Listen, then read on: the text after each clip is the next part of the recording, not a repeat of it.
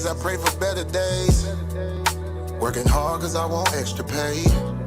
Talk to them seeds, but you must demonstrate. Cause it's your ways that they gon' imitate. Non-violent. Sometimes I wish I would've went to college. Frown proudly.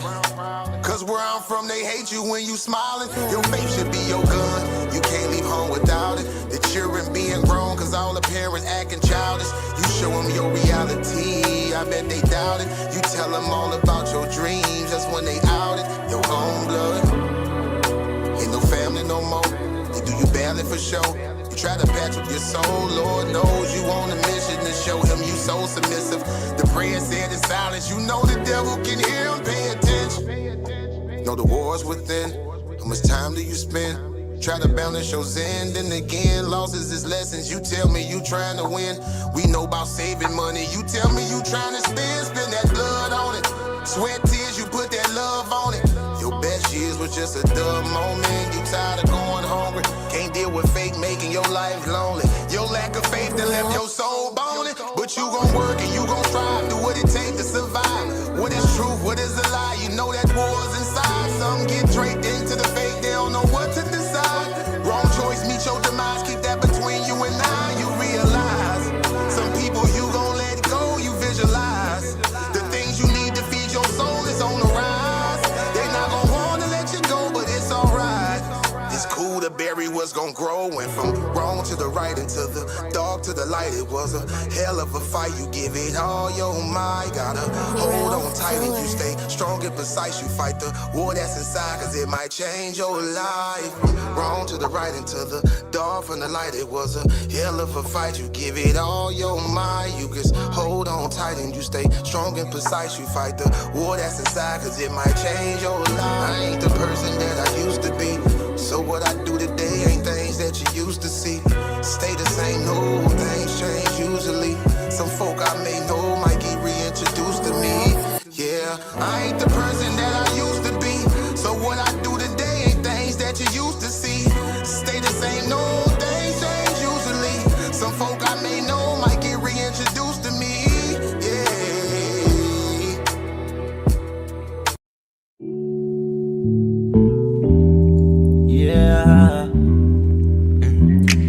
Don't be stressing on the dumb shit, cause God is gonna make a way. Just keep going and keep your faith, so you can win this race. This race called life, yeah, yeah. This race called life. This race called life, yeah, yeah. Race called life.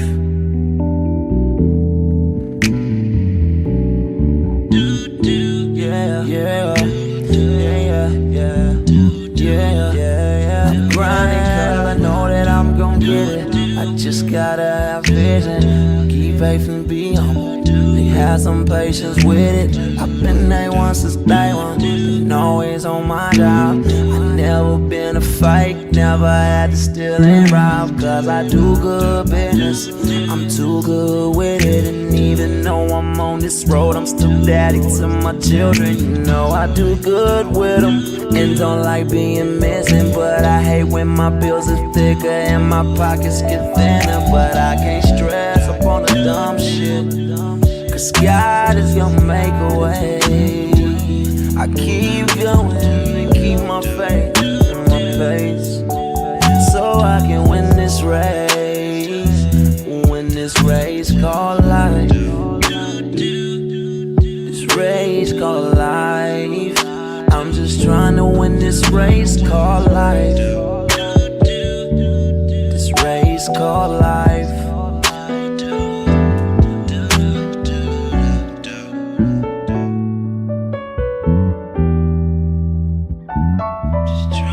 This race called life, yeah. Race called life. I'm just trying to win this race called life, yeah. Yeah, yeah. I keep on running in this race called life, yeah. Yeah, yeah. I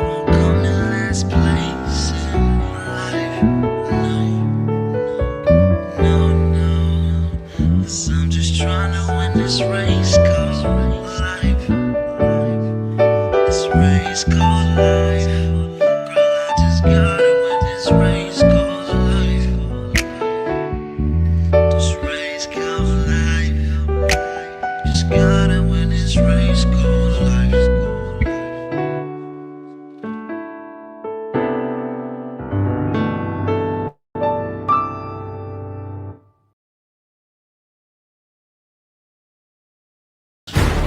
In the arena of ideas, intellect is the ultimate weapon. Welcome to Titans Debate League. This is Majority Rules, hosted by Humble Mystic. 5 panelists enter, only one survives. This is a free-for-all where your downfall is only one mistake away. Do you have the engagement, the energy? Are your sources bulletproof? Is your conduct elite? If you slip, you fall. Every 30 minutes, the topic changes. The heat rises, then the host calls the vote. The audience is the judge, and the majority is final. Comment by comment, the weak are dropped.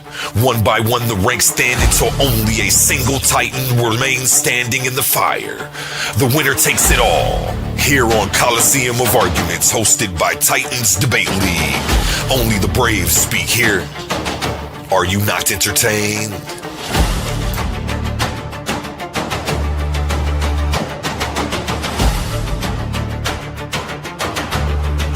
Yes. Round 3 is here. Only one walks away. Only one advances. And this weekend, Saturday, prime time. I'm not sure if it's 7 or 8. It's one of those two. Round 3 is here. Only one walks away, only one advances, and only one gets closer to that $500 prize. It's the clash you've been waiting for. Suave Boss versus Honey Clark. This isn't just a debate. This is a battle of logic, loyalty, and truth. The topic: can you be patriotic and treasonous at the same damn time? Taking the affirmative, Suave Boss stepping into dangerous territory, arguing that loyalty and betrayal might live in the same space. And you already know, Honey Clark is coming to tear that argument apart. No dodging, no filters, no mercy. This is round 3. This is elimination. This is where reputations are built or broken. Who moves on and who gets left behind. Pull up, tune in, don't blink, because when that bell rings, only one survives. Coliseum of Arguments, hosted by Titans Debate League. Only the brave speak here. Are you not entertained?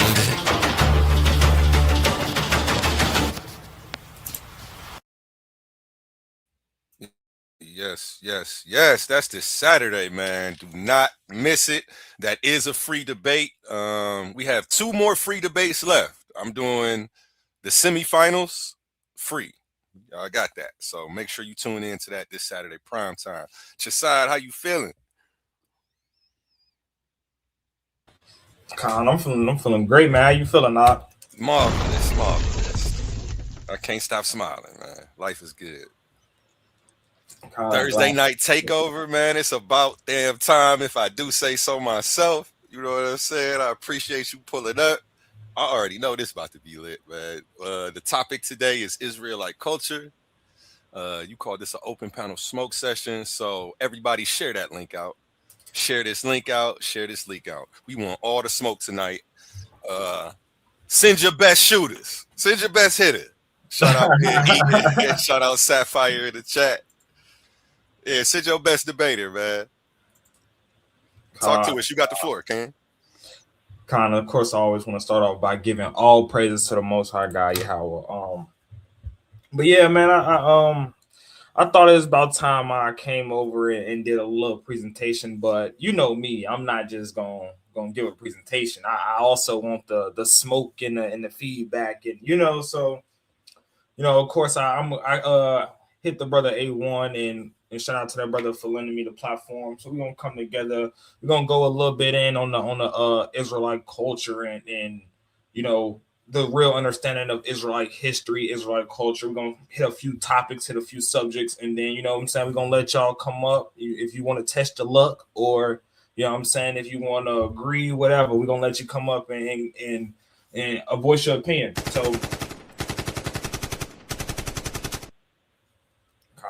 So a few things we're gonna touch on tonight is chronology, because I know a lot of people didn't heard me speak on my disagreements with Egypt chronology. So we're gonna speak a little bit about chronology. We're gonna go into a little bit of archaeology artifacts, establishing Israelite culture and what they believed, and the time frame that they're supposed to be in. We're going into a little bit of language like we already did in previous debates, and letting them speak for themselves. A lot of times, a lot of people like to put things on the Israelite culture, and they hate to accept what's true about their culture. You know what I'm saying? We hear a lot of times these Egyptian guys that's pro-Kemet, pro-Egypt. You'll get up here and hear them say, yeah, well, this is metaphysical. This is supposed to be equivalent to the sun, and it's supposed to hit this principle. That ain't what the Egyptian said. That ain't what the Egyptian said. Don't lie. That ain't what the Egyptian said. So I'm real big on letting the Israelites speak for themselves, and also, you know what I'm saying, showing how the archeology lines up with the biblical story. So one of the things that I want to touch on first, before we get too deep into like biblical text and stuff, I want to touch on chronology, right? A lot of people hear me, stated even in my last debate that I don't agree with the modern chronology, and I'm gonna, run this down to you a little bit. So a lot of problems with people don't understand what chronology is. For one, your chronology is based on the biblical text.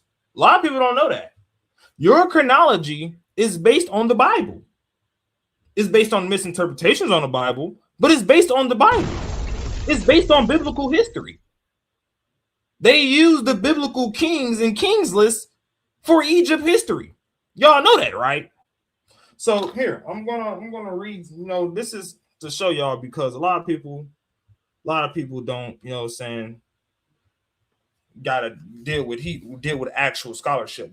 Everything that I show, I'm not able to show, like, share screen. So this book, I don't have like a digital copy or nothing. I actually just have to read from the actual book itself. So we're reading straight out of the book. We're gonna go to page 127. Right? It says this. Professor Kenneth Kitchen himself.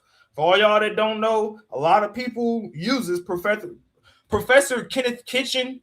His chronology is what we use right now for the time frame. And he tells you he used the Bible for his chronology. So let's read a little bit about this. Professor Kenneth Kitchen himself. First, he established a date for the beginning of the 25th dynasty, working back from our safe fixed point of 664 BC, the death of Taharka, using the highest regnal dates for the Kushite pharaohs.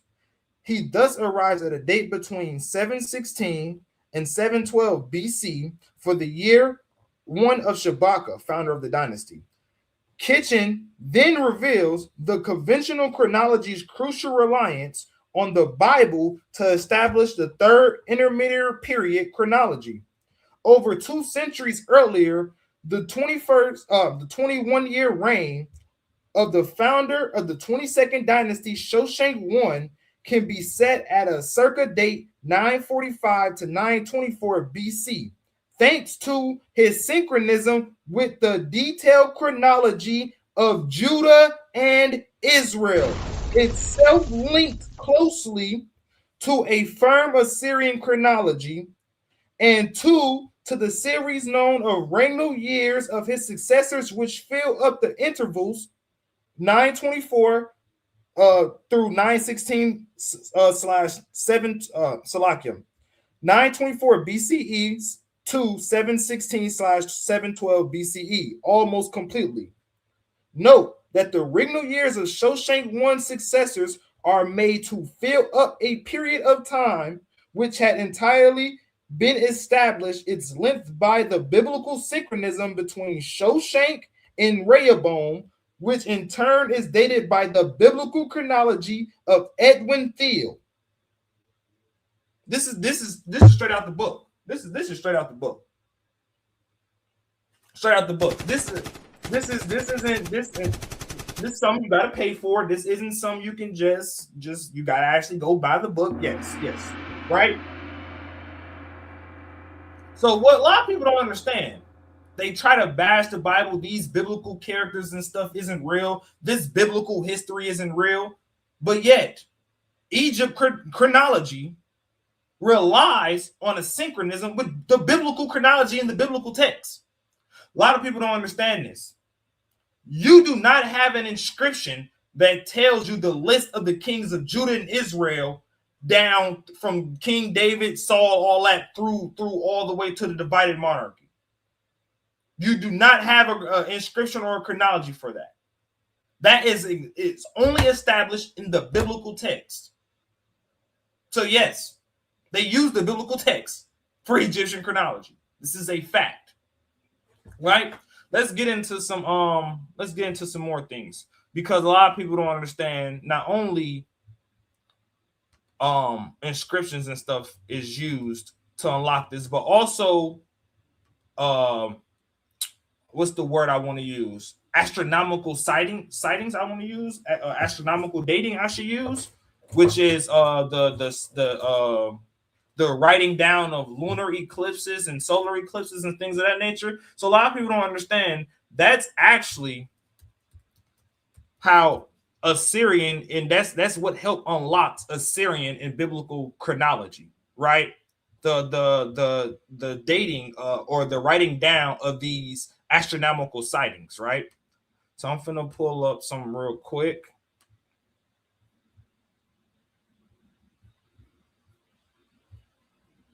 Hey, Juan, I'm gonna need you to share my screen. Yes, sir. Share the video. If you are watching right now, share the video. Screen sharing. Yeah, so a lot of you guys can literally go on NASA's website itself. You can go on NASA's website right now, and I'm not making this up. They literally literally go back and use the sightings of solar eclipses and lunar eclipses, and they can give you literally exact dates, right? Especially if they know where you were when you saw the eclipse, or that saw the sighting. So literally,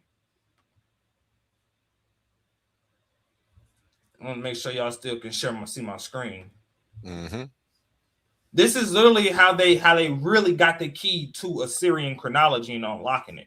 They know where the sighting was seen, and they can go back into the night sky and tell you when that happened, right? So this stuff isn't. I wanted to share this with the brother OTK one day when he was asking me about what's that dating, carbon dating and stuff like that. I wanted to ask him about that, but like it's not just carbon dating, bro. They have other methods outside of this, right? So when we get back into,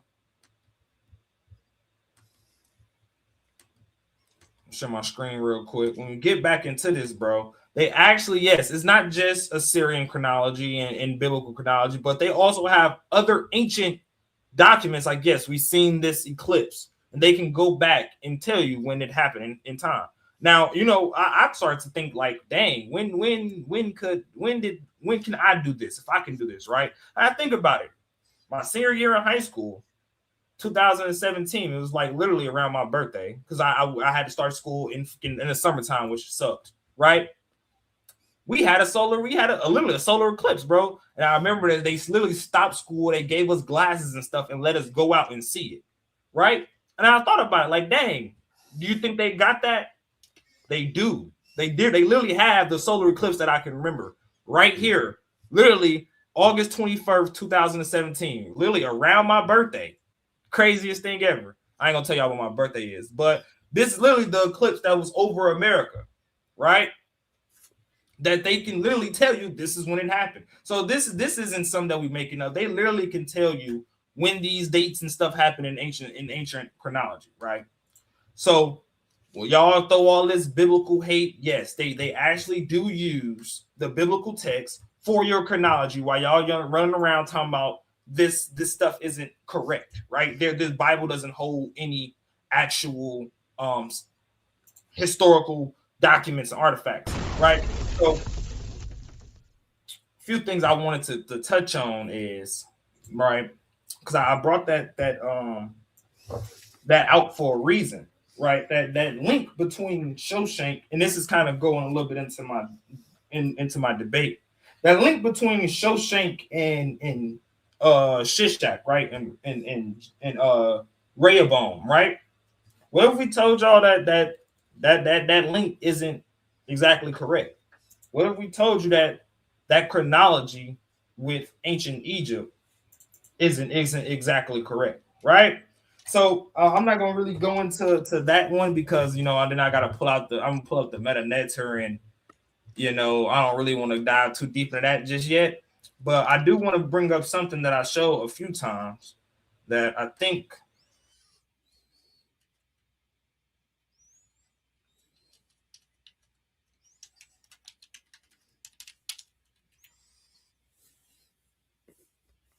Where you go? Okay. I'll go to a word from our sponsors until he gets back. I see he dropped off for a split second. Coming up April 25th, that's a Saturday, 8 p.m. Eastern, only here on Titans Debate League. We are in the semifinals. The pressure is different now. The stakes are real now.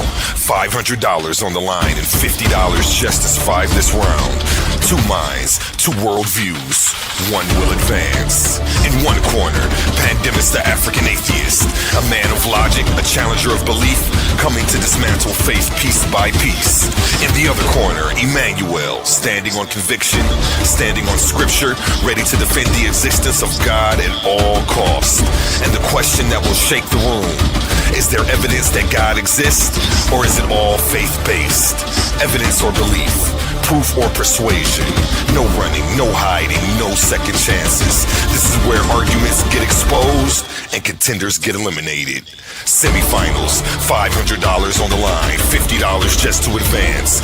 Pull up, tune in, witness the clash, because when it's over, only one moves on to the finals.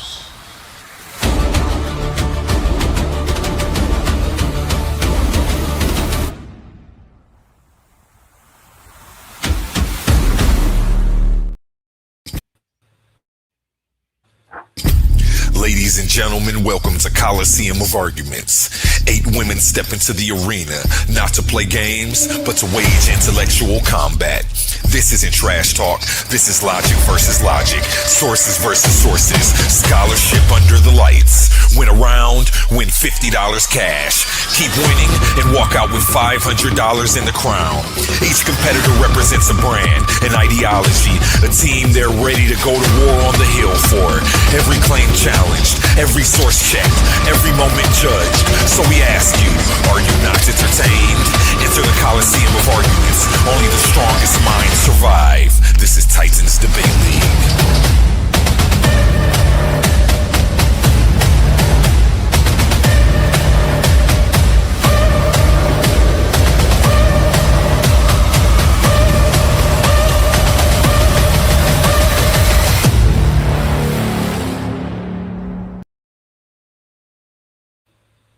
Back to you, Chaasad. Con. I didn't even realize that I had dropped off, man. I was still talking this stuff. But yeah, what I was saying was not trying to go too deep into the that inscription and everything. But yeah, that synchronism was completely incorrect. They still use that date and they still propose that date for the pharaoh. And not only that, but I have other scholars admitting that while they talking about in the chat outdated. I got other scholars admitting that David Rowe and the other scholars are correct on that. You do know that, right? Like, so I don't know whether you all disagree or agree, as I was saying before I cut off. I didn't even know I cut off. Whether you agree or disagree, everyone got to admit that I always bring sources. Whether you would disagree or agree, I bring the scholarship and I bring the sources. And you better than vetted, fact check, and double check your sources 1 or 2, 3 times before you come up here and challenge me, because you know that I'm gonna actually pull up the responses to your scholars. You know that, right? You know I actually read the responses to your scholar and stuff too, right? So be very careful. Be very careful. So as I wanted to move on, because there's a lot of different things that shows that Egyptian chronology is incorrect. I'm gonna move on to another point. Because I don't want to harp in too long on that, because a lot of this is going into did an Exodus happen debate, right? So we're gonna go into another another misreading of the date. So here we have this. I showed this to the channel before, and this is going in on a misreading of another date, right? That was proposed by Kenneth Kitchen in response. So it says this: the misreading of the date. It says, by examining closely the actual inscription itself, we may observe the following.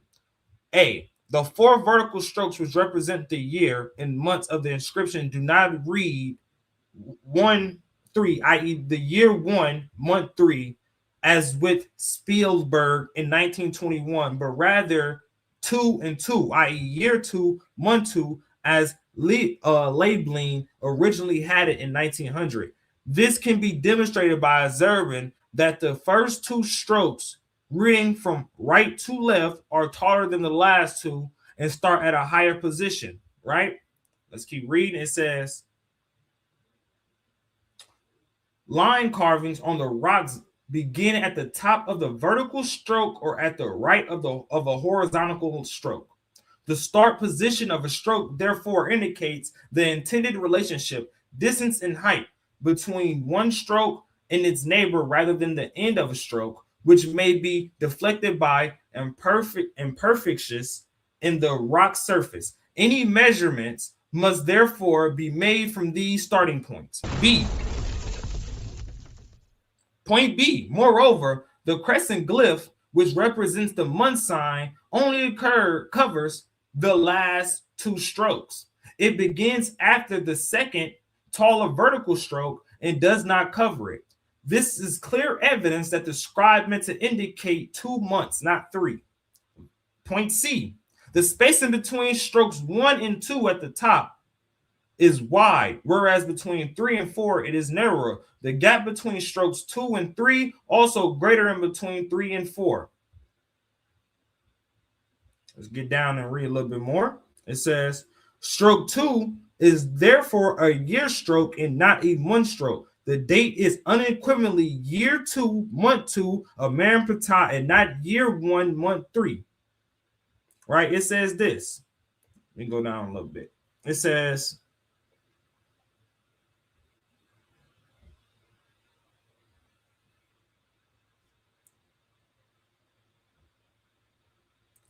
in an extraordinary circumlocution of the obvious, Jansen in his article suggests a whole new meaning for the verb hey. This he clearly does in order to confirm to the conventional dating of Marimpata.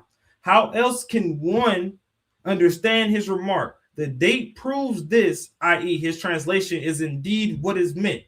Kitchen then accepts Jansen's 1987 translation of the verb hey because it fits the accepted chronology. He then proceeds in 1996 to argue that the graffito demonstrates the accuracy of the conventional chronology. Once again, an extraordinary circularity. There's several different things that I can go into when in proving that the Egyptian chronology is incorrect, right? But what I'm laying out is there's no question that has pointed out the incorrect dating that scholars have posed to Egypt's dates, right? So a lot of times people hear me say, I don't agree with that chronology.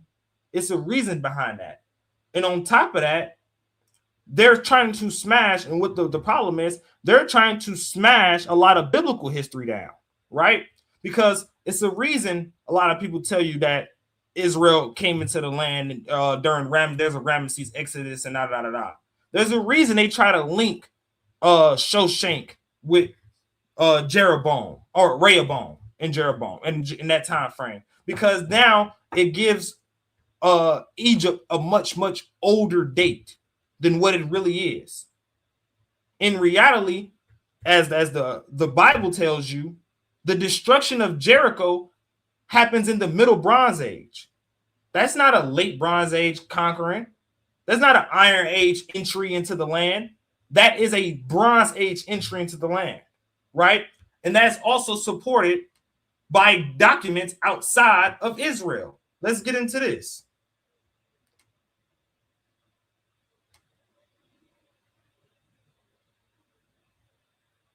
I want to share my screen one more time real quick. Here we go.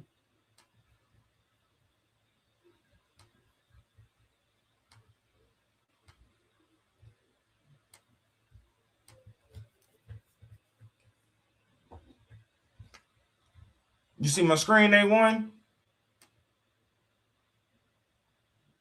All right, I think we got it up and sharing. So I want y'all to point y'all attention to what's called the Meshe Stele. It says this, right? I want to get to a specific line. It says that they dwelt in Ataroth from ancient times. Here we go. This is line verse 10. It says, the men of Gad dwelt in the land of Ataroth from ancient times, and the king of Israel had built Ataroth. I want y'all to pay attention to something. This is written during the Iron Age. This is 9th century BCE. He's telling you the men of Gad, which is an Israelite tribe, dwelt in the land of Moab from ancient times. This is already written in ancient times. This is already written in the 9th century BCE. 9th century BCE. He's telling you before then, a group of people came in and took our lands. It just so happens in that Bronze Age, a group of people named the Israelites that has the exact same tribe called the tribe of Gad comes in and specifically takes over a part of the Moabite territory. But yet y'all want to act like biblical history isn't correct. I want to act like there isn't scholarship that supports biblical history and the biblical narrative.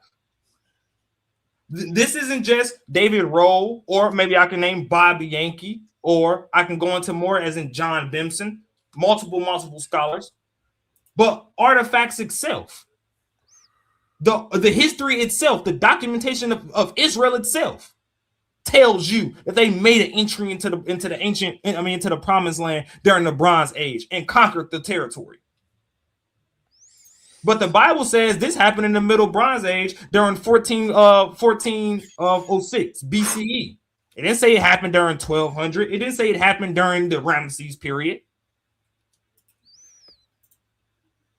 Right? So I'm laying this out for you guys to really understand something, right? The Bible gives you the chronology of when it happened, right? The Bible will tell you, if you count back going from the destruction of the temple, right? You got the destruction of the temple, 900, and this is the reason why I show the astronomical dating, right?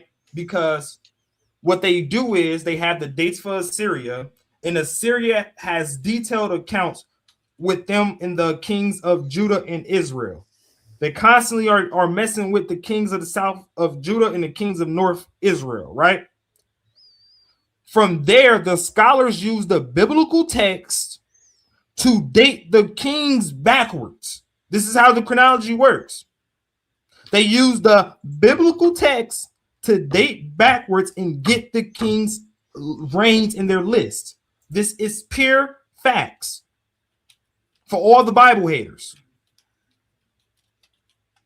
So going back from the destruction of the temple, so we can go from Hezekiah all the way back to Solomon's son, not the destruction, but the first invasion of the temple done by the Pharaoh of Egypt, which would give you a time of around 925 BCE. From there, you can go back and date to the time of Solomon's death, which is 930 BCE. And it tells you he built the temple so many years after the Exodus, which would give you the chronology of when they left out of Egypt. It's very simple. Chronology is not hard. But yet people get up here and talk like I don't got the years of research of chronology. Like I don't have these books, and I don't have these scholarly articles, and I don't have these responses. Sorry, Humble. This is a shot at you for talking about some, I don't agree with the date. No, I don't agree with the date. Get it in, because I'm here to just fill in for the moment, bro. Yeah. Go ahead, get your info in. I got to go get a charger block for that phone problem I was telling you about. He just about to sit back. He ain't gonna say nothing. I appreciate you, Humble. Thank you for pulling up and saving me, Humble. Thank you. You know I gotta mess with Humble every time I No fighting while I'm gone, y'all. I don't gotta tell y'all. We cool. Humble ain't gonna do that. All But right, I'll yeah, see y'all in a couple as the minutes. brother Yirmiyahu put in the chat, 400. I don't remember the exact date, but it's 400 some odd years, right? So you can go and we can get this chronology. The problem is when they don't know the surrounding areas chronology and they trying to impose and match everything up. That's where the problem becomes, right? When in reality, Egypt is much younger than a lot of people try to make it. But let's move on, right? So I showed y'all a couple things that showed y'all like how biblical chronology is to be established and it can be counted, and how it actually lines up with other chronologies. I'm not trying to get too deep, but there are several different points I can bring on to how chronology in Egypt is incorrect. So we're gonna go into a little bit on these inscriptions and stuff. Let's talk about who the Israelites worshipped and their God, because as I try to point out, Israel is already in the promised land during the Bronze Age. They can't be saying ancient times and they're in the beginning of the Iron Age. They're talking about ancient times, right? So it's very clear Israel was already in the promised land. All that new kingdom exodus, we're not dealing with that, right? Especially not no Ramesses exodus. We're not dealing with none of that, right? Let's get into a little bit of who the God of Israel was, and let's get into a little bit of their inscriptions, right? As I mentioned, the Moabite stele. We go down to line 17. This is the Moabites telling you who the God of Israel is. It says in verse 14, I'm starting at verse 14. It says, Chemo said to me, go take Nebo from Israel. I went in the night and I fought there from dawn until noon. I took it and killed everyone, 7,000 men, boys, women, daughters, and pregnant women, because I devoted it to Ashtar Chemosh. I took from there the hearth, which is the vessels, from the altar of Yahweh, which will be, the tetragrammaton, whether you want to pronounce it Yahweh, Yahweh. We got some people saying Yah-O. However you want to try to put your pronunciation onto the name, it is the tetragrammaton, the 4 letters, the God of Israel. There was no El, there's no Asherah, there's no Baal. And notice, I want you to understand, during this time frame, the Israelites worship Chemosh according to the biblical text. We still don't see the Moabites associating Chemosh with the people of Israel. They're never merged with their God. They're never associated this God with those people. They still always know the God associated with Israel is always Yahweh. Idolatry is nothing but proving the biblical text. Right? So I brought that out for a reason. Let's get into a little bit of this, right? Because it's a reason we bring this out.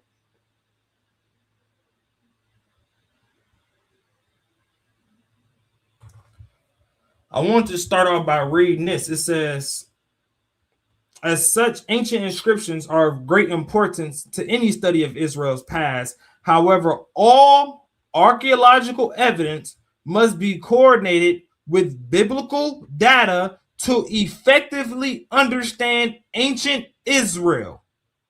It's very important that we understand this, right?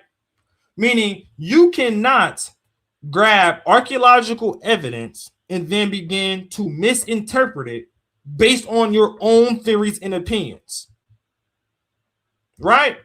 If the biblical text tells you the Israelites went into idolatry, and then you turn around and see an idolatrous statue in Israel, you're only confirming the biblical narrative.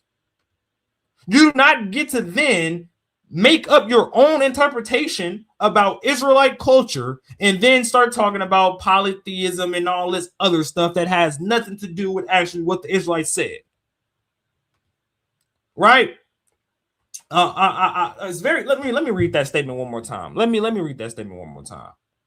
However, all archaeological evidence must be coordinated with biblical data to effectively understand ancient Israel. Very, very, very important. Very important. So let's get down a little bit, because I want y'all to we're gonna be talking about the Israelite culture a little bit, a difference between other people and their culture, right? I wanted to get down here. It says, Pre-exilic Israelite inscriptions survive mainly on stone or pottery as impressions in lumps of clay. Only rarely are they preserved on papyrus or metal. Stone, with exception of the softer limestone, the Judean hill stones, provided a durable medium for inscriptions. For example, the face of an unquarried stone was generally smooth prior to engraving for tomb and other types of inscriptions, i.e. the Silwan or in the Hezekiah Siloam tunnel inscriptions. Quarried stone fashioned into stelae that could be engraved, such as the Tel Dan stelae. Compare the Jaredite monumental inscription that Mosiah translated as recounted in Omni 1:19 through 22.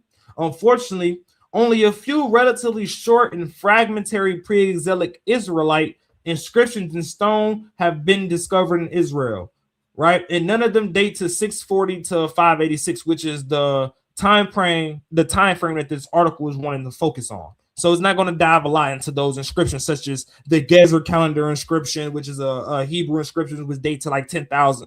I said 10,000, 1,000 BCE. It's not going to go into that, right? It's just letting you know they're about. It's telling you about the inscriptions and the culture that survives, right? In the archaeological, in the archaeological record. It says stamp seals represent another type of stone inscription. They are small, conical, or scaraboid-shaped objects, the flat surface of which is about the size of a person's thumbnail. Seals were generally made from semi-precious stone, although ivory and bone were occasionally employed. The brief identifying inscriptions on each seal, carved in mirror image, usually consist of a person's name and patronym or official title. Sometimes a picture is included as well. A few Israelite seals have only a few Israelite seals have only a picture and title, but no name. Stamp seals were usually pressed into a lump of clay to leave an impression of what was carved into the seal. Papyrus documents were sealed in the manner after they had been folded and wrapped around with the string. Such clay lumps containing seal impressions are called bullae. So it literally, we have like the Hezekiah seal, the Isaiah seal, right? He's literally telling you, we literally have seals of these people writing and stuff, right? Just because we don't find a lot and tons of these inscriptions and writings, that don't mean these people didn't write. It don't mean these people didn't have what they're telling you they have. The scriptures tell you, hey man, we wrote the law stuff out. They wrote it out, man. They're not making this stuff up, right?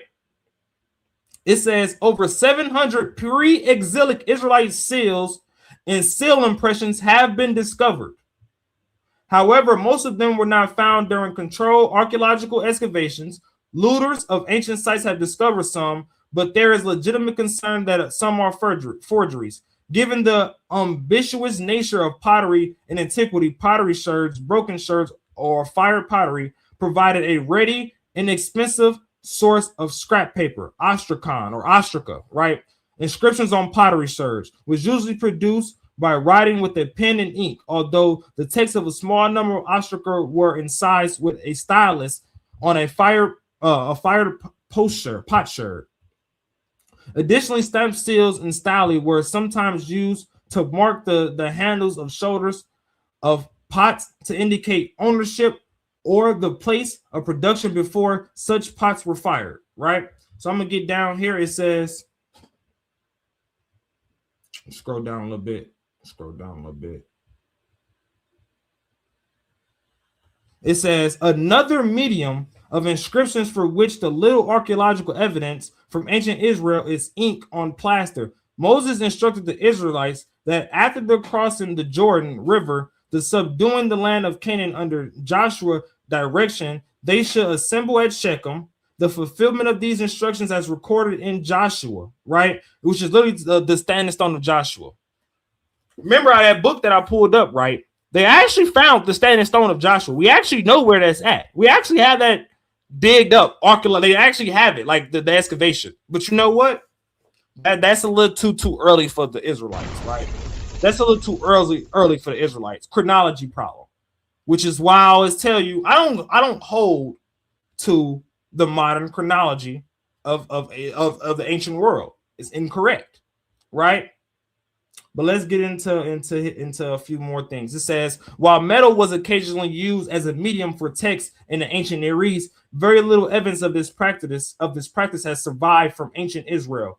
The small inscriptions on 2 rolls of silver foil discovered at Katif Hanan in western Jerusalem, discussed below, that the date of the time of Jeremiah and Leah are rare indeed. No bronze plates, no brass is rendered in the Book of Mormon. I don't know why that's in there. Such as the Nephi acquired from Laban. Oh, I think, okay, they was referring to some. Okay.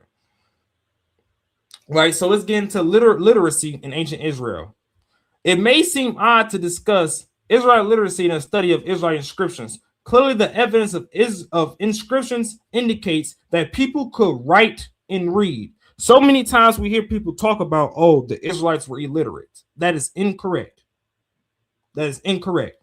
The evidence also indicates that Israelites, like other West Semitic, utilize a 22-character alphabet developed by Canaanites about 800 years before Jeremiah and Lehi, which made literacy a seemingly simple attainment in contrast to the complex and cumbersome writing system of the Egyptians, Babylonians, Assyrians, and Hittites, which they use hieroglyphs in cuneiform. Their systems require years to master and essentially limited literacy to professional scribes. However, the extent and degree of literacy among ancient Israelites is an important consideration since it influenced our understanding of so many aspects of their lives, such as the accessibility to scripture or of scripture for the average Israelite and how prophets like Jeremiah and Lehi communicated their message.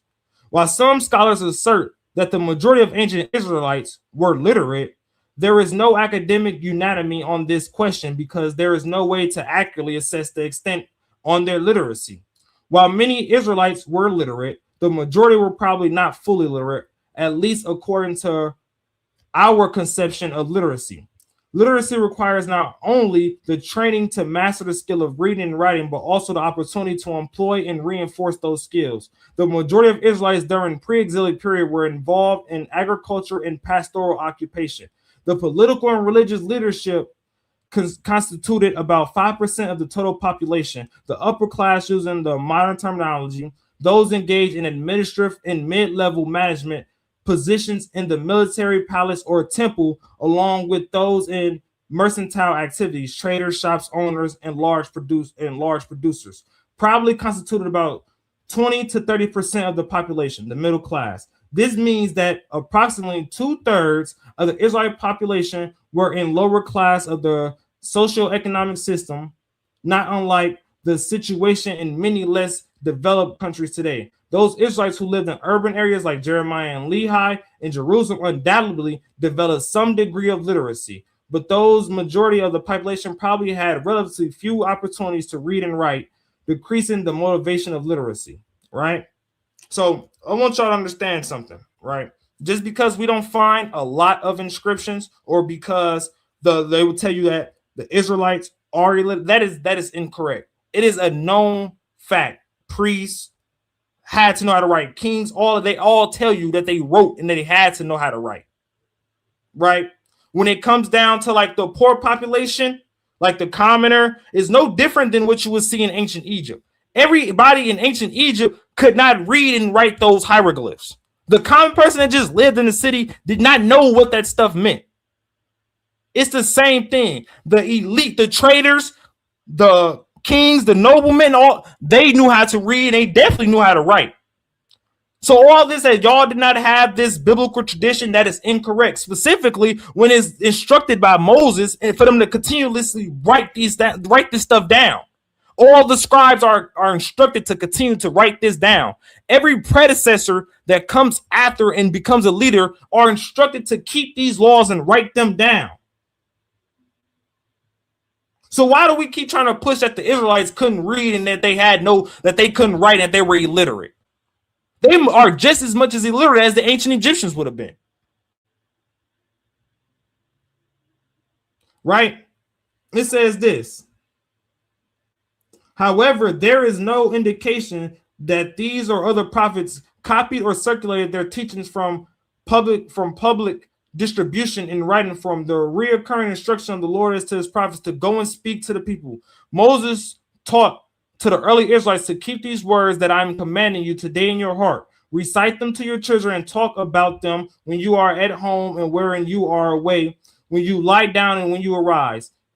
Bend them as a sign on your hand, fix them as an emblem on your forehead, and write them on your doorposts of your house and on your gates. This passage underscores the strong oral component of the transmission of knowledge among the Israelites, right?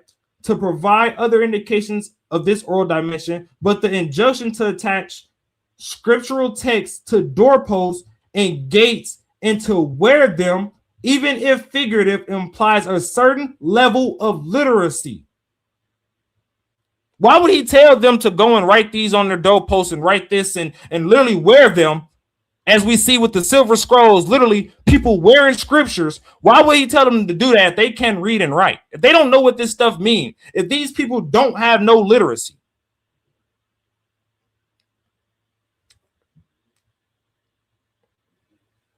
All right, so let's get into a couple of these inscriptions, right?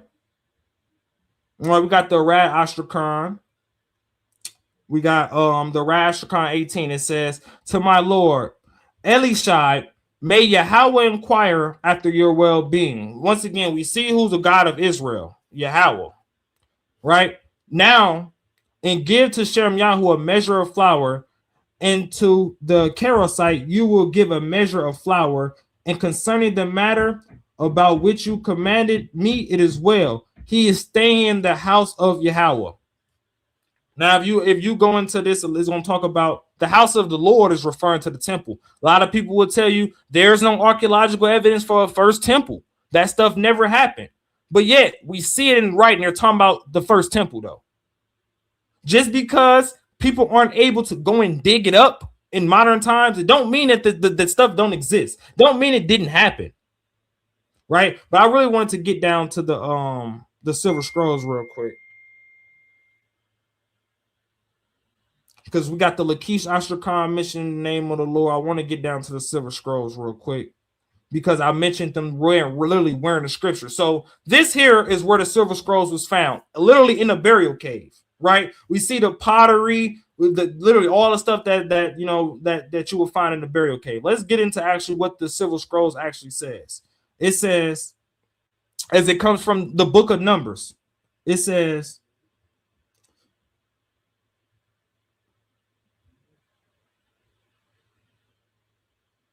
the covenant mercy from all and from evil for Yahweh. May Yahweh bless you and keep you. May Yahweh make his face shine. Right? And this is dated First Temple period. This is dated to around, I think, 7th century BCE. It says, may Yahweh bless you and keep you. May Yahweh make his face shine upon you and give you peace. Several lines that are partially to totally illegible. Right, there are literally lines that literally right above they can't read, and this is what the breaking part and stuff is up here. So what's above it can't read, what's above it can't read, but what's here is what you can actually read. And this part is literally taken from out of the book of Numbers. So a lot of people will tell you there is no biblical text till 500 BCE and so forth and so on. This is a pre-exilic making up that the Israelites did. So why do we got a copy of the text literally before the exile, 700 BCE? The Israelites are literally instructed to always write this down, to always have this on their heart, to always remember this, right? Now, one more thing I wanted to point out. This is going back into the seals and bulle. So literally, these are the seal impression of Baruch, the scribe of Jeremiah the prophet. Let's go down a little bit. This is what I really wanted to get into, right? The Kerbit Lay inscriptions, A, and Kerbit Lay inscriptions, B, right? It says this: Yahweh is the God of the whole earth. The mountains of Judah belong to him, and the God of Jerusalem. That's the first proposed translation. B, this is the second proposed translation. Yahweh my God exposed lay bare his land, a terror he led for his own sake to Jerusalem. I want y'all to understand something. These, right, are burial. These are found on burial chambers and burial inscriptions, right? It says this: a tomb cut into a near hill, near a hill near Kerbet Bailey, about 20 miles southwest of Jerusalem and 5 miles east of Lachish, was discovered in 1961, right? So they're literally telling you this is found carved into a rock, right? 9 short texts and several drawings illustrating, among other things, 3 humans, 2 ships were inscribed on the limestone wall of the main chamber in antiquity, right? It says this: the context of these texts is religious, but they have no demonstrable relationship to the burials in the tomb. Neither names nor any of the standard burial formulae are contained in these texts, right? So they're literally telling you, we literally have a place where Israelites were buried. We have the inscription, but they don't have a burial formulae. There is no, oh, this person was buried here. This is this guy, right? So, and this is, I'm sorry, guys, take a shot at the brother Humble, but we got to take our shots, right? He made a whole, why we ain't find the body of Abraham, why we haven't found the body of Sarah. Dude, the Israelite culture isn't obsessed with inscribing where our kings and everyone is laid, bro. They obviously have the intelligence to do so if they want it. That's not the Israelite culture. Right? You don't see that nowhere. You don't never see nowhere. Yeah, man, we have a big, this is where the kings were buried of David, of Judah. That's nowhere. That's never been discovered. That has never been found. It's not important for the Israelites to go ahead and inscribe in big letters like the Egyptians. Yeah, man, this is where this pharaoh was buried. We don't need that. That's not the Israelite culture. You're trying to hold a standard of what you find in Egypt to what you find in Israel. What we got on in our burial inscriptions, hey man, the Lord bless me, and or whatever it goes on. Right? Let's get into the other inscriptions. It says, the Mount of Moriah, thou hast favored, the dwelling of Yah or Yahweh, right? And what I want to point out is this is not going into, I mean, I'm talking about the oldest burial traditions of the Israelite culture. I'm not talking about where they were in the Second Temple period where they're doing bone boxes, and I'm talking about First Temple period. When they found the silver scrolls, there was no inscription that says this is the burial of the priest of so and so and so. The inscription they found was the silver scrolls in the actual burial chamber. Right? So what I mean that we don't have, oh, this is the grave of the oldest tradition with the Israelites. They're not marking and writing and inscribing, this is the grave and tomb of these people. That's not what they're into. They're not obsessed with that. They're not obsessed with grave marking like the Egyptians. Sorry. Right? It says this: the source smote the hand, absolved from culpability, the hand, Yahweh. And then it says the second proposed, Yahweh deliver us, save destruction. Right? They obviously can write, if they wanted, a burial sentence. This is the tomb of so and so, but yet we don't have that. Right? So when we get dumb questions like why we haven't found the tomb of this person and that tomb of Solomon and we don't need to find the tomb of Solomon. We don't need to know that Solomon exists. We have documented record that Solomon dynasties exist. David dynasty exists. We have a documented record that Solomon's descendants existed. We have a documented record that Solomon predecessor existed. So we don't need a burial site for none of them. Right? Let's get into something else. So that's going into the ostracons and stuff. Here, let me start with the Israelite inscriptions. Let's go into something else real quick. Last thing I want to touch on with the language and the whole thing. You know we got to deal with the L thing. You know we got to deal with the L thing real quick. And dealing with the Hebrew language. Let me check in the chat real quick.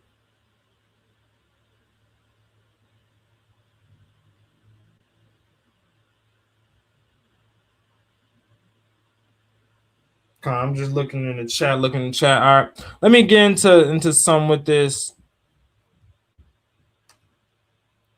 Oh, let me get into some real quick with this. If you could share my screen. You know, we gotta share some real quick on the. I got you. We gotta dive into the L. Y'all all just seen my debate with the brother, good brother, humble. Shout out to that brother for doing his thing. Hey, bro, what you gotta give me that technology you use for your slides. Them motherfuckers is beautiful. Them motherfuckers is great. But I told you I wasn't gonna use no new slides. I came with what I came with from the last. So you gotta hook me up with that technology. But yeah, man, let's get into some with this real quick, man, because all those inscriptions that I got you, Brody, most definitely. That's funny because I made him teach me last week. Yeah, he covered with the graphics on, bro. He covered with that. But as y'all just seen, we seen several inscriptions, all pre-exilic, dating from 500 whatever BC, all the way going to the Gezer calendar inscription, which is 1000 BCE. The Israelites people is Yah. The Israelites God is Yah. It's that simple, man. It's that simple. No, you can. Every inscription, I forgot to read it on that article, but the article literally said, although it's documented that the Israelites went into idolatry, we find very little inscriptions or very little actual text talking about their idolatrous ways. It's very rare that you find that. It's very, very, very rare. But let's get into this with the whole L thing, right? Real quickly. Let's get into this whole L thing. I know the brother, he put up the best fight he could, but he fell short, man. He fell short. As we can see right here in the biblical usage, not one time was it in use towards the Canaanite. Not one time was it used in the term of a Canaanite god named El. And I wanted to point out something that I showed to the brother, right? Because we went also into another word that is the name of a god in Ugarit, right? For those people that don't understand, the word Yam is literally a body of water, right? It can literally be used towards a river, a lake. It's a body of water, right? So little did people know, Yam is actually the name of a god, right? And I showed this in a debate. Yam is actually the name of a god. But not one time in the biblical usage, that's not one time in Hebrew, right? Do we see it in reference to the god Yam? Which is why it's sad that brothers that don't speak Hebrew, that don't study the actual Israelite culture, but yet make claims, it becomes a teaching moment when in the debate, because you know, he asked me a question and he was expecting a different answer. And when he didn't get the answer, he was like, what? I was like, nah. He's like, what? You saying no? He asked me about the God who sees me. He asked me about El being a actual name. I told him no, right? As in Yirmiyahu, the good brother in the chat, he actually pulled up the text and actually showed you the name of the name Yahweh was actually in the text. You cannot then change the actual text. Like people literally want to change the actual Hebrew text from what it says, right? So I want to share this real quick because it's a few things I want to touch on while we on Ugarit. Because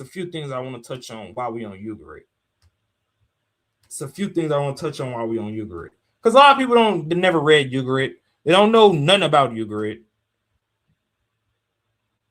Somebody share my screen real quick.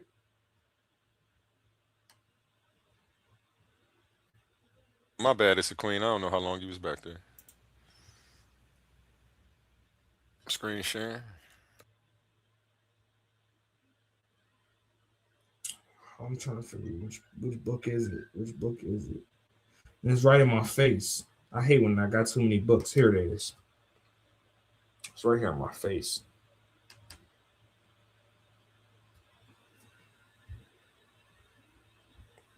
So I want y'all to understand something. I'm the one that actually pulled out the Ugarit text because I actually have it. You know what I'm saying?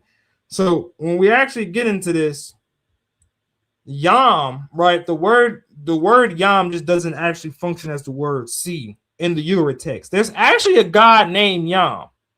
When you challenge people to actually say, okay, you're saying that it's supposed to line up with these other deities, you have to show that in the biblical text, and they can't do it. It shows you they don't actually understand what the task at hand, right? And they actually don't understand the culture. So I want people to understand a couple things, right? These words such as Yam, Baal, El, water, right? A body of water, which is Yam. These words are not defined by Ugarit. These words belong to the Shemitic family. They predate Ugarit. Ugarit does not define how these words are being used in other cultures. I pulled up several cultures where the scholars are admitting that El is not there and that their definition has nothing to do with Ugarit whatsoever. We pulled up Ebla, Akkad. We went into Ammonite, Amorite. Hell, we went into Israel. That's the debate was about Israel. We went into Israel. But yet we still have so many people get up here and argue about the Israelite culture. So from here on out, if you can't read the text, bro, we're not even talking to you no more. We're not even talking to you no more. If you can't pull up some dictionaries and read the text, we're not talking to you no more. Right? Because you see a word that is similar in a different language has absolutely nothing to do with how it's used in another culture. Right? So as we can see right here in the biblical text, let's go back.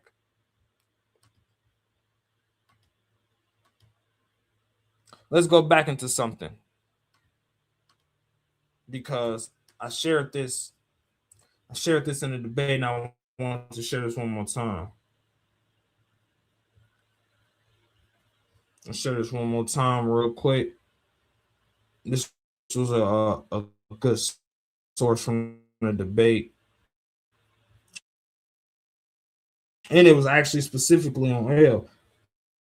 Because once people don't understand, once you acknowledge that these words go beyond Ugarit, you're giving up your premises. You're giving up your premise. You're admitting that these terms are not what's the word I'm looking for? They're not confined. Admitting that the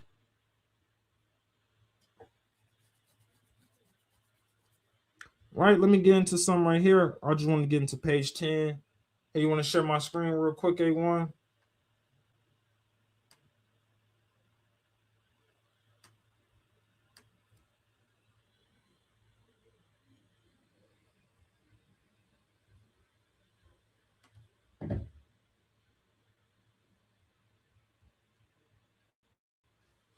Because there's two things I want to extract from this source, right? One, it tells you that the study shows you that when you show that the L predates Ugarit, it pushes the biblical concept back farther into ancient times. That's for one. And two, there is no such thing as monotheism in Ugarit. There is no monotheism in Ugarit. There is no one supreme power. If you actually read Ugarit, and it's how we know a lot of these guys don't even read Ugarit. As the brother, what's his name, got up here and schooled King J. Baal is not even the supreme. He's just not the end all be all supreme deity in Ugarit. Baal gets beat up by Mot. Baal has to fight other gods. He doesn't just get to take the throne. Whatever El says doesn't just go. But in the biblical text, whatever Yahweh says, that's how it goes. There is no FNs, buts about it. There is no challenging his power.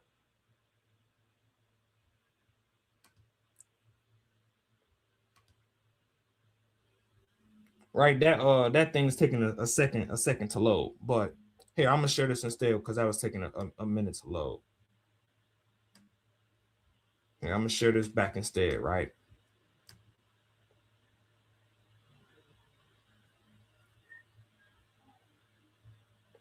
You share my screen, A1?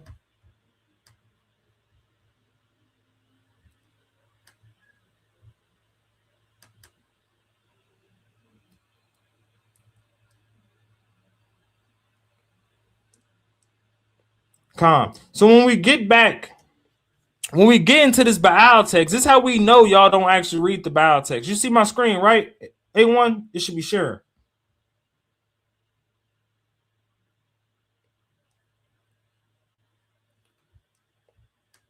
Khan, you should see the Baal text on my screen. It should be full screen, right? As you can see, this is the Baal text, right?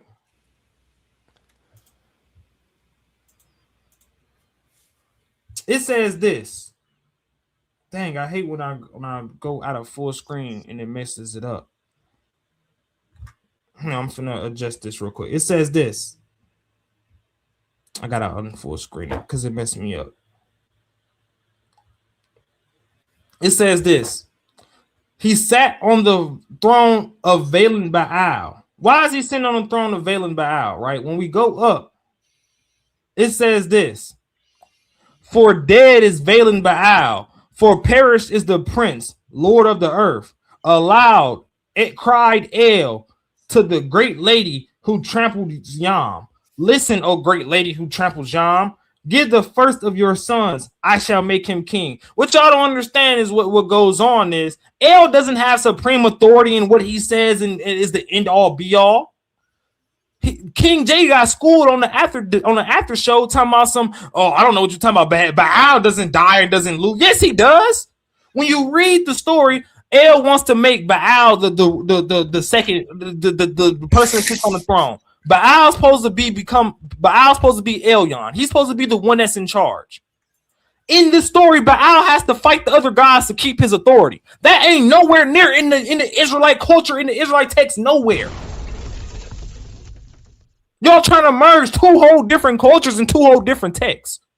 Baal has to fight Yam. Baal has to fight, what's his name? Mot. Baal has to fight the other sons of El to keep his supreme authority. He actually loses one of the fight. He loses sometimes to these other gods. You can't show me where Yahweh loses anywhere in the Israelite text. You can't show me where anyone can challenge Yahweh's authority in the text. He's called the Almighty God for a reason. In the Ugaritic text, being called the Almighty don't really mean you're the Almighty. It's just a title to them. He's almighty, but he's losing. He's almighty, but he's losing in a fight. He's almighty, but he's dying. Make that make sense. Just like in Egypt. He's the almighty, but he's beating off and getting freaky with himself. Stop trying to merge and mix these different cultures, bro. You don't know what y'all talking about.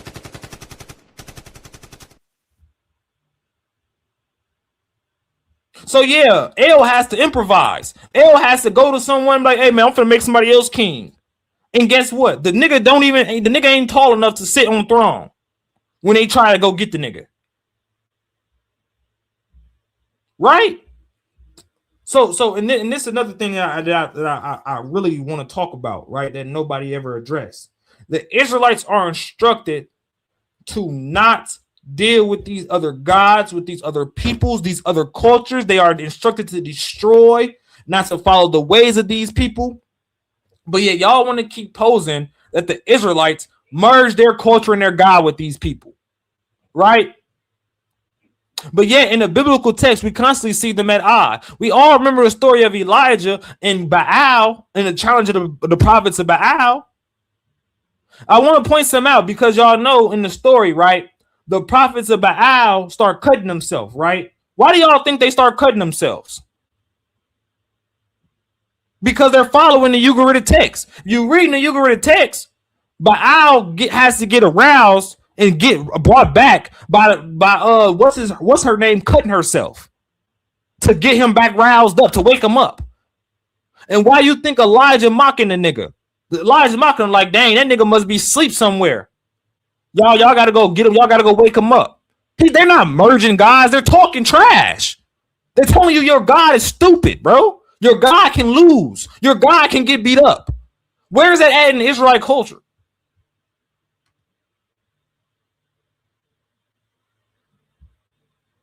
Y'all don't really read these texts, man. Y'all don't really deal with these cultures. And it's clear because guess what? Y'all get up here and say the dumbest stuff. such as in y'all merge y'all gods with Baal and with El, or y'all the son of El, y'all the son. Like this, the dumb stuff that we hear.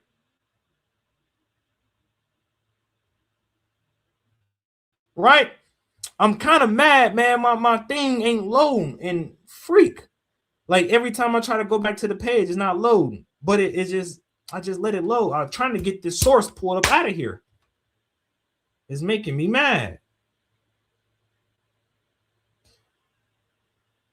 Okay, here. I think it's starting to work a little bit. It's my bad. I got too many screens and stuff open. I got too many screens and stuff open because we came to put in a little bit of work and give a little people get a people a little bit of education with this. You know what I'm saying?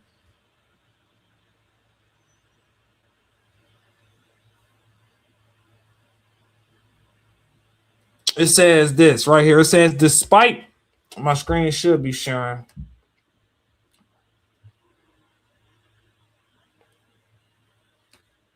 My screen should be sharing. It says, despite the discrepancy in the frequency of the use in the Old Testament, it is clear that there is a substantial equalization of the meaning between the forms El, Eloah, Elohim, since they are used to some extent alternatively, both in the appellative sense and in the function of a proper name as a synonym for YHWH. The scholars tell you this, and the biblical texts tell you this. When you see El, Elohim, Eloah, which is all just different, not Elohim, but El, Eloah, those are just different pronunciations from different languages. In the biblical text, literally, when it's talking about the supreme entity, because we know in other times where Elohim cannot refer to Yahweh, we know that. Right? Or even El cannot refer to Yahweh, right? When it's talking about the supreme entity, it's an appellative or a proper name reference to as a synonym for YHWH. That plain and simple. It's not speaking of a different deity. It's not speaking of a Canaanite god named El. And why is this not loading? This is I just gotta download it in a second. That's all. I don't know why my laptop doing that. It's because it's taking a little. I got too many screens open. But as we just stated, and we showed the definition here. I'm gonna show the definition one more time because it's very clear that that you're trying to merge two different cultures. Is that simple? Oh yeah, I know I want to touch on. Then I heard the dumb stuff that the Ugaritic text is written in the same script as the Hebrew. Like what like where's the scholarship in this? Right? It says this literally back into the Hebrew definition, right? Of the word El. If you wouldn't mind sharing my screen, good brother A1.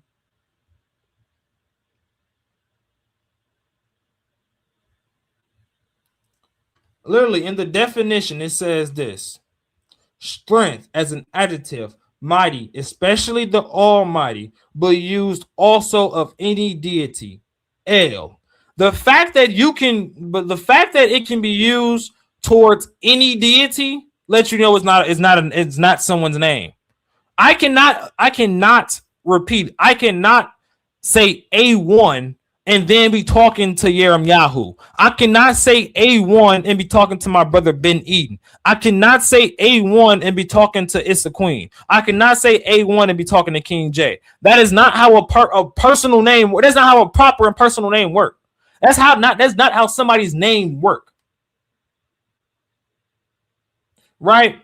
So this is the last thing I'm gonna get in before I get into some of the smoke session part, because I gotta embarrass somebody real quick.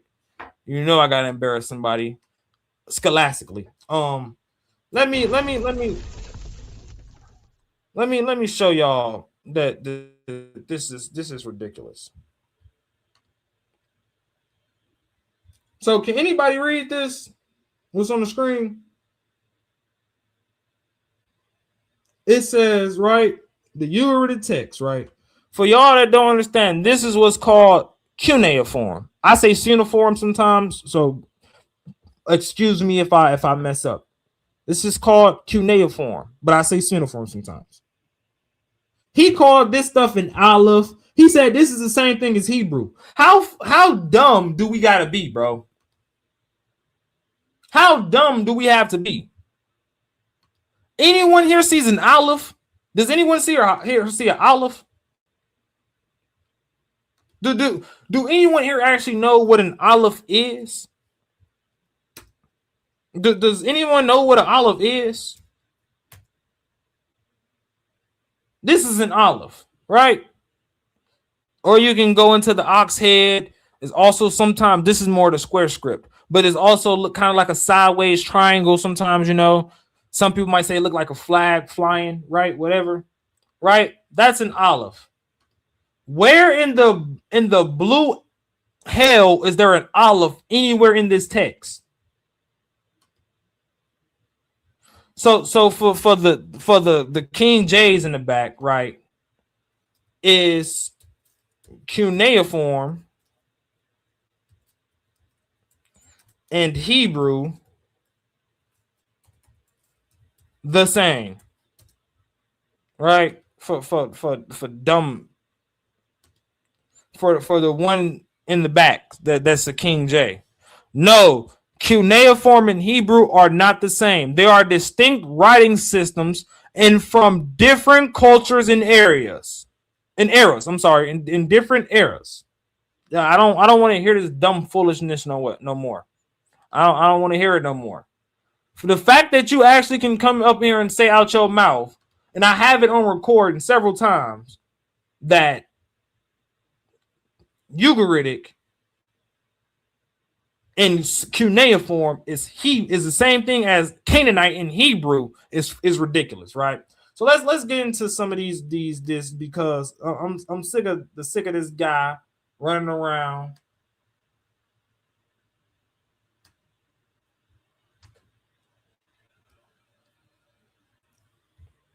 If you can just share my screen, I'm sick of this guy running around trolling and talking to me like he actually smart. They gonna say we meant to say olive oil. Right, if you can share my screen, one, because now we gotta expose someone scholastically, right? We gotta expose the guy that loves to. So this is for the ones that haven't already caught the special over on the HOK, right? I already exposed this guy several times on the HOK, but yet he still wants to get up here and try to talk to me. He still wants to get up here and try to debate me like he didn't admit he was already wrong, or like he didn't already admit he was incorrect. The brother Omar Muhammad cashed out damn near what $40 for this man to answer one audio, and he could not do it. Then he got up here and lied talking about some, oh, I didn't say that, you made that up. Bro, I went and played it straight from the old live stream. Ain't nobody making this stuff up. Ain't nobody putting these words in King J mouth. Listen to this. First, we got shout out to the brother Ben Eden. First, we gotta hear the good brother Ben Eden speak. Right? First, we gotta hear the good brother Ben Eden speak. I only asked Ben Eden to come up for a quick second because I wanted his Can someone A1, can you unmute real quick? Can you hear the audio? Yes, sir. I hear it loud and clear. All right. Just stand real quick. Did I ever say one time that you agree with me in anything that I said? I obviously I know that you don't agree with me, correct? Yeah. Peace, everybody. I'm gonna just real quick just exactly. So I never once said that you agree with me, but I did say, and as you stated, King J, give it up. Every time you try to do this with the sign, you make him look more scholarly. Did you not say that? I did. Now, did I say anything about you agreeing with me? No, brother. No. Thank you. King J just tried to put up a whole new clip talking about some, you thought Ben didn't agree with you. I never said he agreed with me. But he's telling you fucking suck at scholarship. That's what he's telling you. I'm gonna jump back down. Just keep up the. Hey man, he tried to tell you, just stop, bro, because you suck. You really do suck. But I see you didn't get your lesson the last couple times, right? And the last time I went on HOK, my laptop didn't download my videos. But you know I got them downloaded now, right? So we finna walk y'all through a little bit of of the stupidity that comes out of King J mouth for the last couple times, and then we're gonna y'all gonna see why I don't deal with dude. Like I don't. You don't get to talk to me. You gotta talk to yourself about your audios at this point, right? And this is why I don't try to disrespect the platform, but I get sick and tired of a grown man that acts like a female, bro. Like that don't make sense to me. So let's start off with contradiction number one. How about that? Let's start off with contradiction number one. Let me get my audios up. Oh, where did I move you to? I don't do me like that.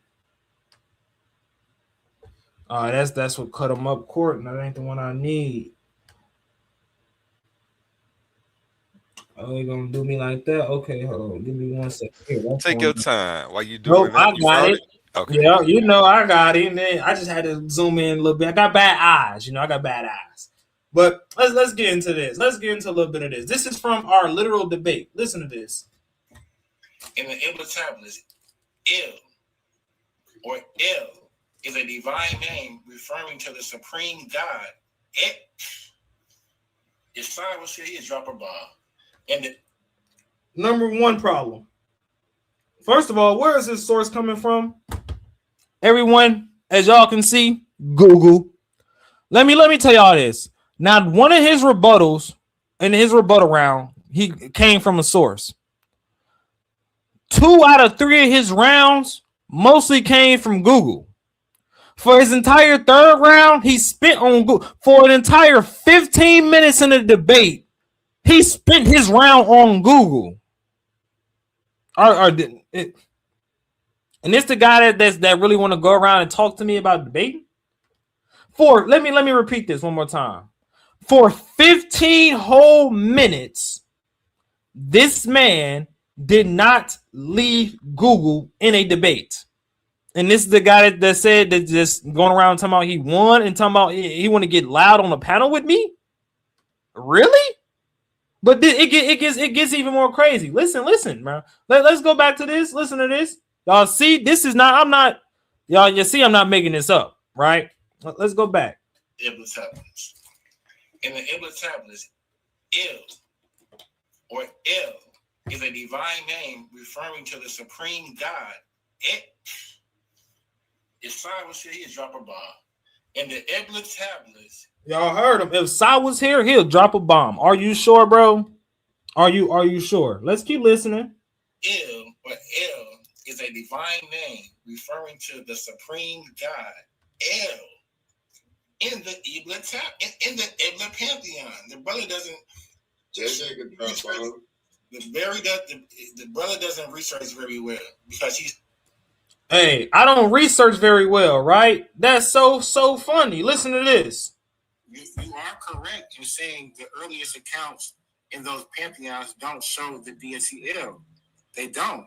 So what? Like, are we serious, bro? Are we serious, bro? The guy that is really getting up here trying to argue with me in front of y'all, acting like he didn't lose on another platform, acting like he didn't get exposed on another platform. He keep coming over here in front of y'all trying to act like he didn't get beat up. This is what's mind-boggling to me. This is why I have no tolerance in talking to this man. It's like the ex that a nigga can't get over. You just gotta see me. You just gotta talk to me. You just gotta try to get one up on me. You're not gonna ever win, bro. As Ben Ing told you, give it up, bro. You suck.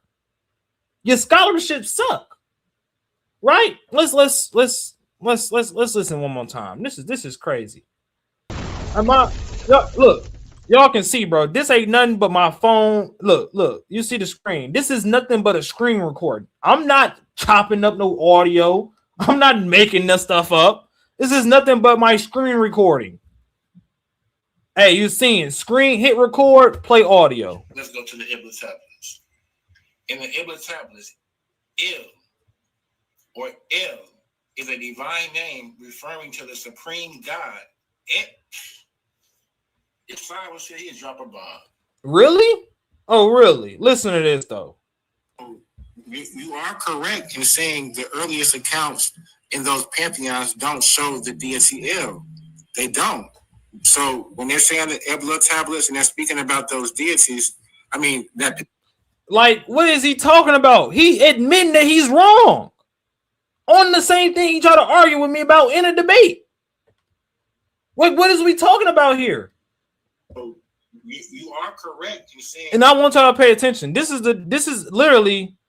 on this platform, right? But I want y'all to pay attention to something. This is the same source I use in a debate with Humble.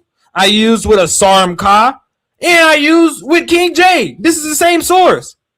You niggas gotta bow down and admit you're just wrong on the sources, man. This is sad. the earliest accounts in those pantheons don't show the deity. This is sad, man. Hold on. I wish I had the Squidward when it's like 5 minutes later, right? I wish I had the Squidward where it's like 30 seconds later. Let's go to the Ibla tablets. In the Ibla tablets, Il or El is a divine name referring to the supreme God.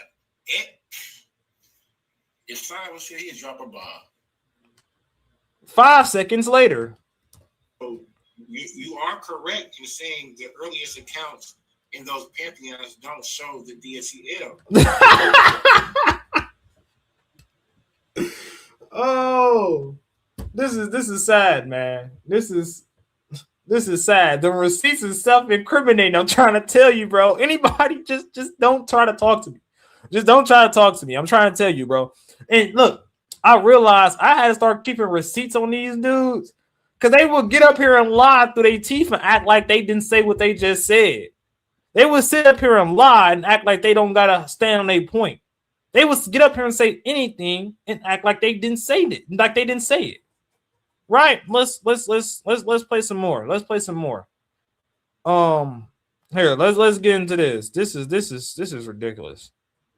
Yahweh began as a junior deity assigned to Israel, according to Deuteronomy 32. Keep in mind, I played the two out of order. Give me 1 second. The sons of God, Yahweh's original place. The very next verse confirms Yahweh's position within that structure. For the Lord Yahweh portion is his people. Jacob is his allotted heritage.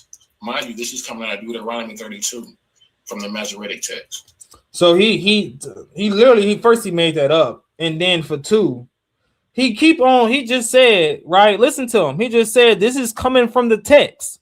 Yahweh's original position was a son of El. That's what he just said. Right. Let's keep listening. For the Lord's Yahweh portion is his people. Jacob is his allotted heritage. Deuteronomy 32, verse 8. Conclusion. Yahweh is explicitly identified as a specific son of God. You heard him. Conclusion. Yahweh is described in the text as a specific son of God. That's what he said. Now let's listen to this next audio. Let's see if he stayed with that within the same. This is his same first round. Let's see if he took that same stance within 30 seconds. Let's see if he completely abandoned that. Yahweh began as a junior deity assigned to Israel, according to Deuteronomy 32. Keep in mind, in the Dead Sea Scrolls, in the Ugaritic script, it does not mention Yahweh as the Got 2 minutes left. Did y'all just hear him? He said, keep in mind, in the Ugaritic text and the Dead Sea Scrolls, it does not mention Yahweh as his son. So where is you getting this from? You just contradicted yourself. You said in the text he's a son of El. Then you just admitted he's not in neither one of those. In neither text he's a son of El. So which one is it, bro? Why do I gotta sit here and actually like talk to these dudes, bro? Why do I actually have to sit here and waste my time dealing with these guys? Why? Why do y'all want to see me keep going back and forth with these clowns, man? It don't make no sense. Yeah, how was the son of El in the text? Oh, according to the text, Yahweh was not a son of, like, bro, this is not even 2 rounds apart. This is all in his first round. He said this stuff within 15 minutes of speaking. He contradicted himself. But this the guy that y'all really like. That these are the guys that y'all parade as scholars. These are the guys that y'all think win debates and stuff. Like what?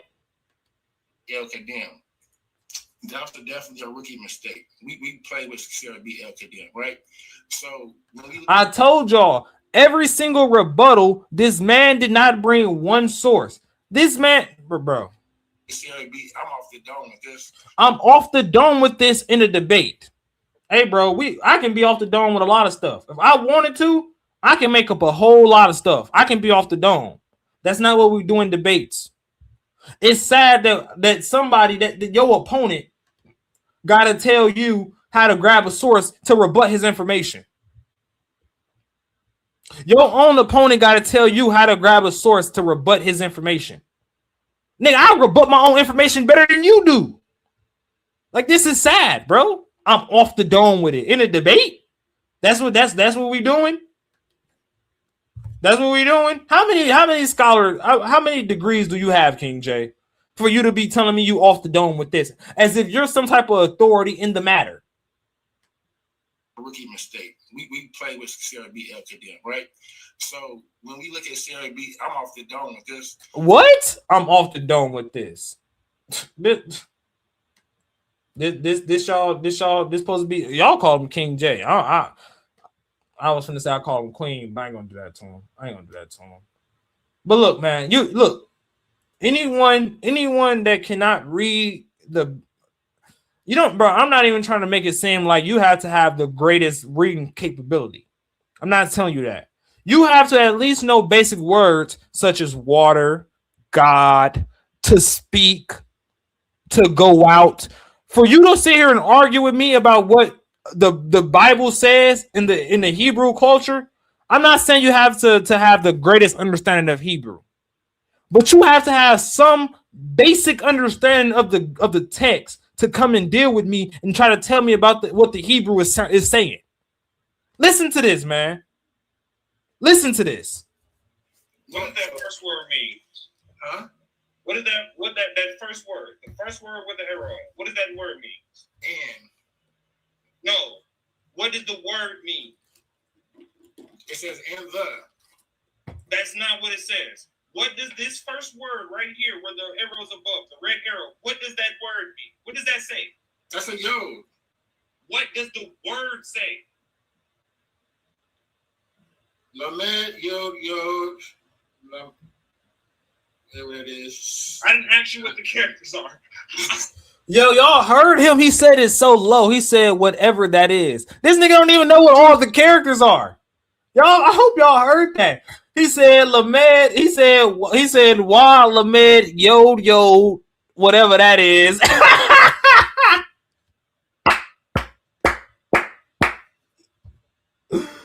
Oh, hold on. I gotta pull that back. I just not caught that.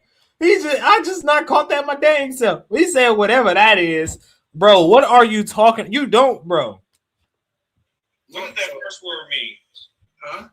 What is that first word? The first word with the arrow. What does that word mean? And.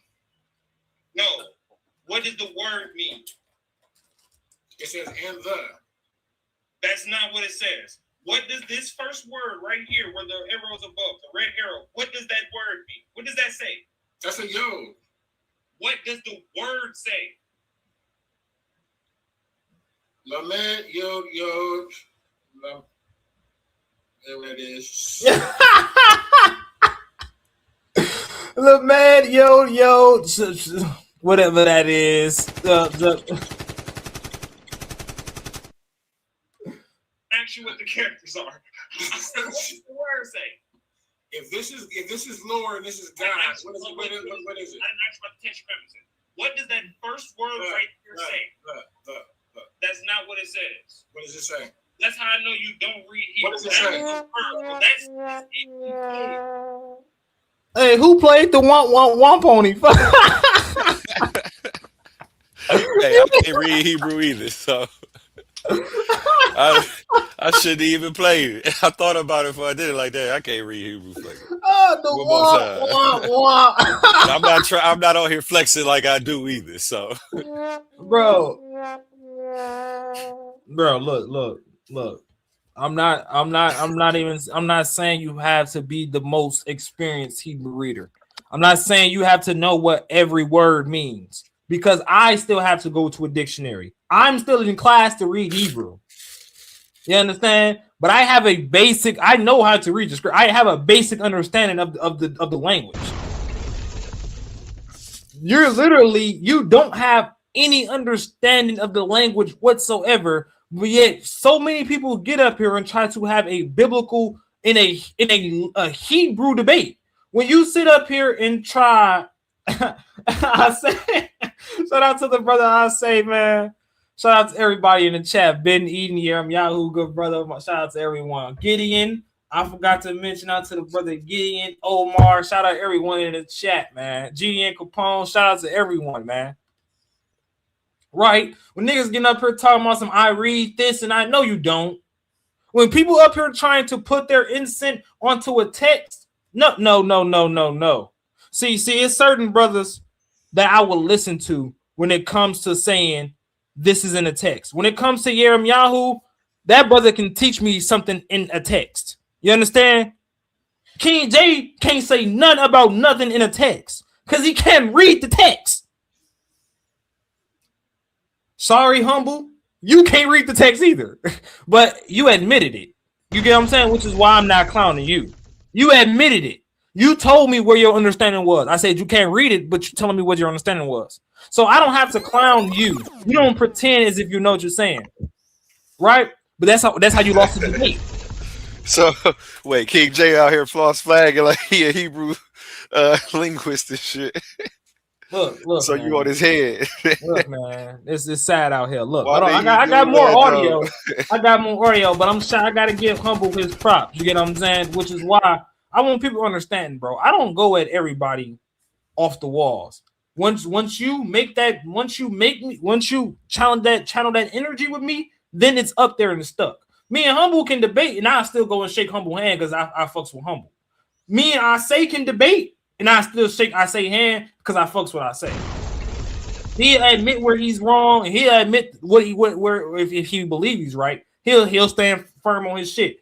King J will turn around and admit he's wrong, and then turn around and try to stand firm like he didn't just admit he was wrong. I have no respect for that type shit. I have no respect for that type of person. Right? So this, and I'm sorry, Humble, this is another reason why you lost the debate. You don't have any biblical. You don't even forget biblical. You don't have any real understanding of Hebrew. So when you kept asking me, is the God who sees me, or is El here, or is El Elohe the name of the God? No, because once again, El Elohe literally means God, the God of. I pulled up the text in front of you where it had the definite article in it. El Elohe cannot be someone's name if it puts a definite article in front. It's literally telling you it's the God. But you don't understand that because you don't understand the text, sadly. But let's hear King J one more time, bro. This is funny, man. We got to hear this one more time. Oh my bad, I gotta take it back to the beginning. My bad. Oh, you gotta share your screen again. What does that first word mean? Huh? Hold on, give me 1 second. Give me. Oh wait, no, it's still up. My bad. That's me. Okay. I'll put it back up. Yeah, let's listen to this one more time. That first word, the first word with the arrow, what does that word mean? And. No. What does the word mean? It says and the. That's not what it says. What does this first word right here, where the arrow is above, the red arrow, what does that word mean? What does that say? That's a yod. What does the word say? Lamed, yod. Whatever it is. I didn't ask you what the characters are. I said, what does the word say? If this is Lord and this is God, what is it? I didn't ask you about the tetragrammaton. What does that first word right here say? That's not what it says. What does it say? That's how I know you don't read Hebrew. What does it say? That's a verb, bro. That says in he form. Here says he's and. That is ridiculous, man. That is ridiculous, bro. Which is why, you know what I'm saying, I try to drop a little jewels, you know, I try to drop a little thing when I'm reading, you know what I'm saying? I try to, like when I was reading with Ison, I try to walk people through the text so they can understand what's being said.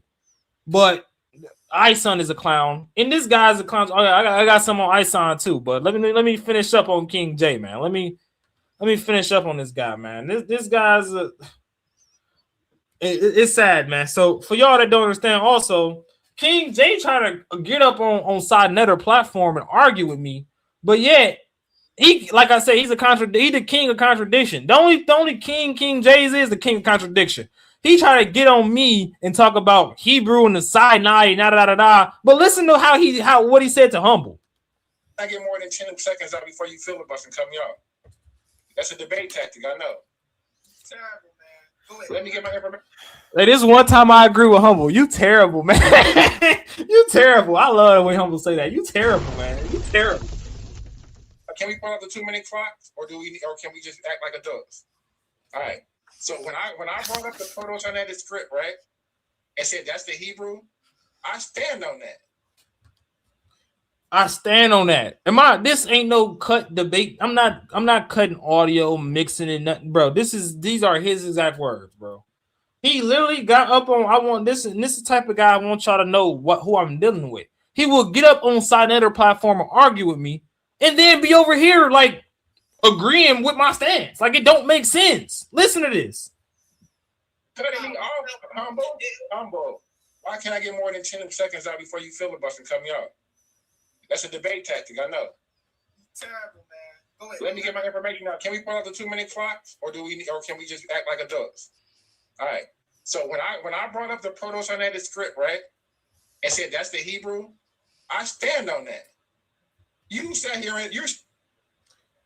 But hey, man, y'all want me to? But do I got to go on Side Netter platform and get the debate footage of him trying to argue with me about that though? Like, when is we gonna tell him to give it a rest? Right? It's all the weed smoke that's frying the brain cell. That's what it is, man. That man mind clouded.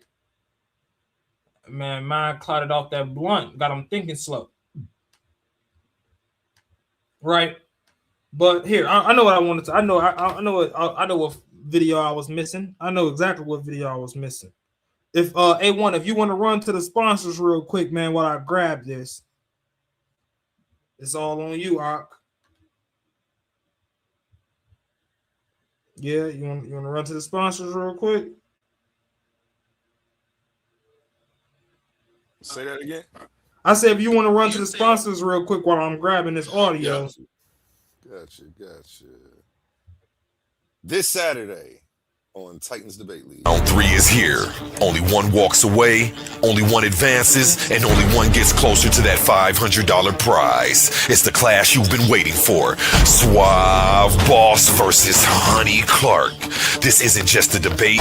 This is a battle of logic, loyalty, and truth. The topic: can you be patriotic and treasonous at the same damn time?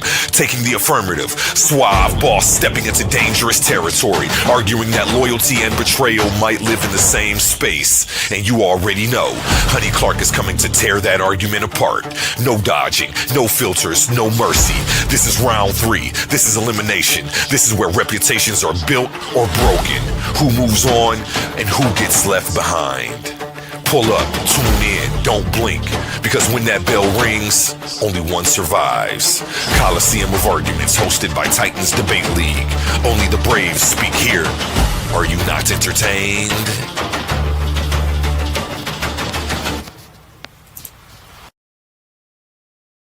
Yes. And we only have 2 more free debates on Titans Debate League.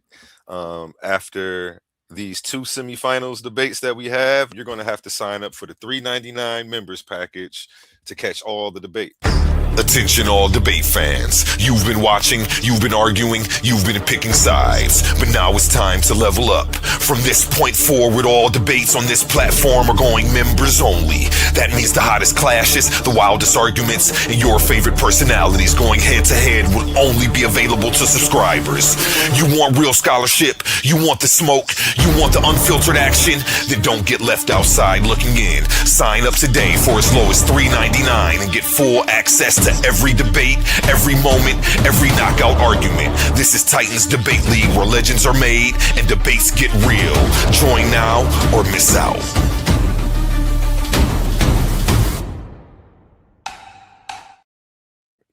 Yes. But don't worry, just because we're going members only doesn't mean that we're going to leave you without some free stuff. In the arena of ideas, intellect is the ultimate weapon. Welcome to Titans Debate League. This is Majority Rules, hosted by Humble Mystic. 5 panelists enter, only one survives. This is a free-for-all where your downfall is only one mistake away. Do you have the engagement, the energy? Are your sources bulletproof? Is your conduct elite? If you slip, you fall. Every 30 minutes, the topic changes. The heat rises, then the host calls the vote. The audience is the judge, and the majority is final. Comment by comment, the weak are dropped. One by one, the ranks stand until only a single Titan remains standing in the fire. The winner takes it all. Here on Coliseum of Arguments, hosted by Titans Debate League. Only the brave speak here. Are you not entertained?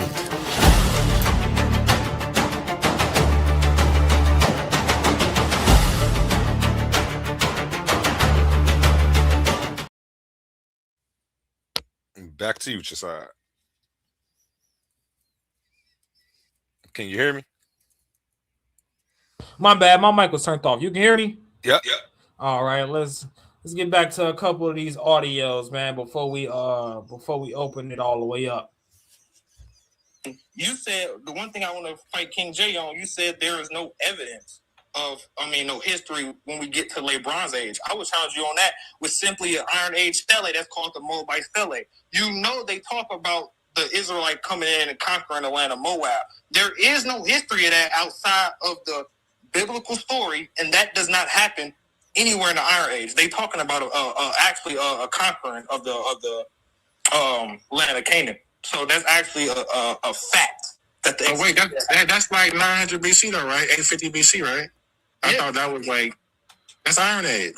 Yeah, but they're attesting to something that happened prior. If you read the stele, they tell you Israel conquered Ashtaroth in ancient times. And they said that, yeah. Right. They're talking about a conquering prior to the Iron Age. In the Bronze, that happened in the Bronze Age. Conquest that Israel had in the Promised Land. Yeah, that would have been. That's a fair point. See what happened.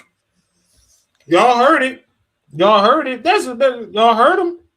Y'all heard him. I keep telling y'all, dude. When the facts be in front of King J face multiple times, he's like, "Yeah, you're right. I got you right. You right on that point. You got a point on there, bruh." So why do I gotta sit up here and literally every time I'm in a debate, he get up here nut riding? This is why I say the man is a fanboy. He's getting up here, he's admitting my points are correct, and then every debate he jump back into my face and saying I'm wrong and trying to argue with me. You know what? It's kind of obsession almost. Seems like it's obsession, but it's a fanboy. He just want to be me, bro. That is crazy. So I want y'all to understand something. He eliminated when he agreed with me. Also, just defeated his debate premise. Because his whole debate premise was that the Midianite hypothesis, Yahweh started with Teman, and he was introduced to the Israelites through Jethro and all. Oh, he gave up his whole premise. He gave it all the way up. He also gave up that an Exodus didn't happen. He gave up a lot of things in just that one audio, right? So let me get to this. If you can share my screen. Look, man, I got 3 more audios on King J. I'm leaving him alone. No, I got 4. Okay, I got 4. I got 4 more audios. 3 of them is going into some history and stuff. The 4th one is just the last one for us to kick back, laugh at, and then we gonna open it up, get some back and forth. I'm play some. While y'all coming in, I'm gonna play some audio on iSun to let y'all know that guy's a goofy too. And I know I told you A1 I was gonna save the I'm gonna play the Shaka Amos audio on here for you too. Oh, swear. Hey, you be doing your homework, man. You got all these clips cut up. Organized, you know where to find them at too. You ain't playing with these boys, bro. Like you wanna know, bro, cause like you know what? I used to just be like dang, am I the only one catching like in the debate? I was like, I know I'm not the only one that just heard him say this in the debate. But the audience not listening to it because the audience is too caught up on the theatrics of shit. You get what I'm saying? Mm-hmm. I actually got to point out what is being said in the scholarship behind what is being said. That's why I don't let my judges give a result the same day, man. Take this, go home, watch it twice, then come back with your results. We can't listen to the hype of this guy. Oh, Chaasad, take this L. No. What is you actually? And I did it to Humble in a debate. I did it live. I'm not cutting up audios. I'm not mixing audios. None of that. All I am is just I'm literally rewinding I'm rewinding the live and I'm screen recording the audio. That's all I'm doing. And then I'm letting you hear yourself. So when you hear these people get in denial, that because they know they saying stupid shit that's against their premise. That's when you get to hearing, oh, I didn't say that. And yeah, you did. Yeah, you did. You just defeated your own premise. That's why you upset. So when I played the audio on Humble, when he admitted that Ugarit doesn't define these words, he lost. I'm sorry. You lost. Right? Because Israel and Ugarit are contemporary. They're not like not together. One is not the father of the other. One isn't the child of the other. It ain't like Ugarit's first and Ugarit is destroyed and then Israel come after that. It's not a child of Ugarit. It's contemporary with Ugarit. It's at the same time, right? But let's get into these audios because we don't want to go too. I know we want to open it up and let people in, so let's get into a couple of things so we can move this along. Particular group you talking about? We can't be talking about the same group.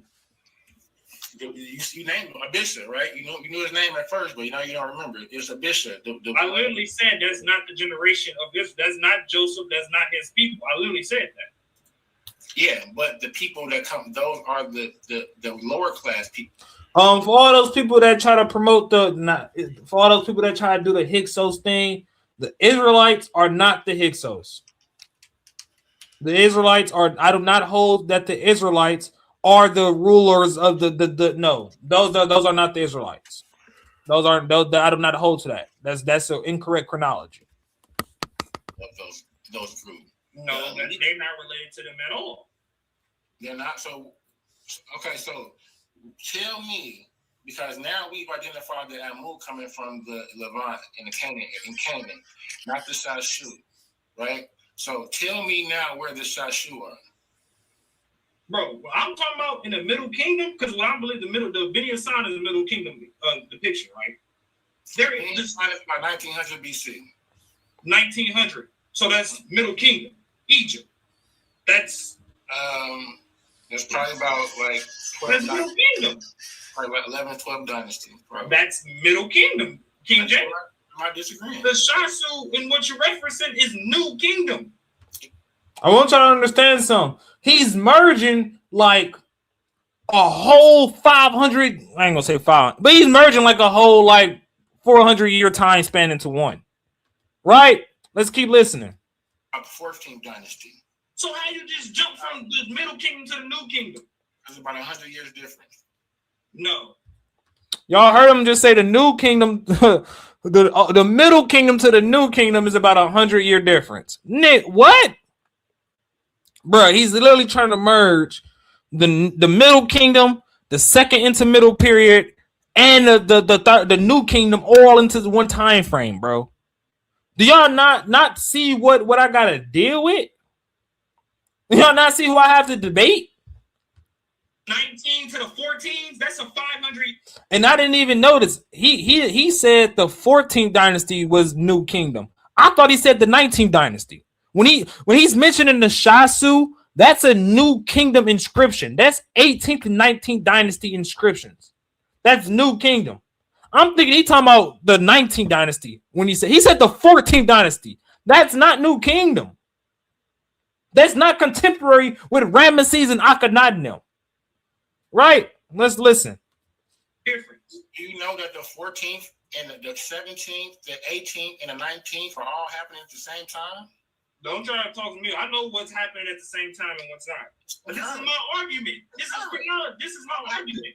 It's concurrent. So what do you mean? What are you talking about? Bro. So once again, at the same time.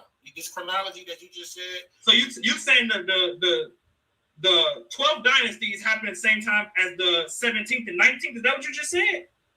The 12th is probably concurrent with the 16th. The 12th and the 16th, 12th and 13th. By the 14th dynasty, they have complete control. Right? And then we see Apophis and Sinkin Ra, right? They're quarreling. Nah, Jay, you mix it. Y'all heard me say at the end, nah, Jay, you mixing it up, man. You mixing it up. Now let me get into something real quick because I want to point out something with Kim Reitholt in the chronology that we're talking about. Let's get into something real quick.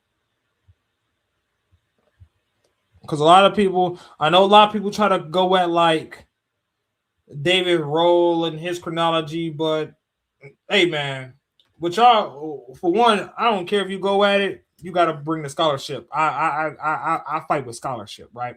Second, y'all acting like David Roll's scholarship isn't built upon other scholars. Like that's the part that's killing me. Y'all act like it's not scholars that are out here agreeing in using David Roll's work in agreement with it. That's the part that's killing me. But we ain't gonna talk about that here. I want to get up this one source, right? That speaks specifically about the Hyksos 14th dynasty. Why is it doing that? Here, okay. How about this? I'm gonna load this up real quick while I get this shared up. I don't know why my thing doing that. Right. So we all heard him say basically the Middle Kingdom, the Second Intermediate Period, and the New Kingdom are all contemporary. We just heard him just like mix all of that up, right?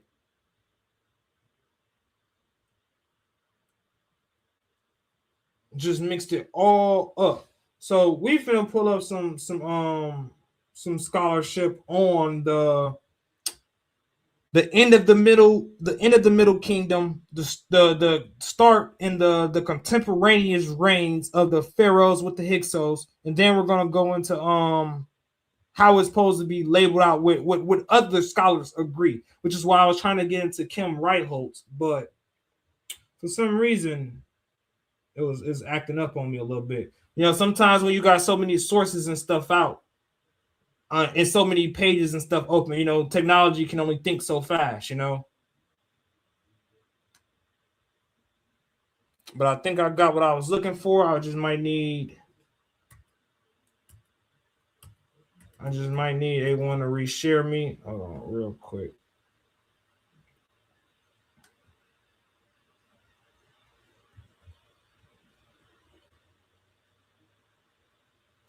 Going into 13 Dynasty, 14 Dynasty.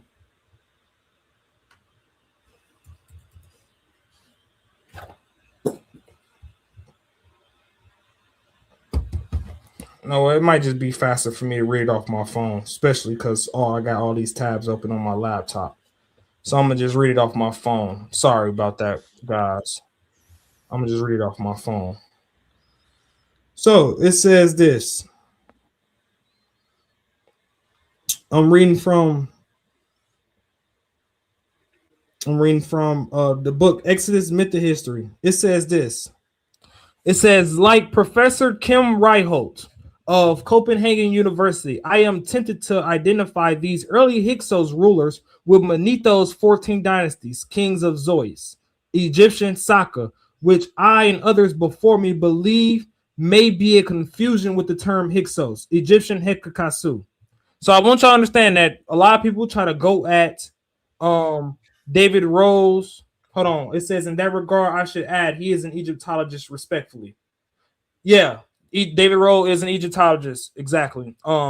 With other scholars that agree with him as well. But he's using Kim Reicholt's also framework of the Hyksos chronology, right? It says, this is because the remaining second intermediate period dynasties can be determined as follows. In agreement with Bishop Eusebius of Caesarea, redaction of Manetho's king list, I prefer to see the 15th dynasty as the successors of the 13th dynasty, who, having lost control of Middle Egypt and abandoned their capital at Hisetwe, re-established themselves as a new dynasty based in Thebes. Eusebius refers to these native pharaohs as king of Diospolis, the Greek name for Thebes. Then Eusebius' 16th dynasty of just 5 Theban kings will represent the ancestors of the almost second founder of the 18th dynasty, the family who began a protracted war of liberation to expel the Hyksos from Lower Egypt. According to the latest findings in Egyptology, these 5 pharaohs would have been, and it lists off the actual names. I'm not going to try to read these pharaohs' names, right? It says, as I have said, Eusebius identifies the 17th dynasty as the line of greater Hyksos with kings, which according to Manetho, various redactions consists of 6 kings for 103 years or 260 years. The royal canon of Turin, on the other hand, appears to attribute either 108 or 140 years to this Hyksos dynasty, depending on how you interpret the cursive hieroglyphic ink scribblings on the damaged fragment, given the dynasty total. These 6 foreign rulers, according to my best efforts of identification, I'm not going to try to read these Egyptian names again. They reign in the north, contemporaneous with their vassal adversary, native pharaohs of Thebes in the south. This leaves us with the unaccounted for 14th dynasty, which, in agreement with Kim Reichold, I would see as the lesser Hyksos rulers. They would have ruled in the north, contemporaneous with the 15th dynasty, native Egyptians based in Thebes, rather than as contemporaneous of the 13th dynasty, as Reichold has in his chronological scheme for the second intermediate period. So, as we just read, all that mixing and mashing, the 19th dynasty in the middle kingdom of Egypt, that is complete foolishness. There are, at the end of the 13th dynasty, you have the Hyksos coming in invading. They are contemporaneous with the end of the 13th and the beginning of the next dynasty. They're not contemporaneous with the 12th dynasty and so forth and so on, as King J try to mix up. And they dang sure not contemporaneous with the 19th dynasty. 19th dynasty is Ramesses. That is when they're almost at the strongest they're ever been at. There ain't no Hyksos ruling. He said, what? Anyway, so for those that's talking about David Rose didn't do PhD work, I dare you to get up here and say that because you're lying. David Rose completed his PhD work. You're lying. If you actually read and actually go into his work, David Rose completed his PhD work. He pre-published his thesis, and that was unacceptable at his university. He could not get his degree because he pre-published his PhD. So actually go and fact check what you're talking about. You don't know what you're talking about. Anyway, let's get into this. The Chaasad Reuben, right? You seeing they're not. Excuse me. I'm asking you about the Chaasad Reuben, the Chaasad of Yahweh, the Chaasad of Shir. They're all on the same location. So To say they're in the Levant, it's technically correct because it's Southern Levant, but it's still Edom. But that's why I asked you, it's not definitely Canaan. So all right, hold on, let's pause real quick. Let's pause real quick because you mentioned Reuben. I have a map. Okay, so where's Reuben territory on the map? Reuben would be in. I'll just show the map. I'm showing. I'm gonna pull it up too, but I'm just asking. Oh, my bad. I want to share my screen. You couldn't hear that they're playing out. My bad. I didn't even reshare my screen. I'm thinking you playing it off your phone or something. No, I was playing it off my laptop. You still able to hear it though, right? Yeah, I heard everything loud and clear. Okay. If you could just hold on, real briefly. Peace. Is that Chaasad? Yeah, that's Chaasad. He about to open the panel up though. Like I know. I'm at work. So I'm just commenting on the David Rowe thing. Go ahead. He does not have a PhD. He never did a dissertation. And if he did have a dissertation and pre-publish it, that demonstrates he didn't earn a PhD, the one thing that is required to be identified in academia as a Egyptologist. If someone could please show everybody in the chat, where is his dissertation that passed in the academic community? And then you can identify him as a PhD. But since the brother just said, and I hope y'all were paying attention, he pre-published his dissertation, then that means he doesn't have a PhD, because a PhD has to be submitted and then you have to be critically assessed on it. It's a multi-hour situation. And he was actually suggested by his master's teachers to not try to pursue it. What did he do? It's very easy. He got affiliated with a publishing house that wants fanciful literature to be published.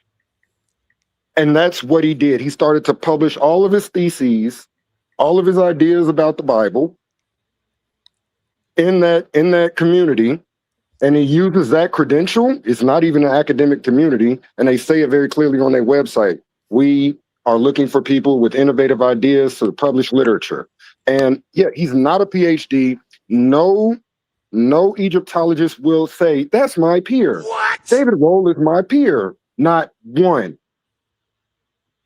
I don't care if you're talking about Hancock, because he got a PhD in Egyptology, at least. I don't care if you're talking David Falk. In fact, you could go to Egypt and the Bible's YouTube page, an actual PhD who has a whole one video. What is it to be what's required to be an Egyptologist? I believe he alludes to the situation with David Rowe there, but David Rowe does not have a PhD from any accredited institution. He is marketing himself for money, marketing himself as a specialist in a field where he's not technically credentialed.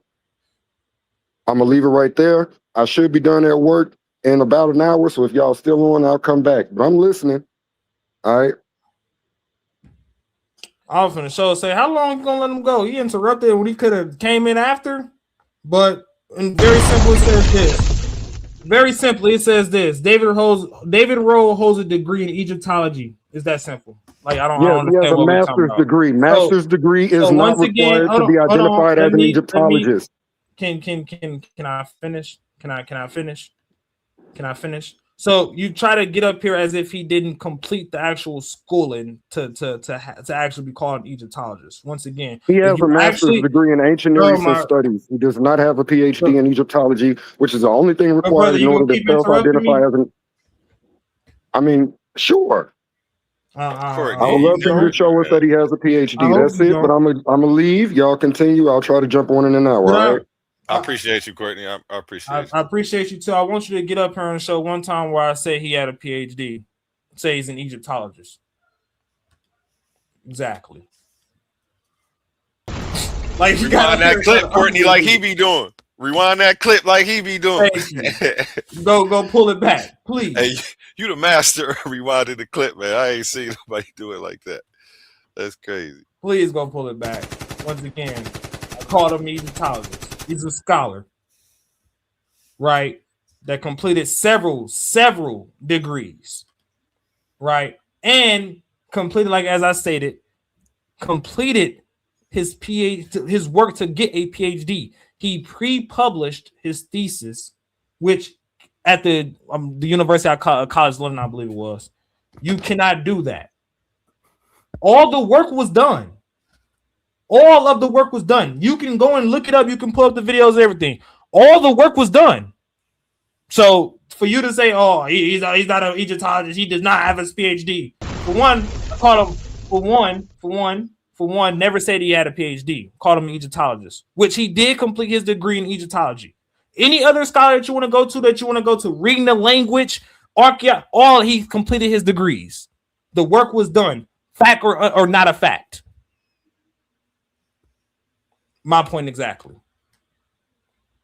So now as we can get back to these audios, if you can share my screen. And you notice that fast, he's not an Egyptologist, but he completed a degree in Egyptology. Hey, Okay. shit. We got the boy up here. Shout out, I say, man. Okay. What it do, man? What's going on, brothers? Chilling.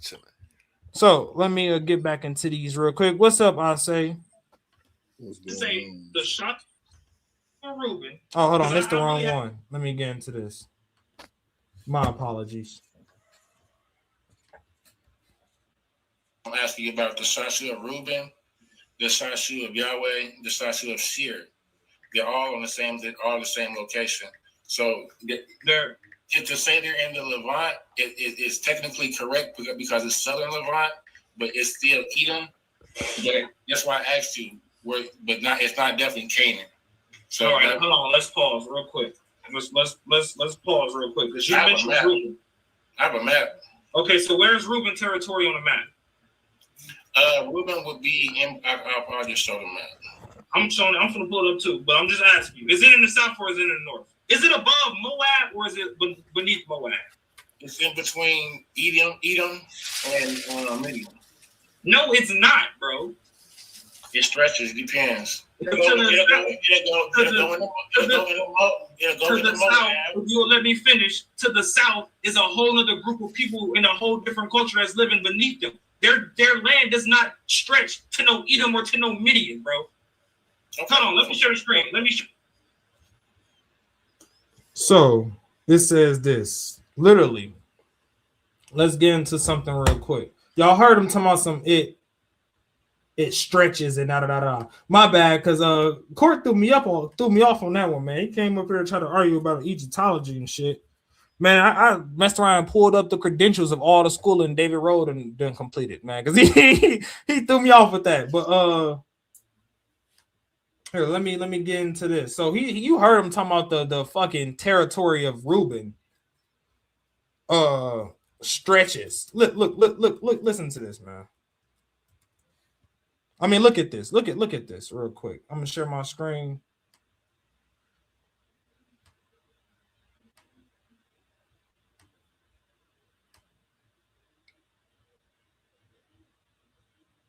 Oh, my bad. I'm tripping. You're good.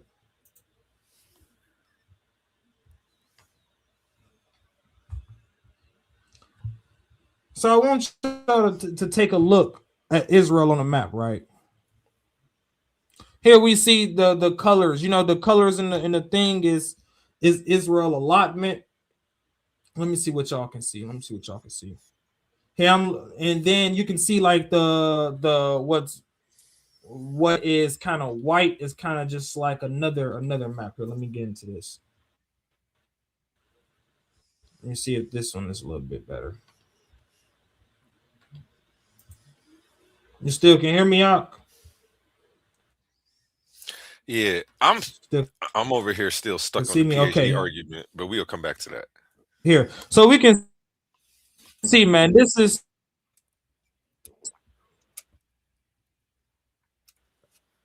you just cut out for a second. I can't hear nothing you saying. Yeah, we're gonna come back to that. I want to finish this up with King. But as you can see, yeah, you cutting out. You cut out again. Can you hear me? Yeah, it's like your mic cutting off.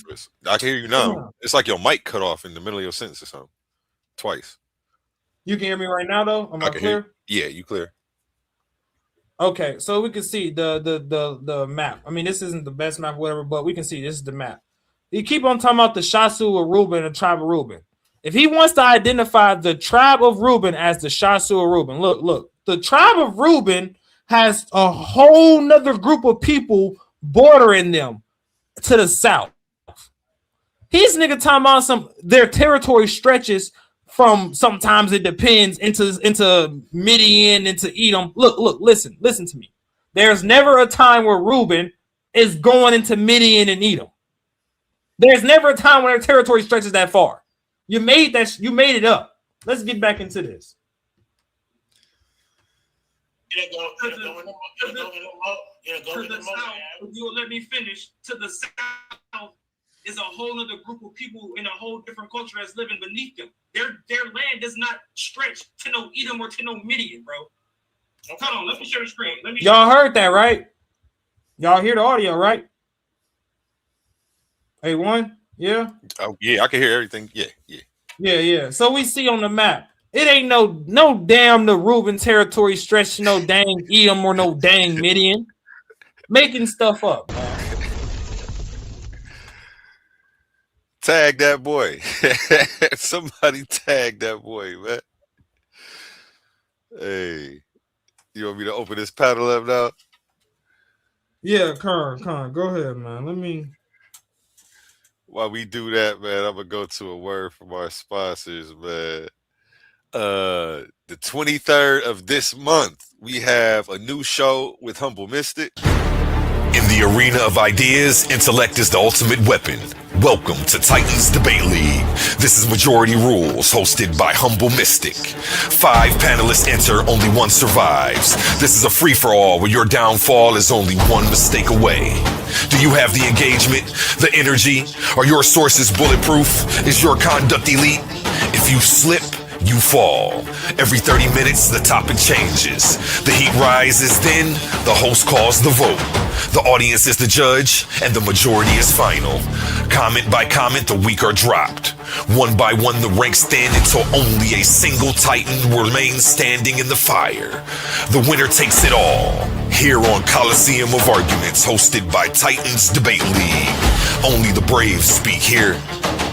Are you not entertained?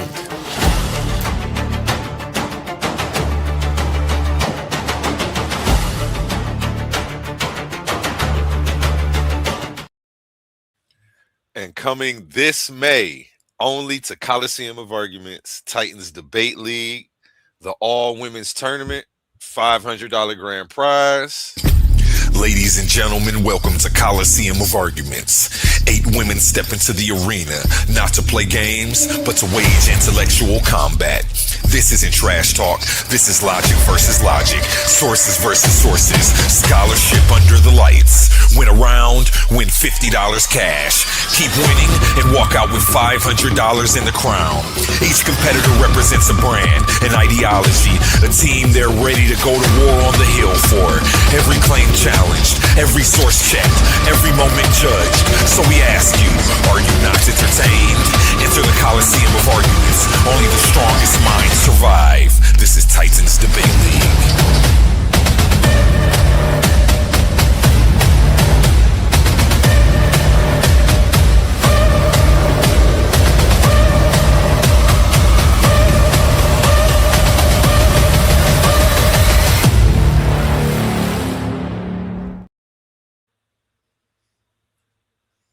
Oh, snap. I think they scared to hit that panel. I think they scared to hit the panel. Yeah, we got a 10, how do I say this? 10 women tournament? Something like that. Whatever. You know what I'm trying to say. That's fire. That's fire. Yeah, all women's tournament, $500 grand prize. $50 a round, $50 every round you win, $500 grand prize. That's gonna be members only as well. You don't have to become a member to see that one. Yeah. To the brother, cut him up court, man. I don't got no problems with you, as you know, man. Me, you done been on here plenty of times, bro. But you know whether or not you trying to pick on he's an Egyptologist, man. That's you admitted he completed Egyptology work like that. That's crazy. That's crazy. He said Starfire. Shout out. Oh, what's going on? Elder Yarod here, man. Come on, a couple people hit the link when I was trying to actually finish my programming. Now we didn't put a pause on the programming. I ain't gonna say they scared. I know Ashay ain't scared. I know Courtney ain't scared. He pulled up and cut you off. He don't never cut nobody off. I know he at work though. He probably had to run back in the building. Cause I, here, you know what? Let me play this on iSun then. I got some more to play on King J because Ben said he on the way. Shout out y'all riding the building. Me and Courtney had to cut him up at the same time, but here, let me get this footage on iSun. Hey, El Diara, I had to cut up iSun. He's up here running his mouth. Listen, man. Transliterate that. First of all, Jay wasn't even in there, and then the only thing that you had that you could have used was the tetragrammaton, the YHWH, which technically you knuckleheads ain't even supposed to be saying the word Yahweh. It was against the creed, so you're breaking that law. You don't know anything you're talking about. You remember A1 how he's talking about some I ain't never bring up the law, da. He be lying, bro. You remember I told him you think you slick? He think that we don't listen to what he said. Now listen. Hey, that's funny because sometimes you be saying stuff and I don't be knowing if you right, and then you come back with the clip and the receipts and the sources. Listen to this. 22. Once again, look, you ain't even put your shoes on. You running with the sneakers in your hand. I asked you a question. You brought up the word subject. You brought up the word law. I didn't. You heard him. You brought up the word law. I didn't get. No, you didn't. When you got cut, and guess what? You started. Oh, according to the law, you can't say the name. You thought we didn't hear you. You think we didn't hear you, bro? And that's why y'all call him iSun. Look, I got nicknames for all these dudes. iSun is iBuns. He's booty. He's complete garbage. Owaspy is Owaspy. I ain't forget about them. OAS and P. Owaspy.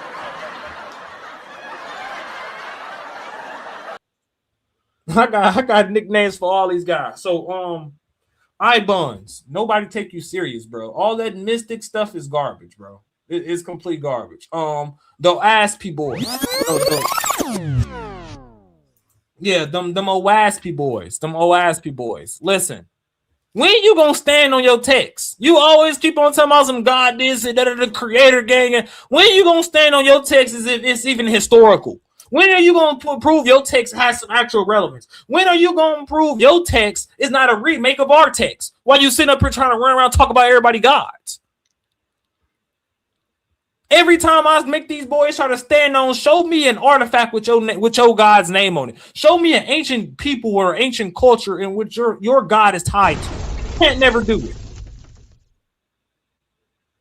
Sick of them old ass boys. But man, it's crazy, bro. I literally here. Let me get the Shaka. I almost pulled up for you. Oh yeah, that's what I wanted to see. Somebody tag Creator Gang, man. Y'all not gonna do Creator Gang like this, man. Somebody tag Creator Gang. Y'all, it's funny, man. You talking about the Moazi boys? Wait till the Cosmos see this, man. Go ahead. The Moazi boys, Cosmos run every single time, bro. Nigga, every time I'm on the panel with them boys be dipping and dodging, man. Yo, it's a spiral. It's a spiral. Nobody talking about no goddamn spiral. I said pull up an inscription with your God's name on it. Oh, the spiral is in everything, brother. Man, that ain't what I asked you. Think you ain't catching that waspiness. Nah, man, we catching all that garbage. The panel is open. The panel is open. Smoke session. Chaasad said he wants to smoke. Everybody watching. Ain't nobody pulled up yet. It's all right. It's cool. It's cool. Then watch when I'm finished. When it's time to shut it down, everybody gonna try to jump on, man. I ain't going nowhere. Yeah, we gonna keep it going all night, man. Here, I got the. You gotta share your screen though. Yeah, all right. Let me send it to myself real quick so I can show it from my email. Bad. And I'll go to a word from our sponsors. If you already haven't become a member for $3.99, you need to right now, so that way you can get all access to all of our exhibition debates. Attention all debate fans. You've been watching, you've been arguing, you've been picking sides. But now it's time to level up. From this point forward, all debates on this platform are going members only. That means the hottest clashes, the wildest arguments, and your favorite personalities going head to head will only be available to subscribers. You want real scholarship, you want the smoke, you want the unfiltered action, then don't get left outside looking in. Sign up today for as low as $3.99 and get full access to every debate, every moment, every knockout argument. This is Titans Debate League, where legends are made and debates get real. Join now or miss out.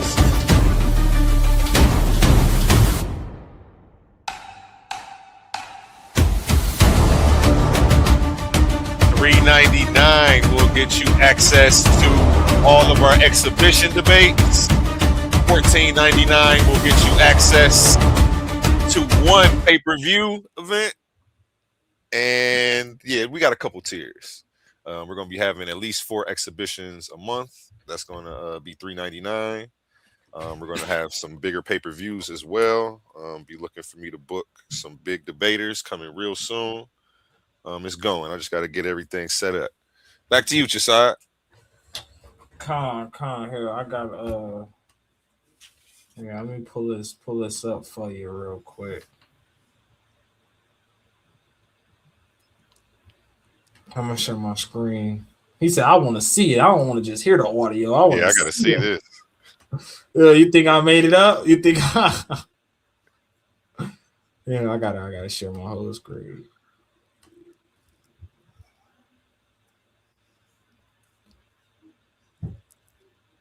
Yeah, just let me know when it's sharing.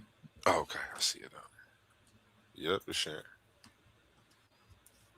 Let me minimize this. Here we go. Now, part of the reason that you have to understand why that story was told that way is you have to understand something about, you have to understand what I call the Mike Tyson principle. You often hear Mike Tyson use same-sex love language towards men when he wants to disrespect them. He talks about, he said, you look good. You're like a nice woman to me. I want to do things to you. You see how Mike Tyson talks to men that way? In ancient times, for a man to take the greatest insult that you could commit on another man was to take his manhood away from him. And that was by engaging in a certain type of sex. Okay? And so the man who initiated the sex was considered to be straight. He was what? Oh my goodness. Oh my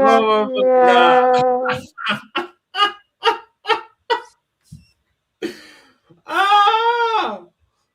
Oh man. Come on, man. That's crazy word. Hey, I think that on its own need a donation, man. I think man, that's crazy. Man. Y'all gotta hit A1 Cash App for that. Oh man, let me go ahead and post the Cash App, man. I gotta hit A1 Cash App for that, man. Let me run the ad real quick, cause damn, this is only over here, man. Y'all ain't getting. I'm about to send myself a couple dollars because you just dropped the crazy source right there. Let's pause the noise for a second, because if you're still here right now, you're already different. Not everyone gets this. Not everyone understands real debate, real scholarship, real intellectual smoke. But you do. This is Coliseum of Arguments. This is Titans Debate League. And what happens here doesn't survive on algorithms. It survives on the people who believe in it. When you support through Cash App, you're not just donating. You're fueling the arena. You're the reason we can bring in high-level guests. You're the reason we keep unbiased judges. You're the reason these debates stay sharp, fair, and uncompromised. This platform is built by thinkers, sustained by supporters, protected by the ones who know value when they see it. If this show has ever sharpened your mind, has ever entertained you, or has ever challenged what you thought you knew, then Cash App is how you say, keep this going. Not everyone contributes, but the ones who do, they're part of what makes this real. Coliseum of Arguments, Titans Debate League, powered by the people who get it. My heart is bleeding in a pool of blood, I'm drowning. Yeah, my heart is bleeding in a pool of blood, I'm drowning. I look in the mirror now. Back to you. We back, man. We back. So yeah, but y'all make sure y'all hitting that cash shop, man. Y'all, that's a Titan Debate Lead over here exclusive, man. Ain't too many people that got that footage out here, you know what I'm saying, playing. Probably me, Tazariak probably got it. Ain't too many people that got that, you know what I'm saying? So yeah, man. It's y'all gotta make sure y'all. Let's go to this response we got from Courtney while he's at work. He sent me a Facebook message. Let's see what it's talking about. Now, there are. Okay, is that? Let me see what y'all see real quick. Okay, that's big for y'all. Let me see if it play. Now, can you hear that? There are several reasons I can hear it. I've chosen this particular video for a popcorn review. It's 1 minute and 29 seconds. Among those is the fact that David Rohl has become, in many respects, a sort of a cult-like figure in Christian circles. His word is often taken to be gospel truth without it being subjected to proper rigor. Now, CJ Cox, the host of the show, has no credentials in archaeology or in scholarship, and that's okay because he's just the host. We're really going to focus here on David Rohl. So David Rohl has a master's degree from University College London, which really does not entitle you to be an Egyptologist. To be an Egyptologist, you need a terminal degree in the field. It's a bit like psychology in that respect, where you can have a dozen bachelor's and a dozen master's degrees, and you still can't be called a psychologist. In Egyptology, it's very similar. You cannot be called an Egyptologist until you achieve that terminal PhD degree. So with that said, we are going to do now. That's the whole clip, right? Reasons why. You can pause that real quick. In this particular, that was it. So as I already stated, and as I said, you can pull up the footage of David Rohl out of his own mouth. He completed his PhD work. He completed it. He pre-published the thesis, I believe. He pre-published his thesis, which you cannot, at that university you couldn't do. So all of this, hold on, I can pull it up out of his own mouth. He admitted that David Rohl completed his Egyptology degree. But I also want to pull up this real quick. It says this. David Rohl out of his own mouth. I then went on to complete my master's degree before continuing my PhD research in the chronology of the Egyptian Third Intermediate Period. No, you got to show it on the screen or something, man. Here, let me see. We giving them scholarship tonight, man. Hit that cash app. Chaasad putting in work, man. And go ahead and subscribe to my Facebook if you already haven't. A1 Damn. Richardson. Yeah, go ahead, hold it down. That's me right there. At peace because I said so. I run this issue over here. Back to you, Chaasad. I think I have to take my back screen off. So I'm literally reading from David Rohl's words himself. Hold on. It ain't gonna show it with your it's gonna turn your phone invisible when you show the screen. It's gonna like look see-through. Is that just because my back screen, or is it just in general? It's because the light on your screen. Oh, okay. So, But yeah, I'm literally reading from David Rohl's words himself. He literally tells you everywhere he went to in the degrees he did. Tell you about his he did his 3-year as an undergraduate. He completed courses in Egyptian language and Egyptian environmental studies, Egyptian archaeology, ancient history from 3000 to 15,000 BCE, ancient history from 15,000 to 330 BCE, Levantine archaeology, like, bro, like, are we serious? He don't have these degrees. He's not an Egyptologist. Okay, you want to be that technical. David Rowe, if you want to be that technical, Courtney, David Rowe, by your standard, is not an Egyptologist because he does not, according to the standard of what you want to hold him to, does not have a PhD, even though he completed all the PhD work, has all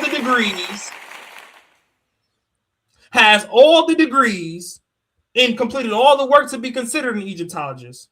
But because, according to you, he does not have a PhD, and according to David Falk, I will say, David Rowe does not have a PhD and is not an Egyptologist. That made you happy? That made you happy? That's what he wanted to hear. Now, can we get to debunking his work? Like,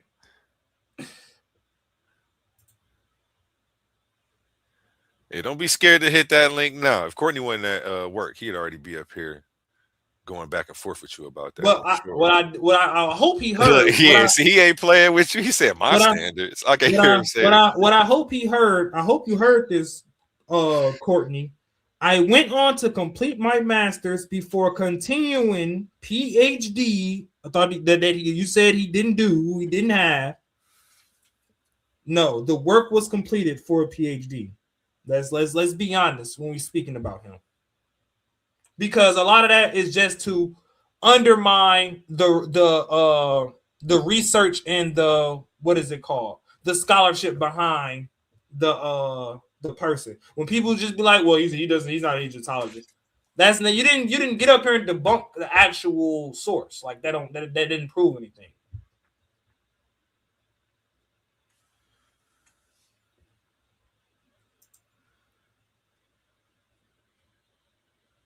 David Rowe is a legitimate research and academic facts.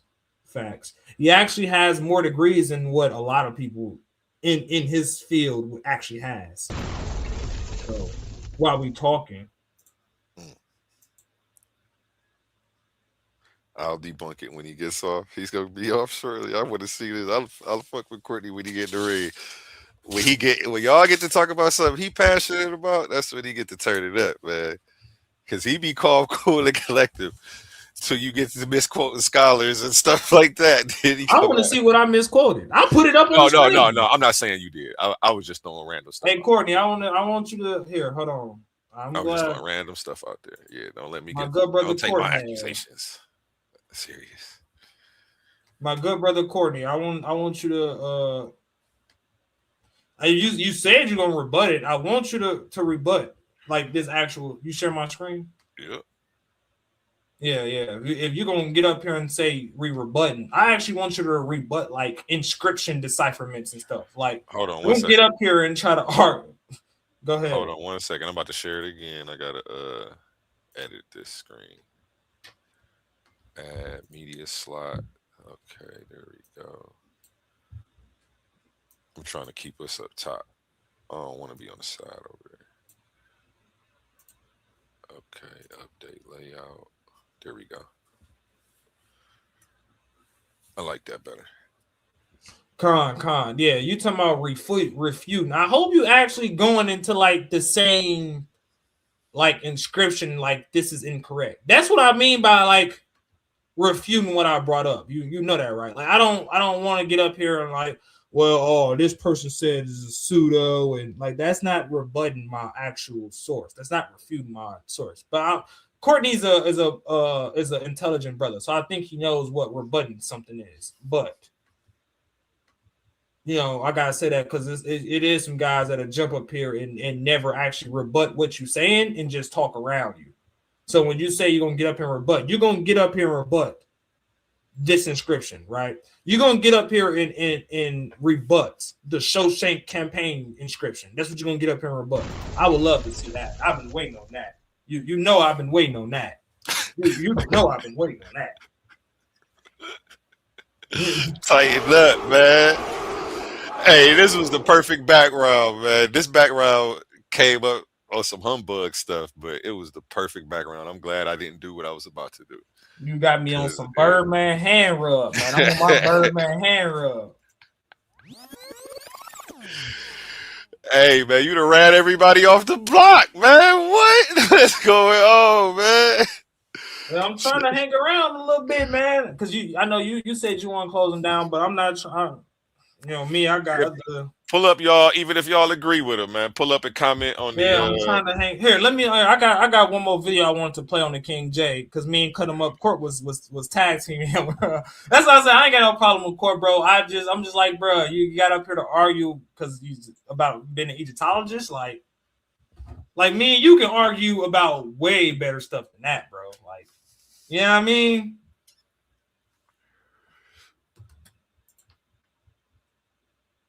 I say had a question. I don't know where he never came back up. He slid. He never came back up. But I think he ran because I'm supposed to see him on the Egypt debate. That's why he ran. Okay. I thought he was about to put you in the blender. I'm like, wait a second, what's going on? That's probably why he got out of here. I'm supposed to see him on the Egypt thing, and I don't think he want that. I'm gonna be honest. I don't think he want that. But here, man, we got too. That's probably gonna be on Sonetter's page. Make sure y'all go over there and support that debate when it comes out. What day is it? Let everybody know when it is. We ain't said no day or nothing, bro. I've been trying to get him in the ring. Yeah, you know how that be, bro. When Sonetter think Egypt gonna lose, he kind of try to not set that up. I ain't gonna step on nobody's toes, but if you need a place in a space, you know I got you. So I'm gonna put up this one more video, man, so we ain't just got like no dead air waiting on nobody and stuff, you know what I mean? So I'm gonna play this one more video, and hopefully by that time somebody will come up and we can rap or something. But if not, then you know it's 10:30 at night almost, so it's probably 11:30 where you at, A1? Something like that. I ain't paying attention. Yeah, it is. Yeah. So let me go ahead. I'm finna. So as I said, I don't got no problem with Cut Him Up Court. That's a good brother. Let's listen to how me and Court had to school King J real quick.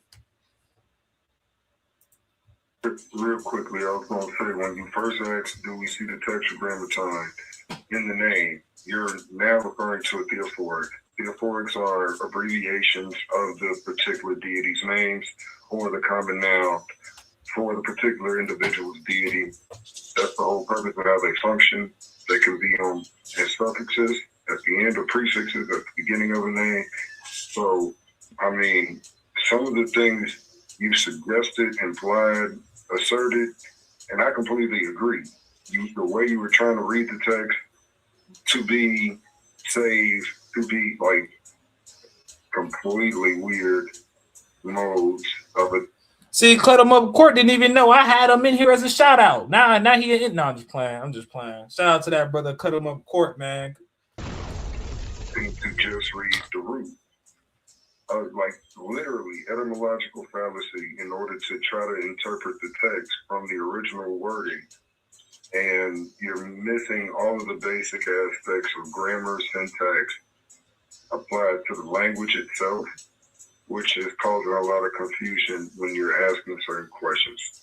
But yeah, the tetragrammaton is in Joshua 1:1 2 times in your face.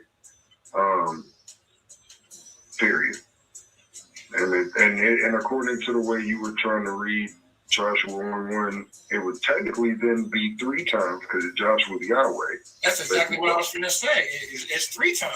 So why is it? That just demonstrates how you're misrepresenting the text, the original language, the way the language functions.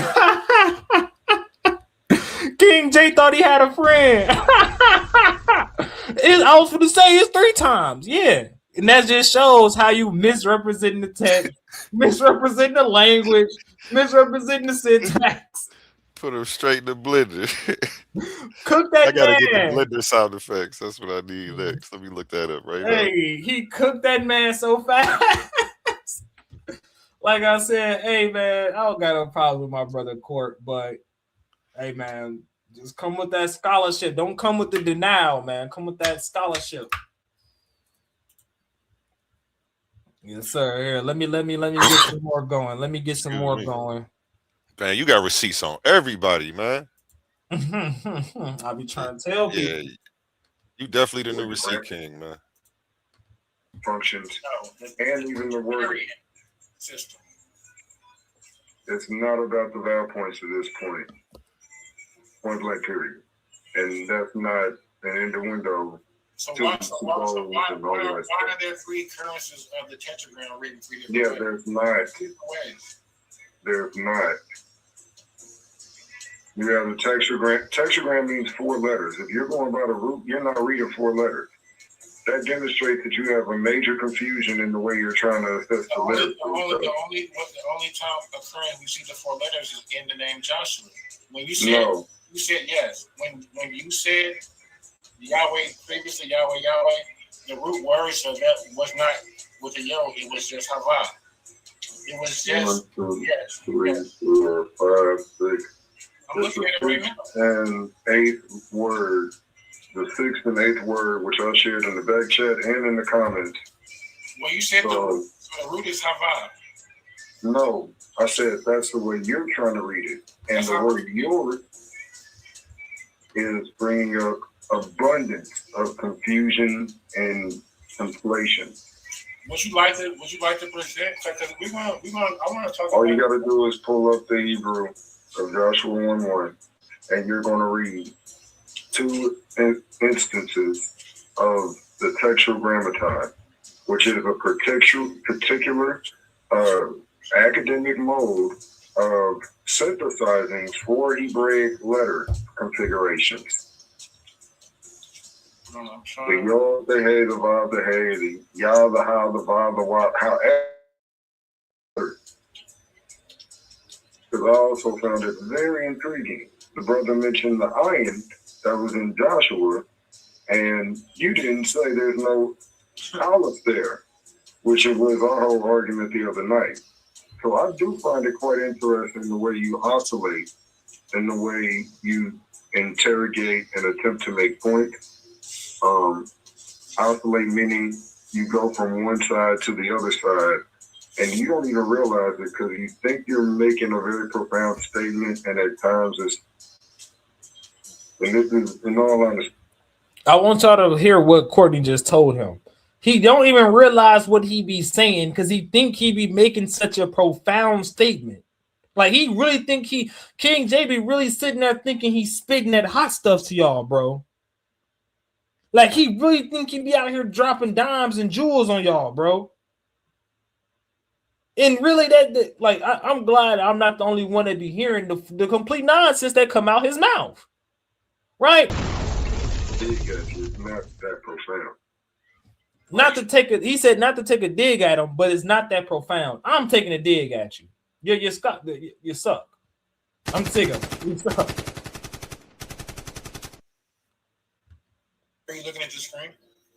Because this is what you're saying, but I'm actually showing it, so you can demonstrate it. So one, you see where it says of the Lord, and that the Lord. Sure. You see those 4 letters in Hebrew, the 4 consonants. Yep. I want y'all to pay attention. Y'all see the screen, right? Courtney is telling him he's literally hovering over the text, right? Courtney is literally telling him he's hovering over the text. Watch this. The ha, the va, the ha, however you, the yod, the hey, the vet, the vav, and hey, the wav, the hey, however you don't see it. That right here, no. Interesting. It's in the second column, and your mouse is covering it right now. I don't see that. It's interesting. That's very interesting. That is so interesting, Courtney. This is very interesting. The man literally hovering over the tetragrammaton telling us I don't see it. I don't know what that is. It's crazy, man. It's crazy the stuff we got to deal with. Exactly what you're hovering over with your mouse. What you don't see is exactly where your mouse is hovering. Exactly where his mouse is hovering, but he don't see it. Yeah, y'all play with King J from now on, bro. I'm not playing with that man. That man don't get no attention from me. He don't. That man is. Your mouth is ugly, sir. Hold on. This, yo. I got a rebuttal from Courtney when you finish this. You said you got a rebuttal from Courtney. Is that you actually talking to me, or is that the audio? No, that was me. Oh, okay. I'm like, am I tripping? It's not written. So when we go here, is it for work? So Chavad. Can you show me evidence that yod is a suggestion in the literature of this particular verse? Brother, we're reading from the Masoretic text. So why don't you go to a text that reads the way you... Courtney funny as hell. He said, we're reading from the Masoretic text. Courtney said, so why don't you go to a text that reads the way you want it to? Bro. King J just be making stuff up, bro. It gets sadder by the second, man. He said, I'm a menace. I'm not a menace, bro. I just tell God, leave me alone, bro. Why can't people just leave me alone? Why can't people just stay out my way? Huh? It's crazy. The way you're suggesting. Go to that document. Brother, we already know that these scrolls will read totally different than us. No, they just have a different script type. That's the only total difference that you're going to find. Yeah, Cutting, of course, an expert on the ancient manuscripts. He's saying there's something that's not. This is even part of English grammar. English understand. Wait. This is the episode where he had muted Courtney and I had said something. Yeah. He was trying to. I'm like, bro, what is you? I'm like, why you keep muting people, man? He was trying to keep Court from talking. I used to try to have him host, man, but he was touchy with the mute. But man, it's got to be a fair playing ground for everybody, man. Everybody got to have a chance to speak, even if they wrong. I give everybody a chance to be wrong on here. So, you know what? I'm gonna go ahead and stop with the audio. You know what? No, shit, keep cooking, man. I'm gonna stop. That was funny. That was funny. That's funny. I remember what day that was, though. Off of that. Yeah, this all I'm gonna say because I don't got no I don't even got no reason to keep going no more. Honestly, bro. How did you find that, man? I find it. I never lost it, bro. I remember everything. Listen to me. Everything that you say to me, I'm gonna memorize it, and I'm gonna remember exactly where you said. You gotta remember what I do for a living. I'm literally I deal with people that say the most outlandish stuff all the time. I deal with drug addicts, you know what I'm saying? Motherfuckers that's 60, 70 years old, they got dementia. I got motherfuckers that's been crackheads for 30, 40 years, all type of shit. So I literally gotta remember the statements that they tell me. You get what I'm saying? Because I gotta write up a whole report after every call I do. Damn. So I have a very good memory. Yeah, because that was like 4 months ago. Bro, listen to me. I have a very good memory. Something like that. Remember you called me and I was in class. Like I just finished up a test on the heart and I was telling you. Mm-hmm. That was the first time we talked. Yeah. I got so much stuff I gotta memorize, bro. It don't. You was telling me most of the stuff you be kicking was stuff you studied a minute ago for real. Yeah, like I memorize stuff so easily. So that's all it is, man. I read things a lot. I study shit a lot. So if you don't use it, you lose it. Yeah, and these conversations and stuff is real. This type of stuff is easy to memorize, especially when I gotta memorize, you know what I'm saying, stuff that don't make sense to the regular ear. You know what I mean? GD Capone said 4 weeks ago. No, that King J video when he was muting Courtney was a couple months ago. That's the first time because I saw the background. It was King J's background from when he was a host, but he ain't hosted over here in like 4 months. Now that was the first time I ever came on the platform. That video is from there. I swear. But yeah, you wanted to play Cut 'em Up Court's rebuttal real quick. I know he said he was gonna come up here and explain, and he get off with how much time, Courtney? Like 30 minutes. I don't know if he gonna be up here. Yeah, I was trying to. I thought he sent you another rebuttal. He did, but he said he wanted to read it after I said I was gonna go to it. I said I was gonna go to it. He said, "No, I'm about to be up there in a second." Where the comment at? Well, I see. Said, he but, says yeah, he said I will come in on the film and explain it. But yeah, I got rebuttals. Yeah. Oh, I think he's saying he got rebuttals to. I guess he's saying to David Rowe argument, but I'm saying I'm looking at one of them because he sent me a whole presentation. He sent me a Google, but I don't want to show his stuff if he ain't here to explain it. Yeah, he sent me a presentation through Google Slides. I didn't know you could just send a link like that. That's fine. Damn, he trying to do a whole presentation on me, bro. No, he messaged me and said slide 23 or slide 13. So I'm thinking he wanted me to go to it. He just wanted me to look at it because I be really reading this while you be talking. I was going to say, damn, man, so you want me to go grab all my sources, huh? All he got to do is say, go ahead and show it. He said it, or what he said. Anybody want to come up, man? Even if you agree just for a second, man. He said in like 30 minutes. He get off at 12 Eastern. Ooh, shit. Yeah. That's 11 your time. Yeah, that's the hell. I'm gonna try to kick it up here for a little bit longer. I'm gonna try to stay up here with y'all, man. But yeah, man, I don't want to keep on beating on the dead horse. I'm gonna say this as a final statement. Hey, that's even worse. Now you calling him a dead horse. It's over with. Yeah, this is my King J been a dead horse. Stick a fork in him. Yeah, that man grilled, roasted, deep fried. He been done. This King J don't get no energy from me. You don't get no type of response. You don't get no type of anytime you want to talk to me, you just gotta talk to your audios, bro. You don't get to speak to me. I don't give a fuck if Humble on the I don't care if Humble on the platform and don't talk to me no more. I'm literally it's a blinder on that guy. He gets up here, he try to argue with me after agreeing with me, and then act like he didn't ever agree with me. Like, it's ridiculous. So I don't got time for that feminine nonsense. Okay. This guy's got a nice setup over here, man. Who we got with the professional setup, man? How's everyone doing? Or is that a good green screen? How you doing today, man? Not bad. How about everyone here? I'm doing amazing. Do you know what's going on, or you just? No, to be honest, I was listening in a little bit there, but I seen the title, and that's actually what interested me to click in. Oh, well, you're definitely more than welcome to pull up. I just wanted to. Some people fall in here and be completely lost. Any questions, comments, or thoughts on anything you've heard so far?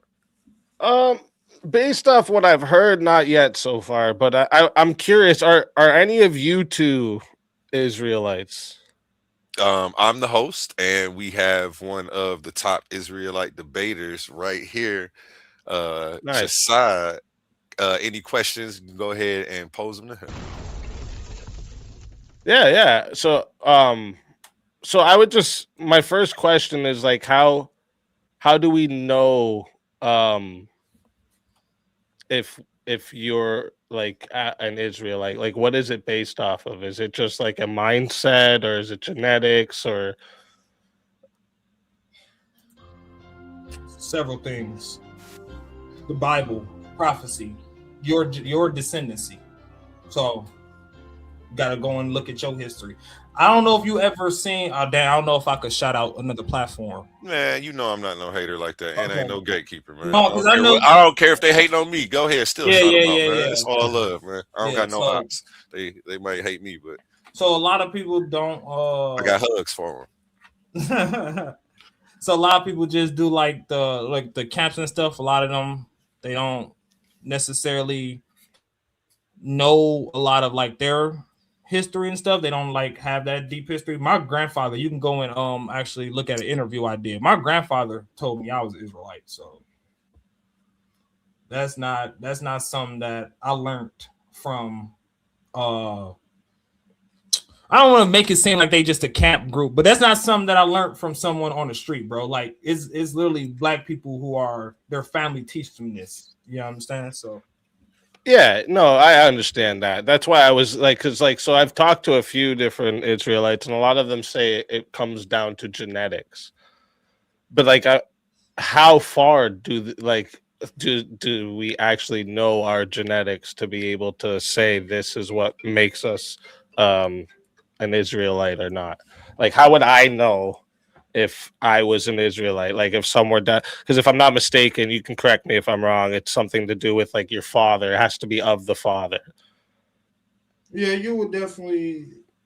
That would be the most regular answer you will hear. But like I was saying, it's a mixture of not only prophecy, but you gotta go and talk to your family. Like I said, my grandfather, out of his own mouth, and he could tell me, what I'm saying, his fathers and so forth and so on. But see, when I was really able to unlock my family genealogy is when I got the death certificates for my great grandma and stuff. So my great grandma and my grandfather, they passed shortly behind each other, and I actually had to help with the insurance policy and stuff like that.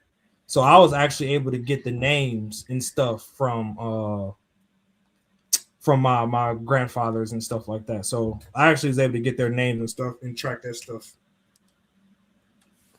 So Okay. Some people ain't that lucky, but luckily my family lived a long time. So like one of my great grandparents, I don't want to tell you her birth date, never mind. But my ancestors live a long time. I like my people know going back to Like, you're saying your family has kept a long history. We know literally like ancestors that literally are slaves. Like they can tell you name who was the slave master and everything. Like we actually Okay. Yeah, so are you saying that like if someone doesn't have sorry, go ahead. I wanted to add something. On top of that, you also have antiquity documents of Jews in West Africa and stuff like that. So you gotta not only know that history in West Africa and know your family history, but also you gotta know the biblical history prophecy. This talks about like the beast, the four beasts with Daniel and the descendants of the Roman Empire and so forth and so on. You gotta understand these prophecies. So yeah, no, so that I've actually had quite a bit of the conversations about these, actually, what you're talking about. So like I'm guessing one of them would talk, you're talking about how they would be travel or spread across the world by sea, right? This is one of the prophecies, I'm guessing. I mean, that's one of them, one of the most common used, but I was more so referring to the beast of Daniel, which are representative of the Babylonians, Greeks, Persians, and Romans. Then it tells you the descendants of the Romans. It talks about like horns and stuff popping up. These are actual kingdoms that come out of the Roman Empire that's supposed to branch off and enslave, and then that final kingdom is supposed to be America. So we can go into that a little bit once you get into those prophecies. But and so when you get these interpretations of those prophecies, who are they coming from? Well, actually, most scholars will agree with the prophecy of the four beasts being the ones that I just explained: Babylon, Greek, Rome. You can just Google that. That's not something that people are making up. That's what's being understood. That's what is the interpretation of it. By who? Sorry, scholars? And the biblical text, but yeah. Yeah, but like what gives those like scholars the authority to like interpret the scriptures? Like, wouldn't you want to look for like whoever has the apostolic succession to the apostles? Ask him why he asking to get to the funk he came from. Came for. Oh man, you gotta chill. One, be nice. Wait, Two, what? I got a question. Are you using OBS? Yeah. I can tell because the glowing light over there. Which one? This one over here? Yeah. Can you email? Man, look, I'm having problems trying to figure this out. Can you email me? I'm about to put my email in the private chat. Do you see it over there? Yeah. Give me a second. Yeah, I can email you. Yeah, we need to connect and come back here and have a session behind the scenes, and you can teach me, and we'll figure something out. I'll compensate you, whatever. Send you some money or some graphics or whatever. Okay. I'm putting my email put your email back there. I'll email you. I appreciate you. Go ahead. Back to you, Chaasad. Damn, I forgot my train of thought. You want to ask your question again? No, I know what I was going to say. If you, I think he mentioned something about the apostolic fathers or whatever. The apostolic succession. If you read the if you read the what's quote unquote called the New Testament, it's a reason that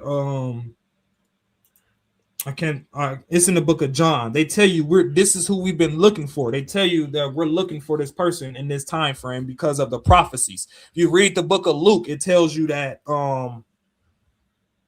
that this has been prophesied since the time of the prophets and stuff. So this is something that they were looking forward to, that they already had interpretation of. It's not something that we're making up. But I'm telling you this because you can obviously go and look at it.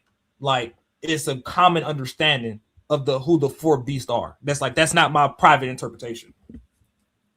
No, I'm not saying that's your private interpretation. The problem is, like, when we have to know who actually has authority on an interpretation of the Bible. Do you agree on this?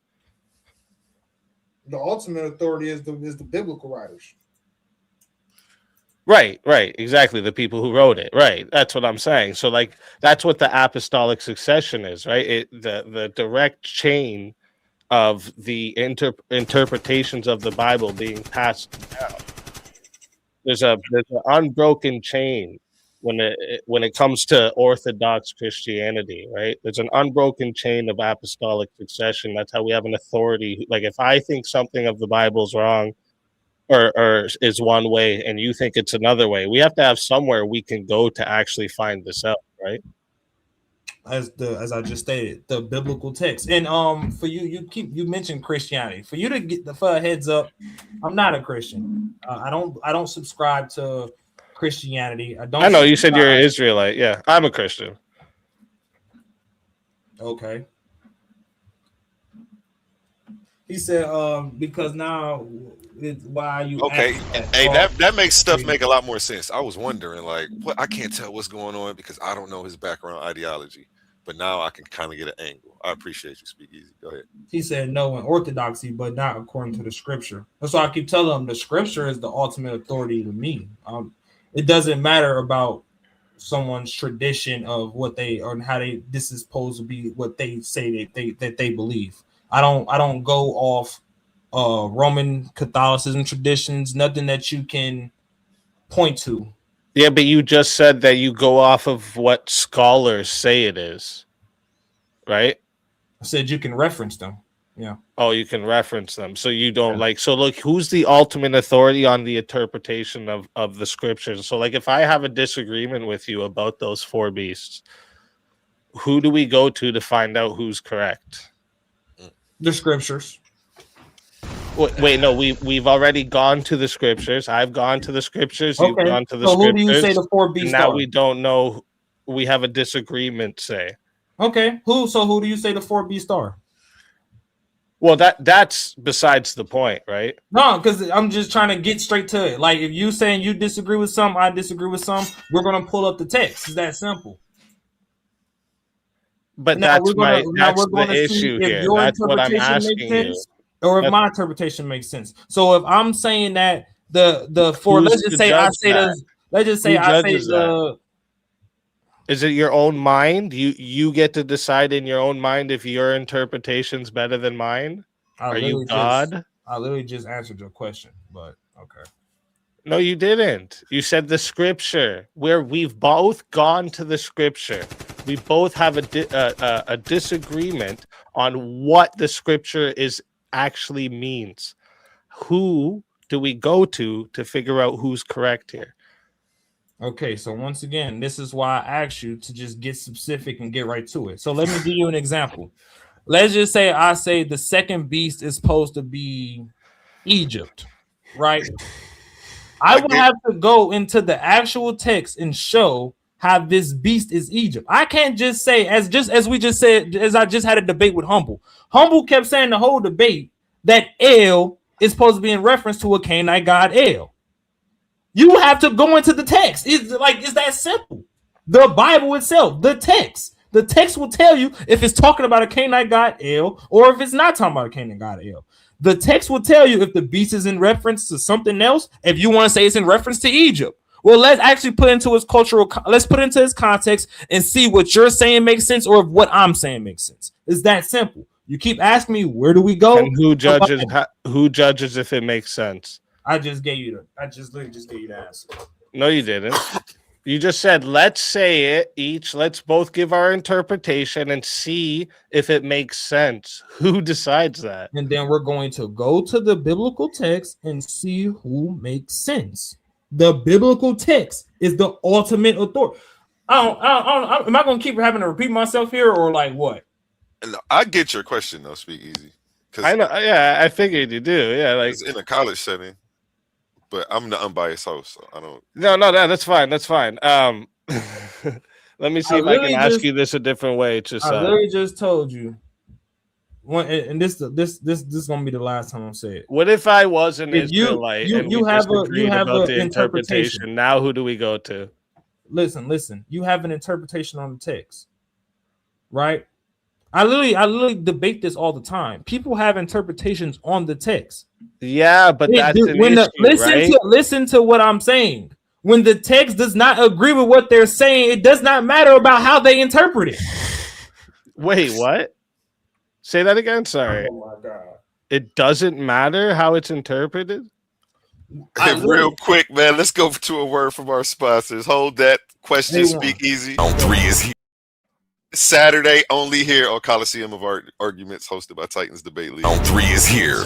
Only one walks away, only one advances, and only one gets closer to that $500 prize. It's the clash you've been waiting for. Suave Boss versus Honey Clark. This isn't just a debate. This is a battle of logic, loyalty, and truth. The topic: can you be patriotic and treasonous at the same damn time? Taking the affirmative, Suave Boss stepping into dangerous territory, arguing that loyalty and betrayal might live in the same space. And you already know, Honey Clark is coming to tear that argument apart. No dodging, no filters, no mercy. This is round 3. This is elimination. This is where reputations are built or broken. Who moves on and who gets left behind. Pull up, tune in, don't blink, because when that bell rings, only one survives. Coliseum of Arguments, hosted by Titans Debate League. Only the brave speak here. Are you not entertained?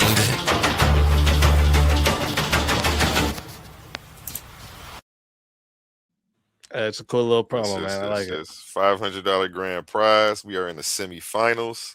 2 debates left, and then the finals, baby. We made it. Back to you, Speak Easy. I like it. I was going to say something real quick. So go ahead. This is the last time I'm gonna answer the same question again. So listen to me, brother. I literally have debates several times where people try to give their interpretation of the text. You keep asking me about what if 2 people disagree in the text. Yeah, you debate about it. Telling you.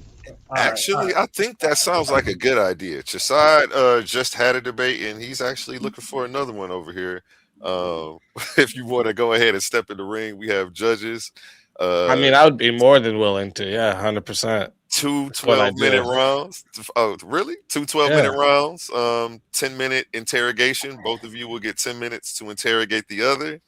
3-minute closing argument. Is this the topic that you want to go for, or do you want to talk to him a little bit more about some other things? I want to finish a statement real quick before I get cut off. So what he basically is trying to do is basically give credence to private interpretation. Basically, like, well, son thinks this, so what? How do I disagree? Look, there is no, as the brother quoted, there is no private interpretation to scriptures. They speak not according to what? The prophets into the law. There is no light in them. You can't get up here and make up what you want. As I just stated, bro, it does not matter what the person wants to interpret. You said, what? As if you can't freaking comprehend, then you ask the same question again. I don't care for your interpretation. I don't care for this person's interpretation. What does the text say? And is your interpretation in line with the text? Is that simple? Yes, that's the whole point I've been making, right? Is that a lot of Israelites will interpret these texts for themselves. Don't cut him off. Don't cut him off. Let him land his plane. They will have these, just like you said, you want to debate the interpretations. Like our finite minds should be able to interpret these things. I don't know if you know this. In Peter, it says, knowing this first, that no prophecy of Scripture is of private interpretation, my friend. So this is literally against what you are saying, the way we should figure out the interpretation of Scripture. So do you want to tell me if I interpreted that wrong from Peter? Do you want to tell me that? Man, do you want the smoke? I've already brought the smoke, my guy. Why you keep putting it down, bro? Answer a question. So what's the topic on the debate? Just answer a question. Did I interpret it wrong? We gonna get y'all lined up for an official face-off. Trust me. Hey, listen. We just kicking it tonight. Trust me. He got my email. He's about to hit me up. Debaters are paid over here for their time and their work. So yeah. And he ain't scared to turn his camera on. But if we're paid, man. Oh, we're definitely paying over here. Josiah, how fast that Cash App come? Immediately. Yeah, so, hey, we don't wait on the results. You get paid as soon as the show is over. Results take a few days. I don't let the judges deliberate the night of. I want them to sleep on their results. Ooh, we got Cut Him Up Courtney up here. He was in the chat dropping sources, and he is up here to call Chaasad out. It's going. It's going. Shout out to you. What's in the cup, man? What's in the cup? Who got a cup? Speak easy. He got the blue cup. Oh, that one's whiskey. Oh, okay. Oh man, he's chilling tonight. He's kicking this today. Yes, sir. All right, back to you, Chaasad. Yeah. So I see he finna be another debate clip. He asked me the same question like several times. Got an answer, and because he didn't like the answer, then he tried to go see how you gonna tell me I'm interpreting this scripture. Bro, do you want to debate me? What do you want to debate me on at this point, bro? Yeah, so you don't want to answer questions. How about this one? How would you feel if you didn't eat breakfast? Hey. How would you feel if you didn't eat breakfast this morning? One mic, don't cut him off. I'm gonna make sure he don't cut you off, and I'm gonna make sure back and forth. I answered your question several times, and I see you was too stupid to get it. Several different people in the chat understood the question got answered, and you just was too stupid to get it. So what do you want to calling? No name calling, because it starts small and then it gets big. So let's stop. What do you want to debate me on? Let me try and ask you this one more time, my friend. In Peter, it says, knowing this first, that no prophecy. You want to hear it or no? In Peter, it says, knowing this first, that no prophecy of Scripture is of private interpretation, meaning that me and you don't get to decide or debate over what the interpretation is. There is a normative authority here that we need to go to. That's those with the apostolic succession. Tell me how I'm wrong, how I interpreted Peter wrong. And then after Chaasad responds, I'm going to pass it around to get some insight from the people who just hit the panel. Go ahead, Chaasad. So you want to debate me on, is your denominational whatever, is that correct? Is that what you want? Do they have the incorrect interpretation of the scriptures? Is that what you want to debate me on? Slow down. It's the first date. You know? Man, he's trying to get paid. He said, I'm trying to get paid and laid. Why are you asking that question? I'm talking shit. I'm messing with you. Hey, you know me, man. I don't take you out on dates. Hey, I don't take you out on dates. I don't hold your hand. I get right to it, man. What you trying to do? Like I set it right up. I'm not gonna get up here and keep playing with this guy. He asked me the same question. You need some time to go Google your answers. Why is you interrupting scholars? Is that what it is? He asked me the same question several times. Answer the question, my guy. He didn't like the answer. What's that mean? What's trying to ask me another question. What's Peter mean? What's Peter mean when he says no prophecy of Scripture is of private interpretation? So once again, all you gotta do is just line it up to debate, bro. Anything else than that, not gonna keep talking to this guy. You gotta give him a little bit more to bite on. He don't know what to bite on yet. He don't know what you think. He know what he want to bite on. Just line it up. I'm not gonna keep playing with this guy. No, we're gonna line up a Oh, face off. man. That's what we are gonna line up. But no, you wanted to smoke. You gotta answer the questions. I answered his question several times. Okay, All he's okay. doing is rephrasing the same question. Let's get some insight. Let's get some insight and come back around. All he wants to do is just keep saying how you know my interpretation wrong. Debate me on it at this point. We ain't got time to keep playing with him. And we're gonna get to that though. But first, let's see who agrees and who disagrees. We'll start right under me with GD and Capone, and then we're gonna go across the board and down to Ben Eaton last. Go ahead, GDN. Hey, shalom, peace to the panel. All praise to the Most High. Great presentation, Chaasad. I did want to dialogue with you a little bit about the Hyksos, but since the conversation moved on to private interpretation, and with this brother here, what I would like to ask is, I'll make a statement first. The scripture is the authority. Christ is the authority. He gave that authority to Peter and the disciples. They wrote the epistles to the church, and the followers of them wrote the gospels. So that's the authority. It's through in the prophets in the Old Testament as well. So now the question Chaasad brought up to you was about the Daniel prophecy, right? So my question to you is, do you have a problem with the four beasts of Daniel when he was mentioning who the beasts are in the four beasts of Daniel? You're asking me, right? Yeah. Yeah. So maybe okay. I'm gonna give this the benefit of the doubt. Maybe you don't understand the point of what I'm saying here, right?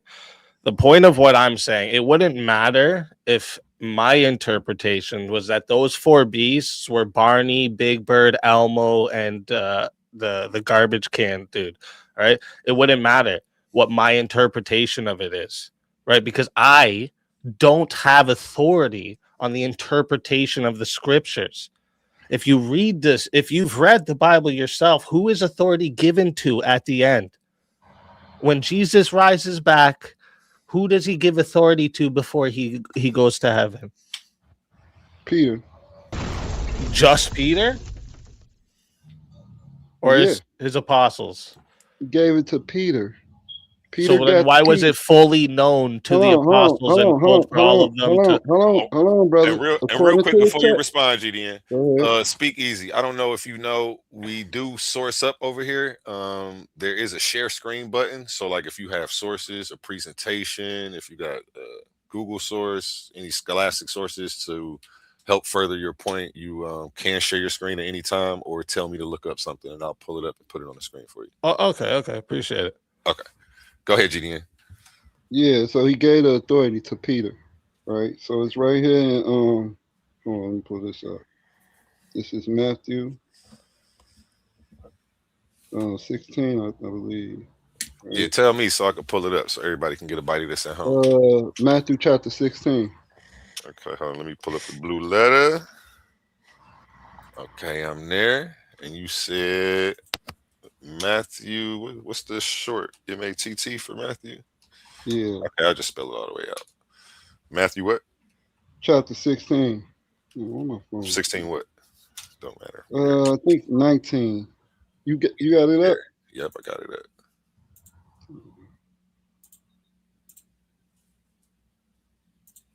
I don't see none.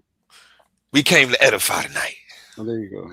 Thursday night. So go down to like verse 19. Yeah, right there. So go to 18. Let's read. Let's go up one.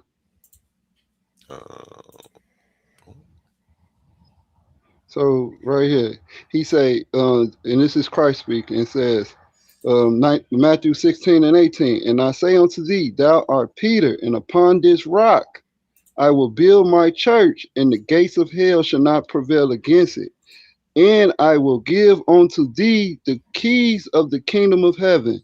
Whatsoever thou shalt bind on earth shall be bound in heaven. Whatsoever thou shalt loose on earth shall be loosed in heaven. There you go. So is that saying that it's given strictly to him? What about in Matthew when it says all authority in heaven? It's Matthew 28:18-20.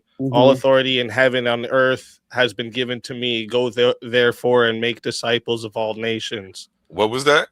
What verse? Matthew 28:18-20. Yeah, he said, "Go baptizing." Right.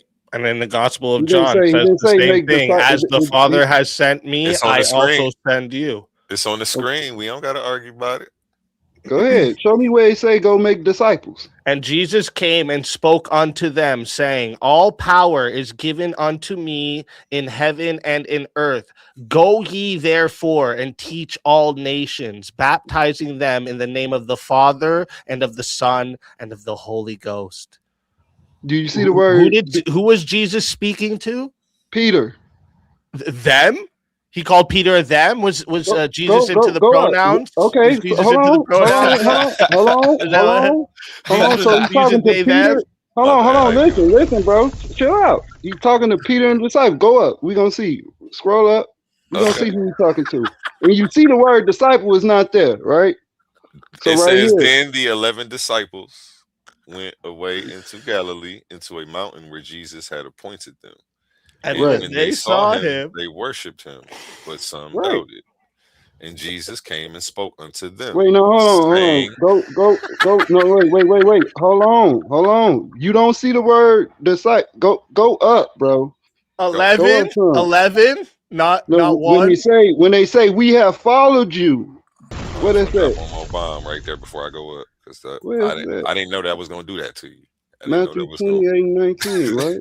I'm just reading it. I didn't hit you. But anyway, like I said. Anyways, I won't answer this one. So wait, hold on. But listen though. He said he didn't say make disciples, did he? Do you see that anywhere? He said go and baptize and teach them everything that I taught you. What am I looking for up here? Where you told me to go up, but you didn't tell me where to, and you I'm didn't tell me when to stop. up right here, bro. I'm pulling it up right here. I went all the way up to the top, so I was just asking. Hey, I'm not a Christian, so I don't got a dog in this fight. Oh, that's the other verse. My bad. That's Matthew 19:28. But Matthew 19:28. Take your time, brother. Says what? Then answered Peter and said unto him, behold, we have forsaken all and followed thee. What shall we have therefore? Right? So right there, that's what I had got those two scriptures mixed up, because then it say, then Jesus say unto them, verily I say unto you, that ye have followed me, and in the regeneration, when the Son of Man sits on the throne of glory, ye shall also sit upon 12 thrones, judging the 12 tribes of Israel. So when you get to 28, when you get to Matthew 28, he's telling Peter and the disciples to go out and baptize people and teach them the things that he said. But he didn't say make disciples. They are the disciples of Christ. Wait a minute. If he says teaching them to observe all that I have commanded you, what would that be for? What you mean? Explain. When you say it's not making them disciples, right? What does that have to do with the fact that all of them were given the authority on what the scripture says? But this was the main point of what we said here. Right. All of them, right? So this is what my point. And then like what I was saying is that if we don't have that apostolic succession, how do we know these people are not just making up their own interpretations of the Bible? And that's my argument, is that's what Israelites do. But who is making up their own interpretation? Israelites. So, okay, I'm an Israelite. And I say that the fourth beast in Daniel is the Roman Empire. Is that my own interpretation? Where'd you get the interpretation from? No, answer the question. The book of John. The book Well, of James. how do I Don't worry, know? I He don't could have have no just problem made it with. I up, don't have no man. Like, problem with. relax, dude. I want Don't y'all change your to see him tampon, my dancing guy. around Come the back when questions that you're a I little asked him. less emotional, bro. One mic, gentlemen. One mic. Who was So it on? was that correct or wrong? Okay, According to regardless the of it scripture. being correct or wrong, you asked me whose interpretation is it, so I just asked you where you got it from. I don't know why you're getting so upset about that. I think that's a fair Bro, question. I'm not upset, bro. What are you talking about? Or maybe it was the other guy that got all heated. But regardless, I mean, I'm just asking you where if you didn't make it up yourself, then it's whoever you got it from's interpretation. Your question was whose interpretation was it? Right. So no, my question was, is that the wrong interpretation according to the scripture? That was the question. And I'm not trying to hog the panels, bro. And so I let just me want get the in here people to after see that you don't answer questions, but you want to ask No. all the questions. No, you're talking. No. It's not that I don't answer questions. I need a clarification if you're asking me something like that. I don't Can know. I If get you in here made real it quick? up. How do I Okay, keep so all right. understanding? I think these if you're talking about the four creatures that appear around God's throne, right? These are No, we're not angelic. talking about them. Okay. Then who are you talking about? Well, give me the scripture you're talking about. It's a prophecy in the book of Daniel, chapter 7. It talks about the Hey, four Juan, beasts. can we move on? This is getting But circular at this point. hold on, I want to ask him. Can we So move on? I'm not getting enough attention. this apostolic Be nice. Be nice. succession, you said that's the authority. So what so can you elaborate on that? Wait, sorry. Why? Can I elaborate on why it's the authority? No, elaborate on the apostolic succession. Oh, like what it is? Just Yeah, so like elaborate. there was a recorded line of bishops that go back to the apostles, right? Like one of the earliest examples is I always butcher the name. It's Irenaeus of Lyons, right? It's around AD 180, right? So like right. The way you could verify the true teaching is by looking at the churches founded by the apostles and their successions of bishops. Right. So then, okay, you're emotional, bro. Go ahead, say whatever you need to I'm say, not bro. being emotional. Yeah. Like Bro, what's with all these all I'm sound doing effects, is bro? You're emotional. all I'm doing bro. is agreeing with what you saying, bro. I'm not being emotional. So can I ask a question you're real talking quick for about clarity? the anti-Nicene, the church fathers. That's all I was trying to make sure that's what you were saying. That's Right, it, and man. it goes and it has a But you recorded trying to line go all the past way back them. to the apostles. Let's So pass it where to does Courtney. where does that succession stop? Where does that succession stop? Sorry, where does that succession? Sorry. Yeah, where does it end? The apostolic succession, where does it end? Where end? That's my question.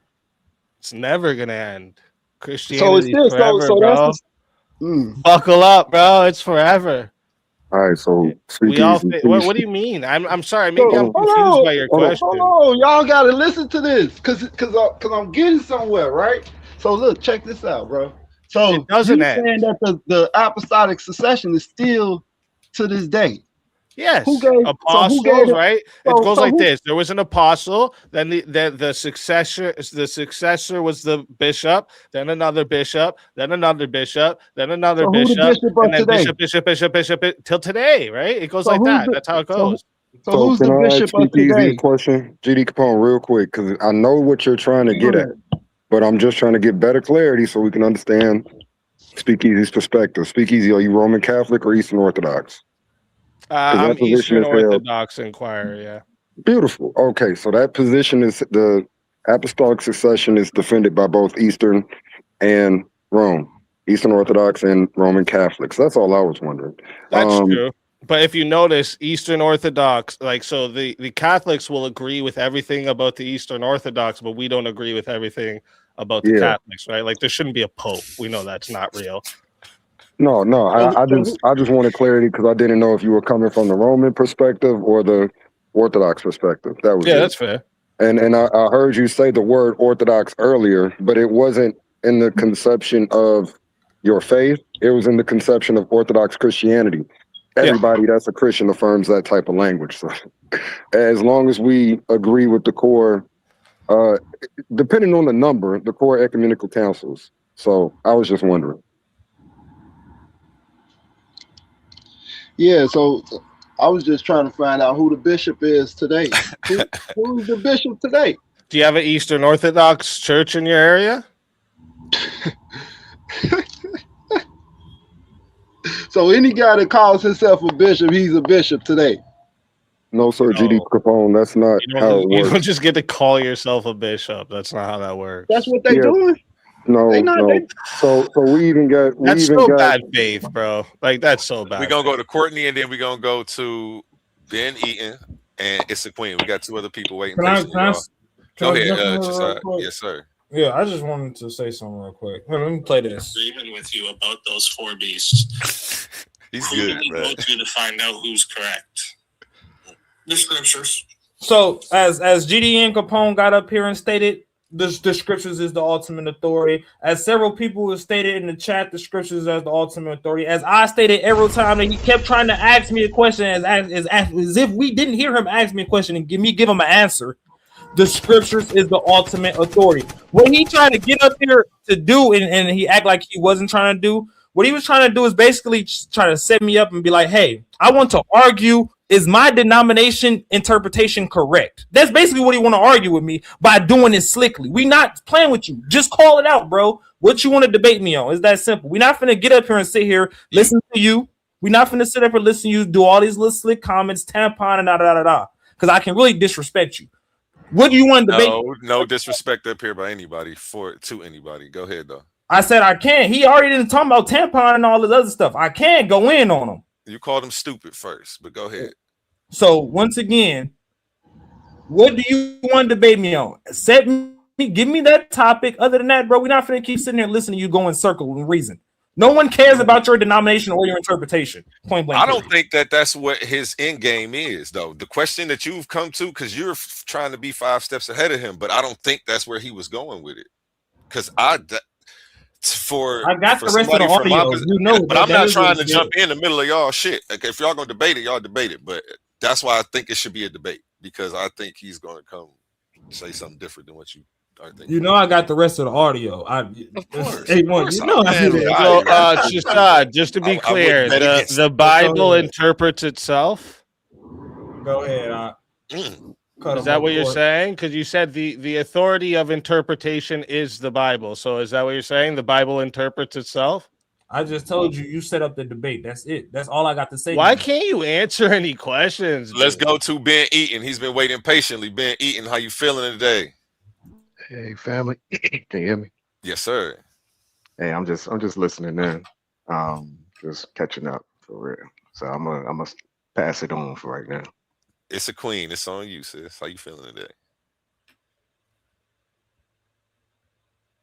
She's probably hard working somewhere. We'll pass it to Omar, who just hit the panel. I know he's been here for the long haul of this one. Shout out to him, a loyal Titan fan. How you feeling today, I'm Omar? here. Okay, there you go. Couldn't come with you. Hold on, Hi, Omar. peace to the Yeah, panel. that's cool. I'll wait. No sweat. Go ahead. Yeah, peace to the panel. I don't know what you guys are talking about, so I'm gonna be very clear. I'm not gonna comment on any of that stuff, right? I'm more so gonna comment on the presentation that I watched before I got called away. And I had a lot of issues with what was happening, because it seems as though the way you were framing the presentation, you were completely taking out the synchronization between cultures, right? You took out all of the history that leads up into the Israelites, especially when you were going into like what you can and cannot find in the Bible, because obviously you're not going to find polytheism in the Bible because it's a monotheistic, religion. So to come at people with that, I thought that was a false equivalence right there. Like that just didn't make sense to me. But but when you were talking about the different deities that you can find in the Bible, right? When you were talking about Yam, when you were talking about Mot, when you skipped over Sedek, which is in Melchizedek, you skipped over Shalem, which is in Jerusalem. Like you skipped over a lot to try to make it seem like Israelites was in its own bubble. And I think that you're doing a disservice to your presentation by doing that. And then lastly, the egregious thing was when you said that, you're never going to find an Abraham, the body of Abraham, because they don't bury their dead like the Egyptians do. You're not going to find these things, but that would be a false statement, right? Because we know that they have a cave of patriarchs. Right? And not only the cave of patriarchs, they talk about how that's where Abraham's body would be. That's where Isaac and his family's body would be. And there was also, I believe, I want to say Jacob was the one who said after the battle, bring his body back to that cave to be buried with his father, with his forefathers. So can you go back to that point of the patriarchs not having, a place to lay their dead and things like that when it's clearly in the Bible that they do? And before you respond, starting May 2026, you will be seeing Issa Queen in the women's only tournament. Ladies and gentlemen, welcome to Coliseum of Arguments. 8 women step into the arena, not to play games, but to wage intellectual combat. This isn't trash talk. This is logic versus logic, sources versus sources, scholarship under the lights. Win a round, win $50 cash. Keep winning and walk out with $500 in the crown. Each competitor represents a brand, an ideology, a team they're ready to go to war on the hill for. Every claim challenged, every source checked, every moment judged. So we ask you, are you not entertained? Enter the Coliseum of Arguments. Only the strongest minds survive. This is Titans Debate League.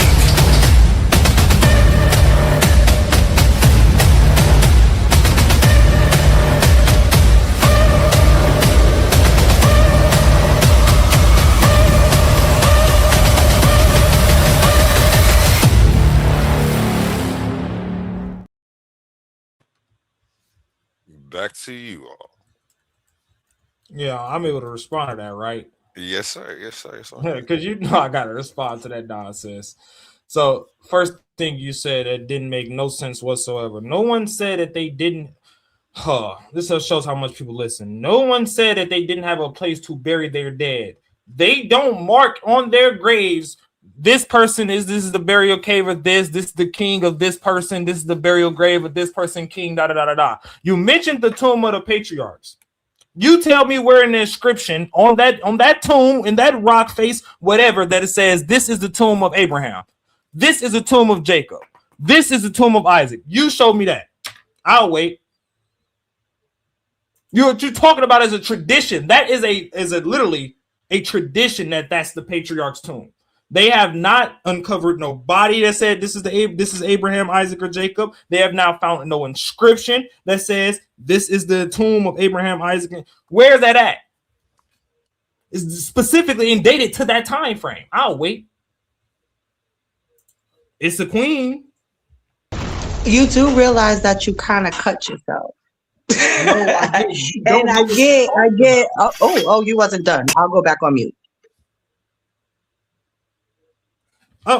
This I'm gonna show how much you pay attention. Real quick. I'm gonna ask you one more time. Did I say that they didn't bury them there? They didn't have nowhere to bury themselves or bury their dead, or did I say that they're not inscribing on the burial temples, on the burial walls? I should say this is the burial of this person. Which one did I say? I'll wait. Let's see how well you listen, because I'm gonna just pull the audio up. Right? Go ahead.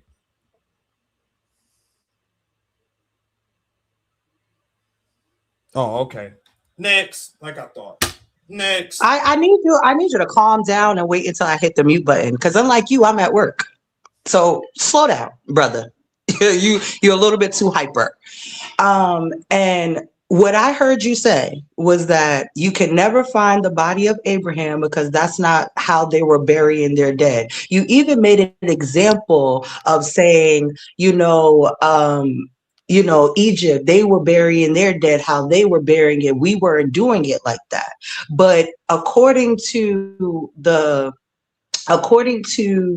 how the cave of patriarch up, inside of that cave, there's places that you can't even go. So making your point to be, oh, can you find the inscription? That would be a null and void point because you can't even access those areas. That's why nobody has ever excavated in those areas.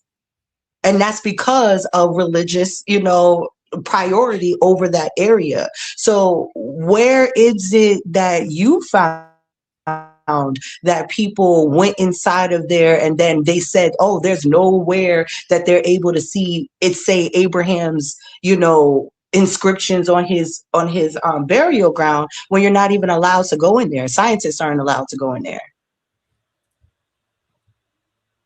You're done? So just to talk to your point. You done?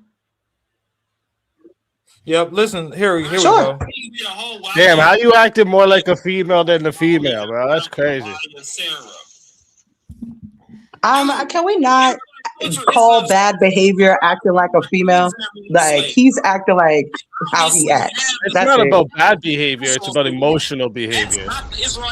Yeah, well, he's a man and he's emotional. One mic, that's He's a whole a nother man, debate. he's emotional. Yeah, We don't gotta I think you would bring agree that women women- into it.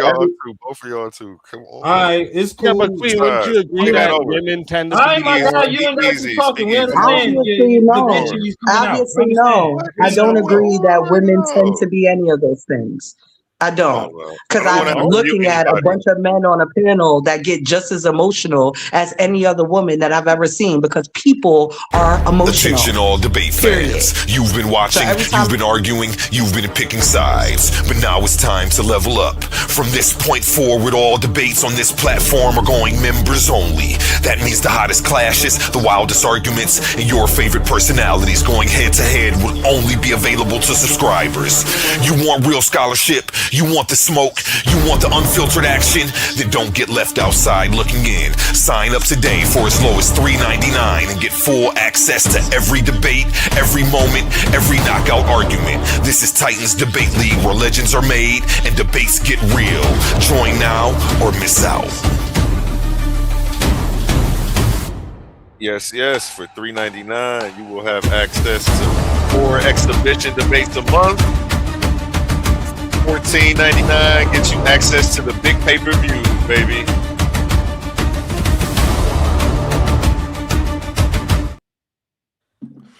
Back to you all. Yeah, we didn't heard Decide. nothing. I just want to say that Queen. No, you kinda can be proved quiet, my bitch. comment. It's cool. You can Okay, be yeah. quiet. How you about to get kicked off your own show, man? Don't do that. Come on, you ain't say nothing when he jumped in after It's the Queen started. Don't argue with me either. Please don't do that. Israelite culture. Just say my bad, bro. Just say my bad. We not even talking anymore. You can't pull us some they obviously have Okay. the It's a Queen got an echo. do so if they want. That's okay. I was confused. Do you want to play that clip again, Chaasad? No, go ahead, cut him off, Court. I didn't have anything to say at the moment. I was just listening. Where we at? We still on the Abraham tombs and whatnot. I'm personally. You have communities, Islamic and Christian and Jewish, that have cultic sites that they do believe are the locations of the patriarchs. Muslims even got an alleged tomb of Jesus. But yeah, it's around. Do I think they were real? No, I don't think those are actually the corpses buried attributed to them. I don't think those are the actual burial sites of the patriarchs.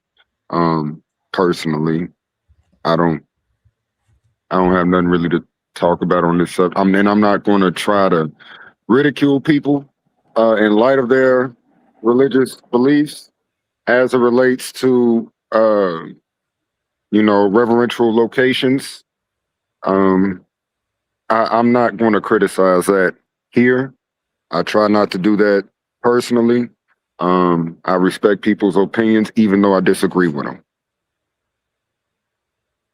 Have there been any evidence as in hardcore proof, as in an inscription or anything that has substantiated that is the tomb of Yes, Abraham, Isaac, some of these locations that are seen as, again, homage locations, places people go and they get some type of religious experience in light of their faith, because of their faith and what they believe. Yes, some of them are and do have inscriptions.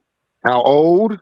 I can't tell you how old all of them are. I know, especially with some of the Muslim cultic devotional sites, they're in Arabic, so that's at least in the type of Arabic that's derived from Quranic Arabic. So that's at least, at bare minimum, from the time of the Quran, so 6th century CE onward. That's when those inscriptions might be placed there. Many of them, I'm pretty sure, are modern, but again, that's your faith. And as you understand how to get closer to God, more power to you. I just personally don't think that they're the authentic locations of the patriarchs and whatnot. There's a lot of reasons why I would, but I'm not here to do that tonight. I just wanted to ask. When I said inscription, I meant like ancient inscription, like it's actually from that time frame. Again, I'm not 100% sure. I do know that some of them do have text, like signifying, "Hey, this is this location." I do not know when those words were placed there. I don't know if they're like on a scaffold that was just placed there 20 years ago or 50 years ago. I don't know none of that. I just know that they do have Can these I ask a cultic devotional question? locations. Yes. So just thinking logically, I'm not saying that you believe in this stuff because I don't believe in it either, right?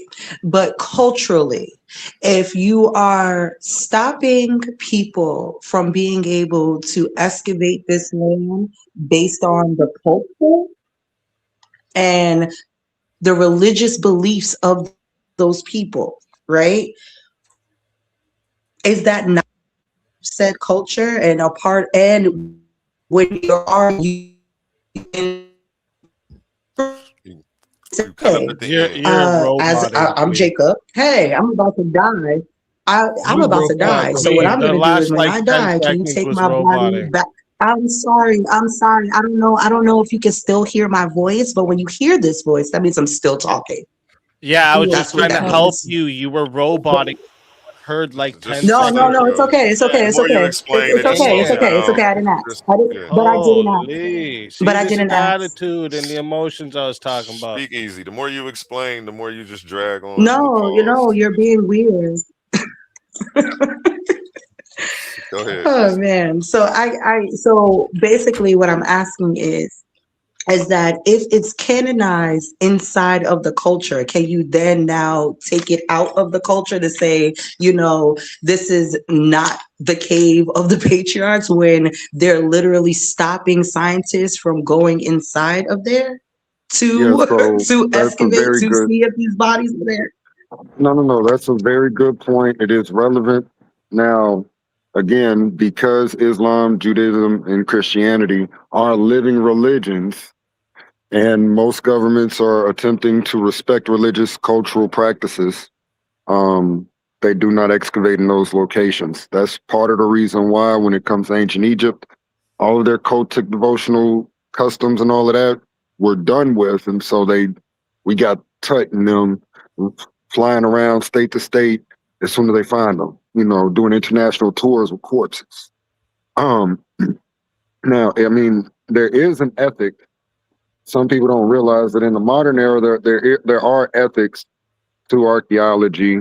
One of them is to treat with care cultic devotional locations or homage locations. And I also want to add, Sister Issa, Queen, that you're right. Some of these locations just might have been embedded in the cultures.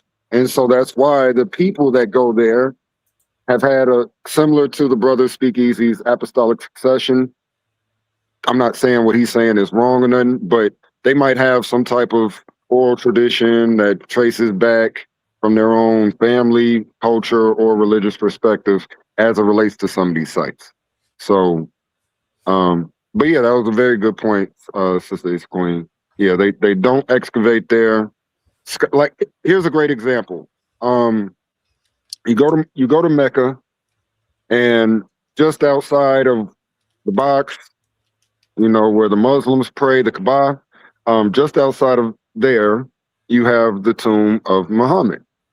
It's gated up, you know, but they don't excavate the tomb of Muhammad because that's like sacrilegious to dig up the body of Muhammad.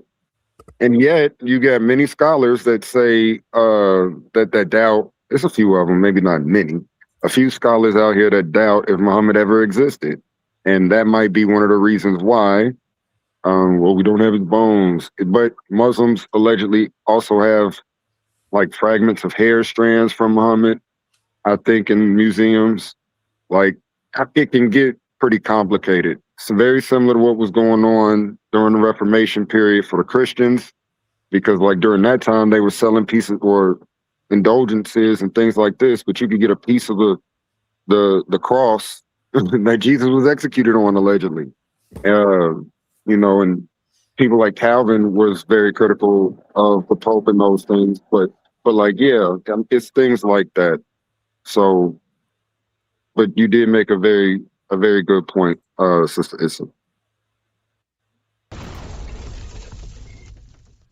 Thank you for attempting my question. I appreciate you.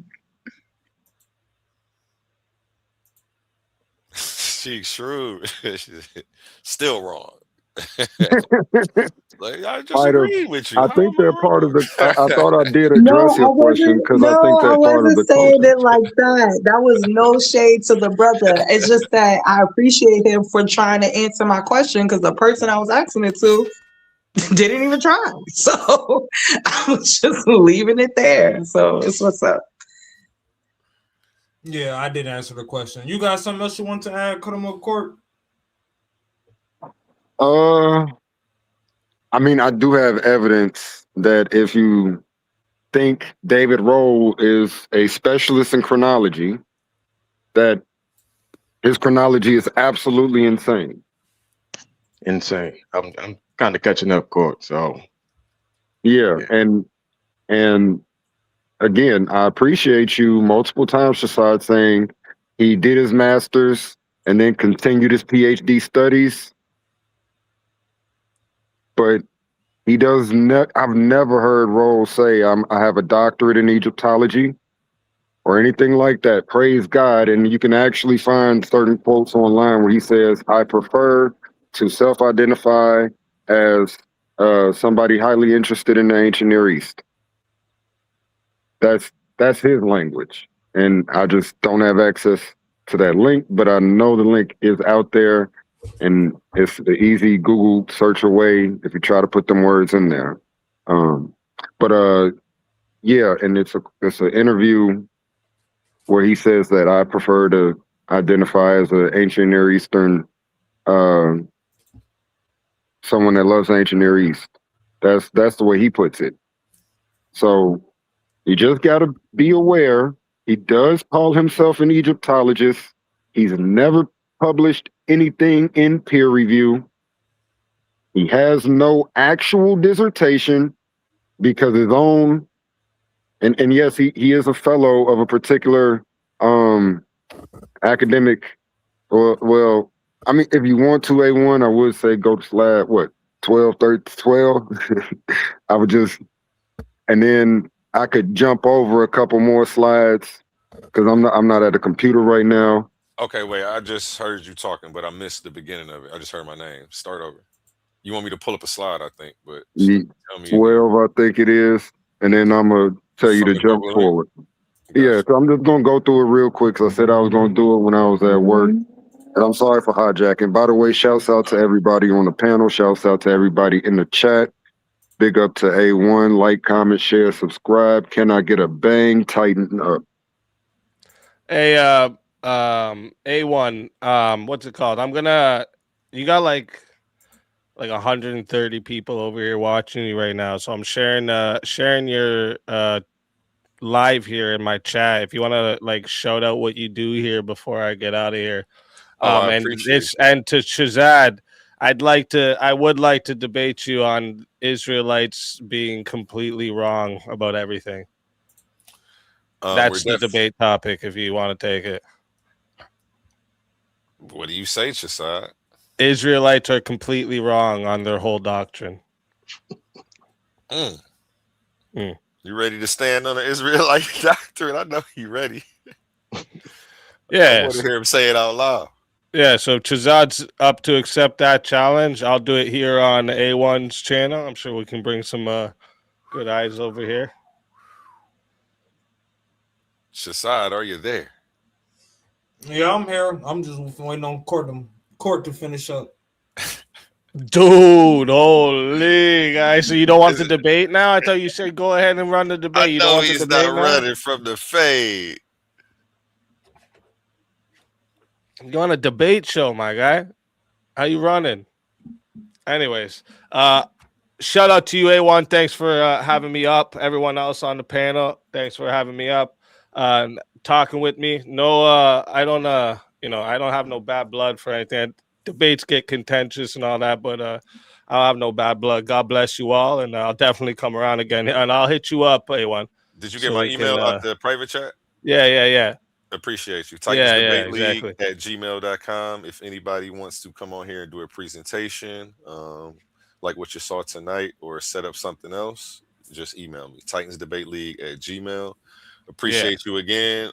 Email me so we can set up something. 100%. If it doesn't take it, I got somebody just messaged me and said they'll take it. That's crazy. Okay, bet. All right, I'm with it. I got you. Appreciate you. Yeah, I need help with that OBS. Yes, sir. We'll get it set up for you. Thank you. All right, take care. God bless. All right, yeah. Can you go to the next slide real quick? Because I do have evidence. That's 13. You want me to go to 12? Go to next slide. It's orange. There you go. All right. So yeah, Rose chronology requires a novel idea that is replete with internal inconsistencies and make his conclusions utterly incoherent when pressed. Next slide, please. All right. So one of his methods, his primary method of doing chronology, is outdated. He uses astronomy,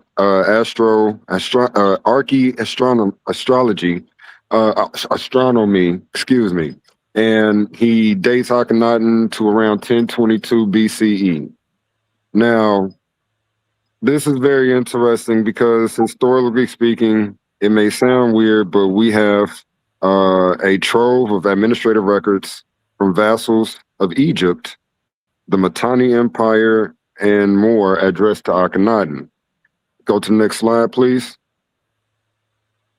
Because, all right, so the Amana letters. Okay, this is the group of letters from Akhenaten, from Amana, their administrative records. These are primarily coming in. We don't really have a lot of outward correspondence from Egypt, but this is one of the best finds that they found in Egypt. And they date from 1353 to 1336. Now, you remember the slide before I said Akhenaten is dated, according to David Roll, to 1022 BCE. And these tablets are 300 years later, basically. We can go to the next slide, because many of them are addressed to Akhenaten. Many of them are from empires that are out. Hold on, I'm almost. Go ahead. About that specifically. You said basically they're 300 years later. That would be incorrect. That means that the artifact has to move with the person. You don't move the person in chronology. I'm actually addressing that if I'm allowed to continue on very clearly. Go ahead. Okay. All right. Can we go to the next one? Please, A1. Next slide. All right. So right here, we have a PhD, an Egyptologist, the same big fat guy that A1 shared earlier. His name is David Falk. His PhD dissertation was computer analysis on chronology, testing its implications for the date of the Exodus. Okay, that was his. This is one of the things that he did, and it's published in a peer-reviewed text. Next slide, please. Now, right here are the results from David Falk, not David Rowe, but David Falk's syncretism situation from ancient artifacts. We have over 150 documents and people within this system that you're looking at, and it has over 500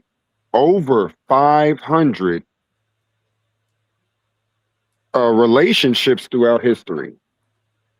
And the way that he did this was by means of syncretism.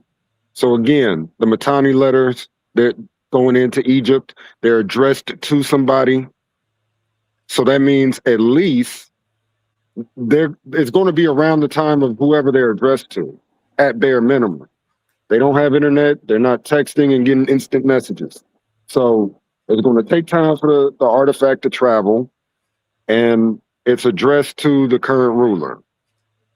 And we have over 500 syncretisms in light of that. Now go to the next one, because right here we're going to see, next slide, please, A1. Thank you. Okay. So right here, this is the connectability as it relates to David Rowe's chronology. We have 39 points of inconsistency based, all them little red markers. Throw all of them dates, them syncretistic dates out the window, because according to David Rowe's chronology, these would be very problematic. All right, now, next slide, please.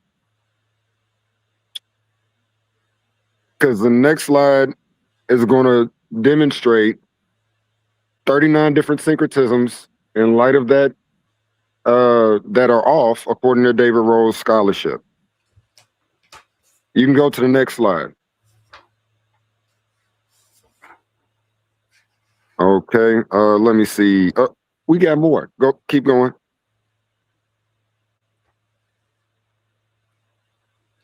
Okay, I think it's one more. All of these are syncretisms where we have kings corresponding to each other that would be utterly off according to David Rowe's methodology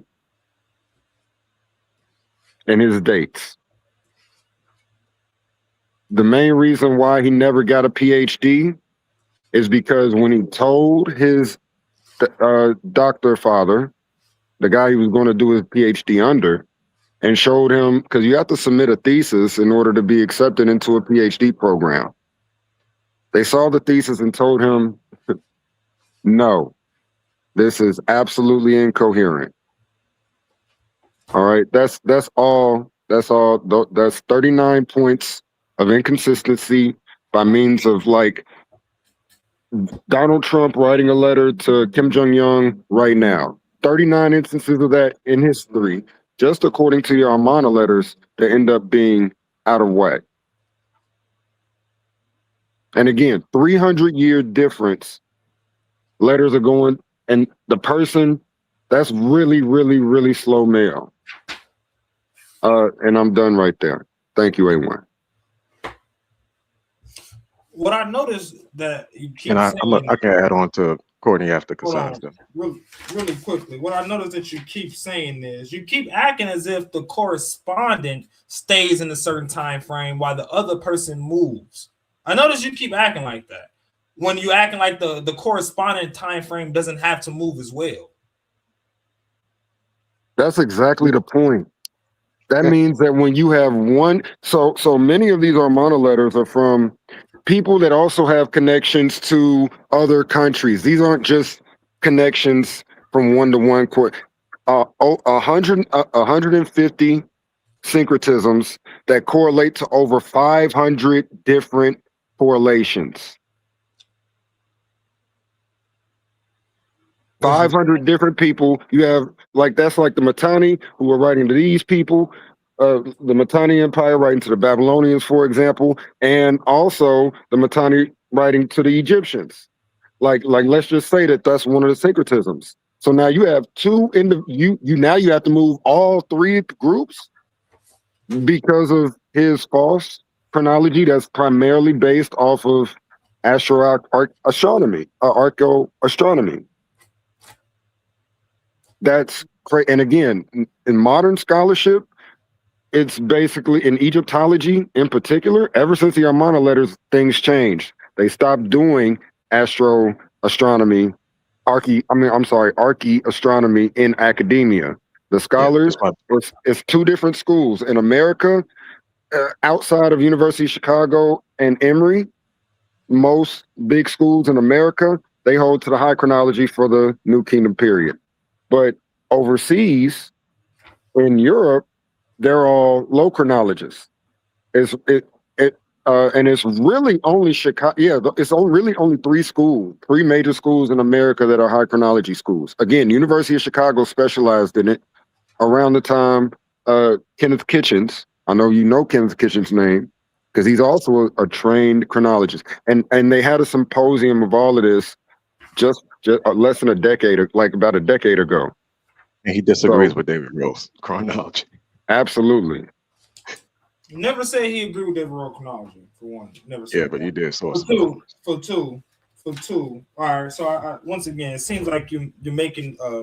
I obviously point out the mistake you're making, but what I wanted to point out is you're saying all of these this chronology is incorrect for David Roll, and you're trying to use the syncretism for other countries, but actually the internal data for Egypt, those dates that are proposed for the internal data of Egypt, when we go into the genealogies, it don't say that it belongs to that time frame, none of that.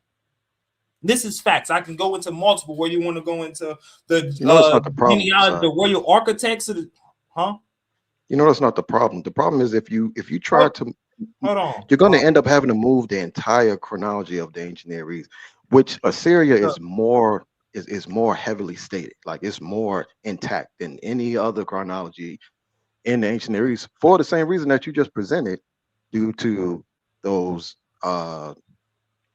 historical syncretisms. Yeah, and due to the astrological, what is it? The astronomical sightings. Archaeoastronomy. But to date, the Assyrian, they had. God damn it! You just said it because eclipse. I know they had their own. I know, but I'm trying to get to a point on the Egyptian chronology. That's what I'm actually trying to get on to the point of it being incorrect. Because what he did was he said, if we move these Egyptian people, their surrounding cultures, it no longer lines up. When we already have that problem in Egypt already. The dates in Egypt don't line up with the dates that they're proposing. We don't have that problem. Don't have that problem. Yes, If you move the chronology, then you're going to end up having to move the Hittite chronology and the Assyrian chronology. You got to move everybody. Yeah, not just Egypt. And that's why David Rose is incoherent. So there are several problems, right? So let's get into one. Let's get into the barriers of Tanis, right? Because y'all acting like I'm not understanding what you're saying. I definitely understand what you're saying. There is a problem with the chronology. The chronology does need to be moved. That's the problem, right? So let's get into this. Are y'all familiar with the burials at Tanis? Are y'all familiar with that? You said the burials at Tanis? Yeah. I might be pronouncing it wrong, but I believe I'm pronouncing it right. Well, before you even go there, why are you looking at Tanis? That's Egypt. It's Egypt chronology. Just let him do it. So you do understand, Labib Habashi found at Tel Kantir and dated Tel Kantir by means of stratum, stratigraphy. I know what stratigraphy is. I want you to stick to what I'm asking you and the point that I'm addressing. We keep talking about these surrounding cultures and their chronology, right? There is a problem with Egypt chronology. I brought it up for a reason. You're saying Egypt chronology is correct and that we have all of these synchronisms. So I brought up an actual, literally an archaeological site in Egypt in which that these synchronisms we're going to have a problem with, and you guys have to be able to answer it. Chaasad, you don't understand what you're saying. There are issues with parts of Egyptian chronology because of how they record things. There is issues with parts of Egyptian chronology, but you cannot deny the undeniable fact that the way we understand our conventional chronology today is based on the extensive evidence from the ancient Near East. It's not just Egypt. Yeah, and it's not just historical syncretisms. I never said it's strictly from Egypt. I never said strictly from Egypt. But what we do have to acknowledge that hold on. What we have to acknowledge that a lot of the especially during the late Bronze Age, the surrounding I was going to say the Middle East, the Mediterranean, or where are they getting their dates from? It's a plethora of ways by which they ascertain dates. One of them is by means of stratigraphy. Once they go and dig and find how do they stuff, date that stratigraphy, sir? Oh, well, they primarily find shards of pottery, and pottery shards are fairly easy to date once you understand their construction and shapes. What else do they use? For example, the Mycenaean pottery. We find Mycenaean pottery where? At Avaris. What else do they use? During the reign of the Hyksos. So what he's not trying to touch on is that they actually they find Egyptian artifacts. They date these sites and stuff in stratigraphy on Egyptian artifacts and stuff that they find throughout the Mediterranean. That's facts. Yes, but that's also part of the way in which chronology it's multifaceted. I'm not saying chronology is only done by means of historical syncretisms in literature. That's one of the ways that it's done. Another way that it's done is by means of stratigraphy and analysis of artifacts that they are finding when they dig. Okay. Now, older scholars didn't really use a lot of Petrie was using stratigraphy analysis, but it wasn't super widespread, and a lot of scholars were just basically going in, not with a crane, but just imagine a crane building a new building. You know, they dig in the dirt with them they would just dig, load of dirt over there, find artifacts, record them, because the field was bubbling. But since the field's only 120 years old as well, technically speaking, but archaeology, that is. So, but again, it's a multifaceted thing, and it's not just again, this is why I mentioned Tel Kantir. Because Tel Kantir is the place that Ramses' dad established for P. Ramses. That we know was completed during the reign of Ramses II. And we even have literature from Merneptah talking about the grandiose city, little island called Ramses, P. Ramses. Both names are in the Egyptian text. That's why the Bible gets it right, whether you want to say P. Ramses or Ramses as the topographical location. And the city's also called the full titulary, the big titulary for Ramses II. But the point here is, you're moving from the point that I'm trying to get you to. Okay, well, go ahead and talk about Tanis. Because that's not. I want to know why Tanis is relevant as it relates to a historical syncretism in text. It has to do with chronology. That's the problem. Okay, I've been talking. We've literally been dealing with chronology the whole time. We've been talking about David role in chronology. When I'm bringing up a chronological issue, right, that you wanted to posit, I let you bring up David Falk and show some whatever the misalignments were that you didn't go into detail on how they were misaligned or whatever, but I'll let you show it. Now I'll say, okay, cool, bro. I'm not understanding what you're saying. I understand exactly what you're saying. Now I'm challenging you. You're trying to hold and posit Egypt chronology is correct. Well, here is an Egyptian chronological problem that if you don't have the answer to, you cannot say Egypt chronology is correct, because this undoes the entire Egyptian chronology. Chaasad, what do you mean by Egyptian chronology is wrong? What do you mean by that? Because you're picking out particular pieces of Egyptian chronology within the archaeological scholarship. That doesn't destroy the entire realm of scholarship. Hey, Benny. I appreciate your question, but I literally just explained my point. So I'm gonna give you this is an example I'm gonna give you out. Yeah. If I say you ruled 200 years after me, right? That's the way in the chronological scheme is set up. 200 years after me, you come and rule. But then the archaeological shows that me and you are ruling 200 years. You're not ruling 200 years after me at all. You're actually ruling contemporary with me. Me and you are side by side. Is my chronological scheme correct? Is it correct based on what criteria? Based on the criteria. On what I just gave you. I just gave you two. Me and you are two kings. You supposed to rule 200 years after I die. But when we dig up the archaeology, and on top of that, we also have other, just say archaeology and other records, and it shows that me and you were actually contemporary. That the whole chronology scheme of me and you reigning 200 years after each other is incorrect. That is an issue within a reconstruction of our chronology of Egypt and the ancient Near East.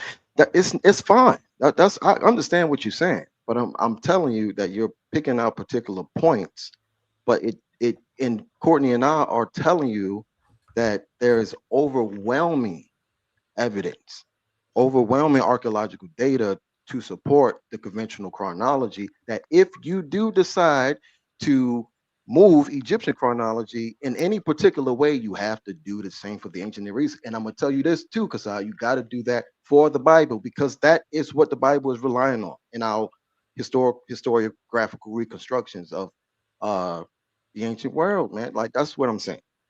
So that's what I'm saying. We have correspondences that if you move something, then you have to move that is dated. And I told you, Assyria have lunar cycles that is particular. You cannot move a eclipse. So we have a anchor point in time that we can work with. It's not perfect. None of this is perfect. Yeah. So brother, but you're saying it's wrong for your reasons because you want it to match. Okay, so what is your preferred? Hold on, can you let me? I'm literally trying to tell you, bro. You keep saying we have to move other things. I'm telling you, I don't disagree. Like, you keep saying, well, you're wrong because if you do this, then you got to move this. I'm not saying you don't have to. You do have to move it. It's wrong. And then as I'm trying to give you literally a problem in Egypt chronology, instead of actually just going ahead and attacking the problem, you keep trying to explain to me, well, then if you move this, then you got to do this for the Bible. Not literally. If you ask me what time frame would I put Solomon and David, I will tell you Solomon and David will be a late Bronze Age. That's not according to. That's why you want to do it. You want to do it for the same reason that David Rose wanted to do it. So just be honest, bro. When have I lied? When have I lied one time? You just literally interrupted me, and I'm telling you. You're literally interrupting me, and I'm telling you the things that you're trying to accuse me of. No one is trying to. You're trying to say, "Oh, you got to move stuff in the Bible." I wouldn't deny that. Like, you heard Cut Him Up Corn, he said he goes with a Ramesses Exodus. I don't use a Ramesses Exodus. If you watch my presentation, I told you I use a Middle Bronze Age Exodus. Jericho was destroyed in the Middle Bronze Age. I literally state that. So you sitting up here to get up, it shows me obviously either you're not listening or you just want to argue with me to argue with me. I don't want to argue. I'm just saying these are your views. Like, we arguing. Matter of fact, we're talking from two different points anyway. So you're right. Yeah, I don't see the point of the keep cutting off thing. I didn't understand the point of that. Well, I'm gonna just leave this with y'all, man. Y'all can go and look at the Tanite tombs right here. I'm gonna show this. I'm gonna show this. Y'all can go and look at the 10-night. Dang, man, why the? Y'all can go literally look at the My 10-night bad, tomb. Ben. You was trying to share your screen earlier, Ben? Yeah, but yeah, My it's cool. bad. No, I'm it's sitting here cool. listening. I ain't hear you. My bad, Chaasad, too, for cutting you off. Go ahead. I got you, Chaasad. You said the 10-night code. I got you. I seen what you just showed. The No, put it 10-night back for me. tombs. Yeah, Yeah, put it back Mhm. up for me. My bad, Chaasad. y'all can go and look at that the chronology that you would try to use for the modern chronology. It doesn't work. The rulers are contemporary. It cuts out a whole 100 something time frame, whatever. So I'm gonna go ahead. I'm in on that because I I see got you. it's not going there. I would recommend if you're able to get access to the multi-authored work. And I just messaged the book to you and a couple of quotes from it. A1 only Message because me I'm in the email. not you. I'm speaking to A1. Like he can share the book cover for you. I don't know if you like the Zondervan books, like 4 Views on whatever. I don't know if you've ever seen them before, but this is one of those, and this is particularly on the Exodus. It was published a couple of years ago now. So it's a fairly hot off the press work. Scott Stripling is a contributor. Not Kenneth Kitchens. James Hoffmeyers is a contributor. Yep, thank you. I didn't realize you had it on the screen. So yeah, that's the book. Chaasad. I was gonna.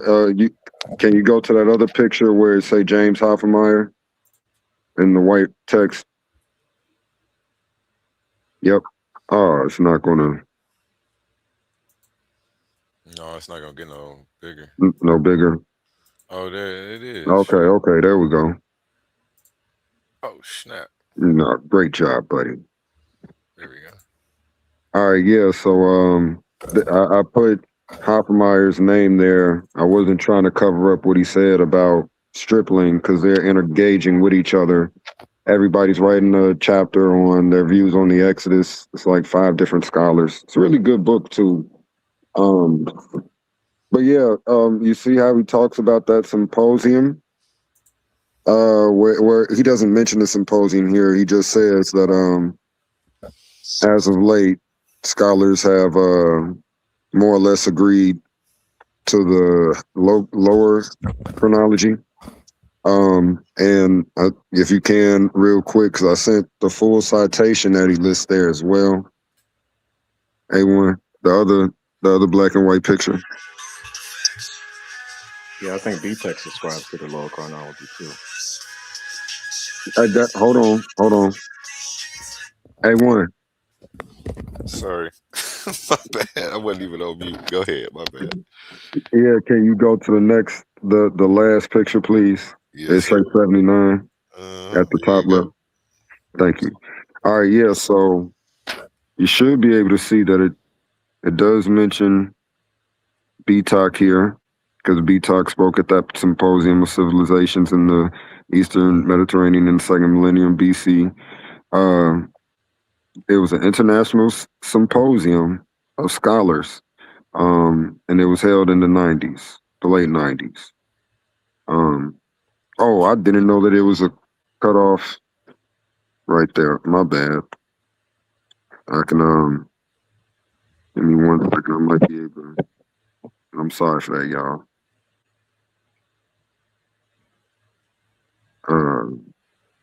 I can do.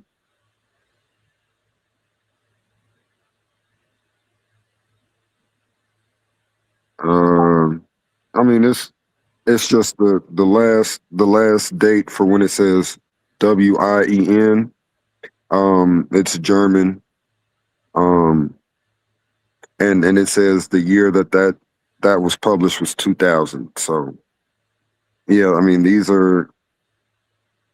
this was a situation that happened fairly recently, like I said, a couple of decades ago. So just food for thought.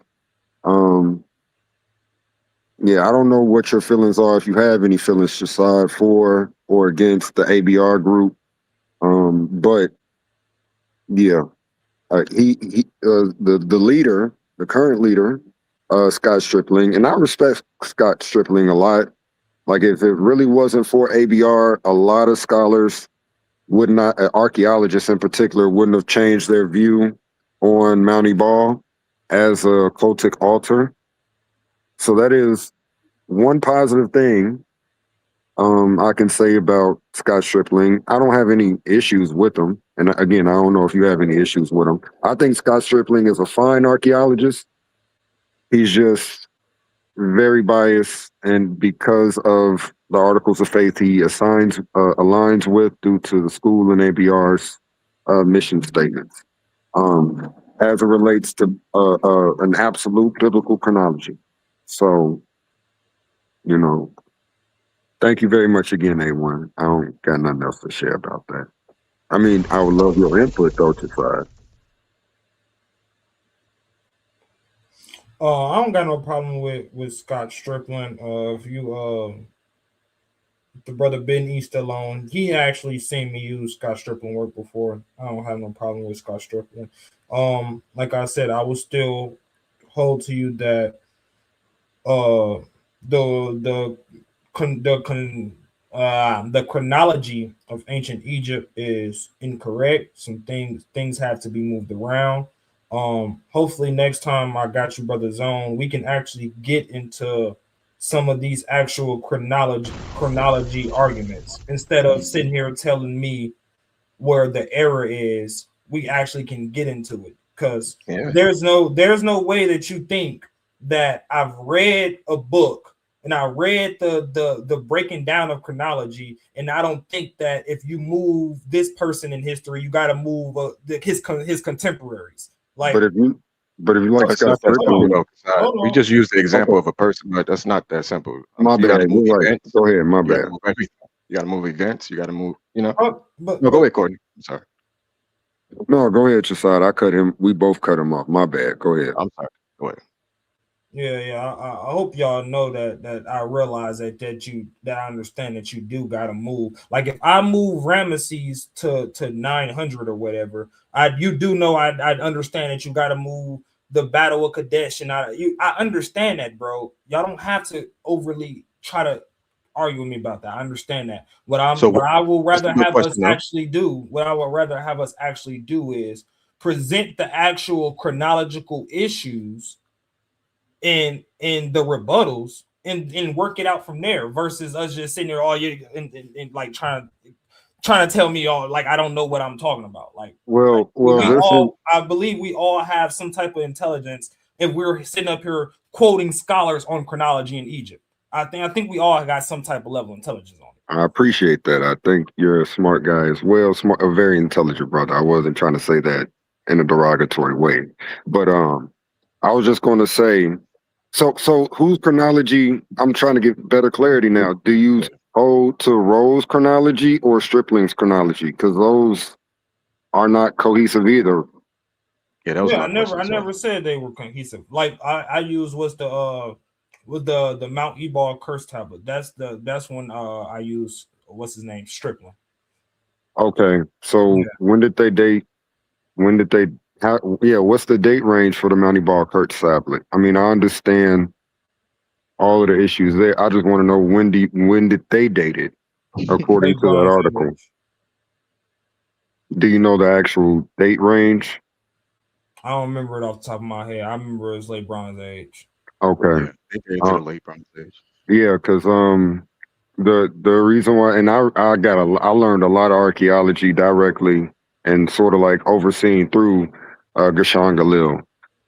So I love, and he's a chronologist as well. He's published in E.J. Brill a chronology work, and it's in agreement with the low stuff. But my point here is, on that article, it was basically two ABR constituents and Gershon Galil.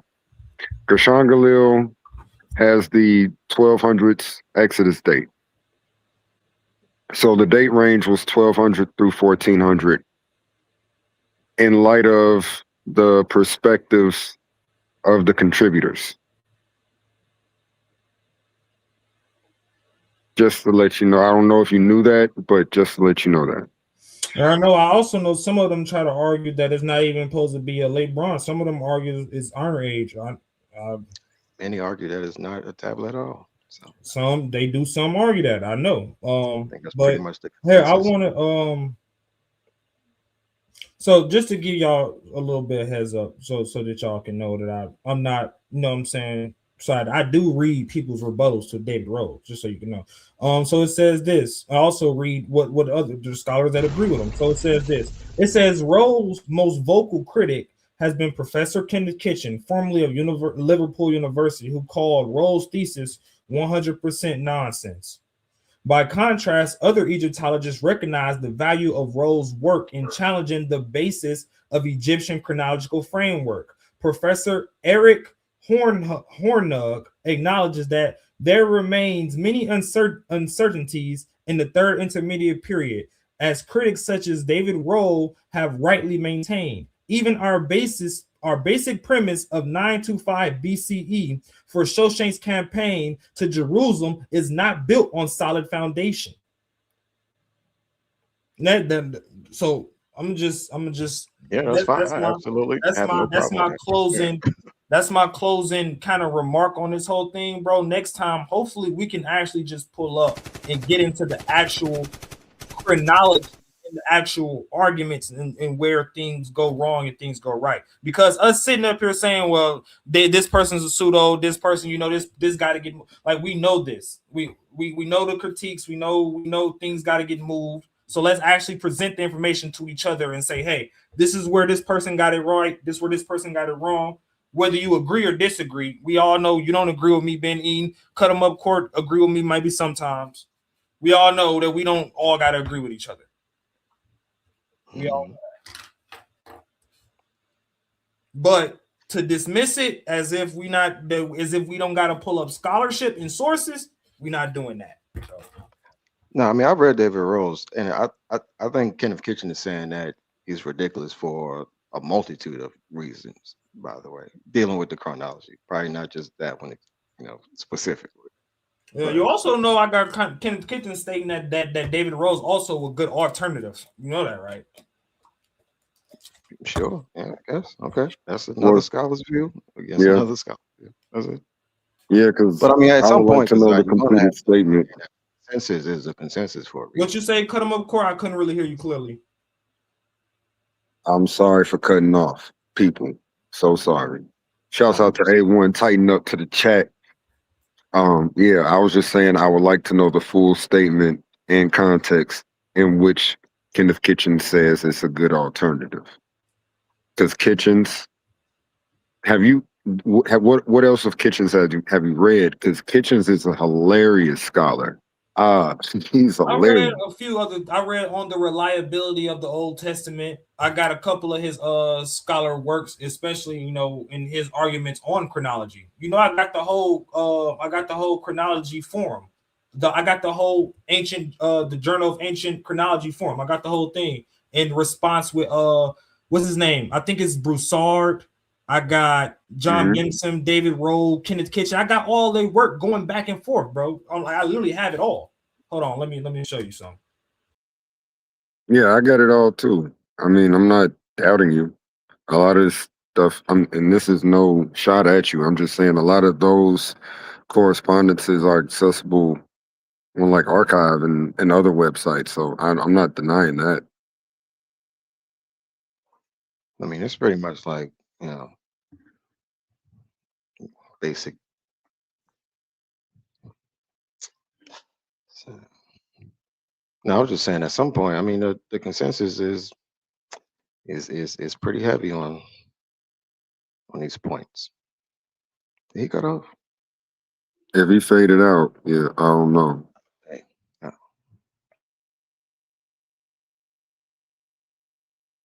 I wasn't trying to cut him off either.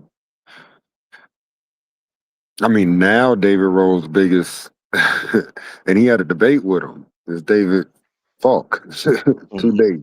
Now his biggest critic is David Falk, and yet David Falk was a student.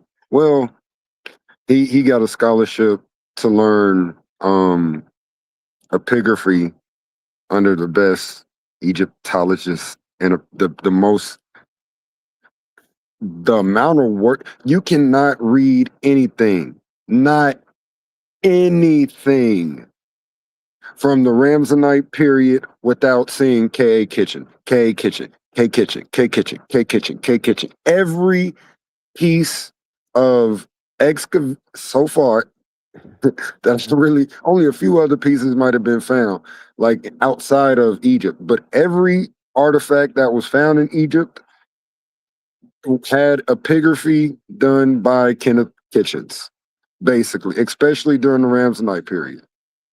Ain't no way anybody's bypassing that aspect. So Kenneth Kitchens, no matter how much you respect him, and again, I like Kenneth Kitchens because of his rhetoric.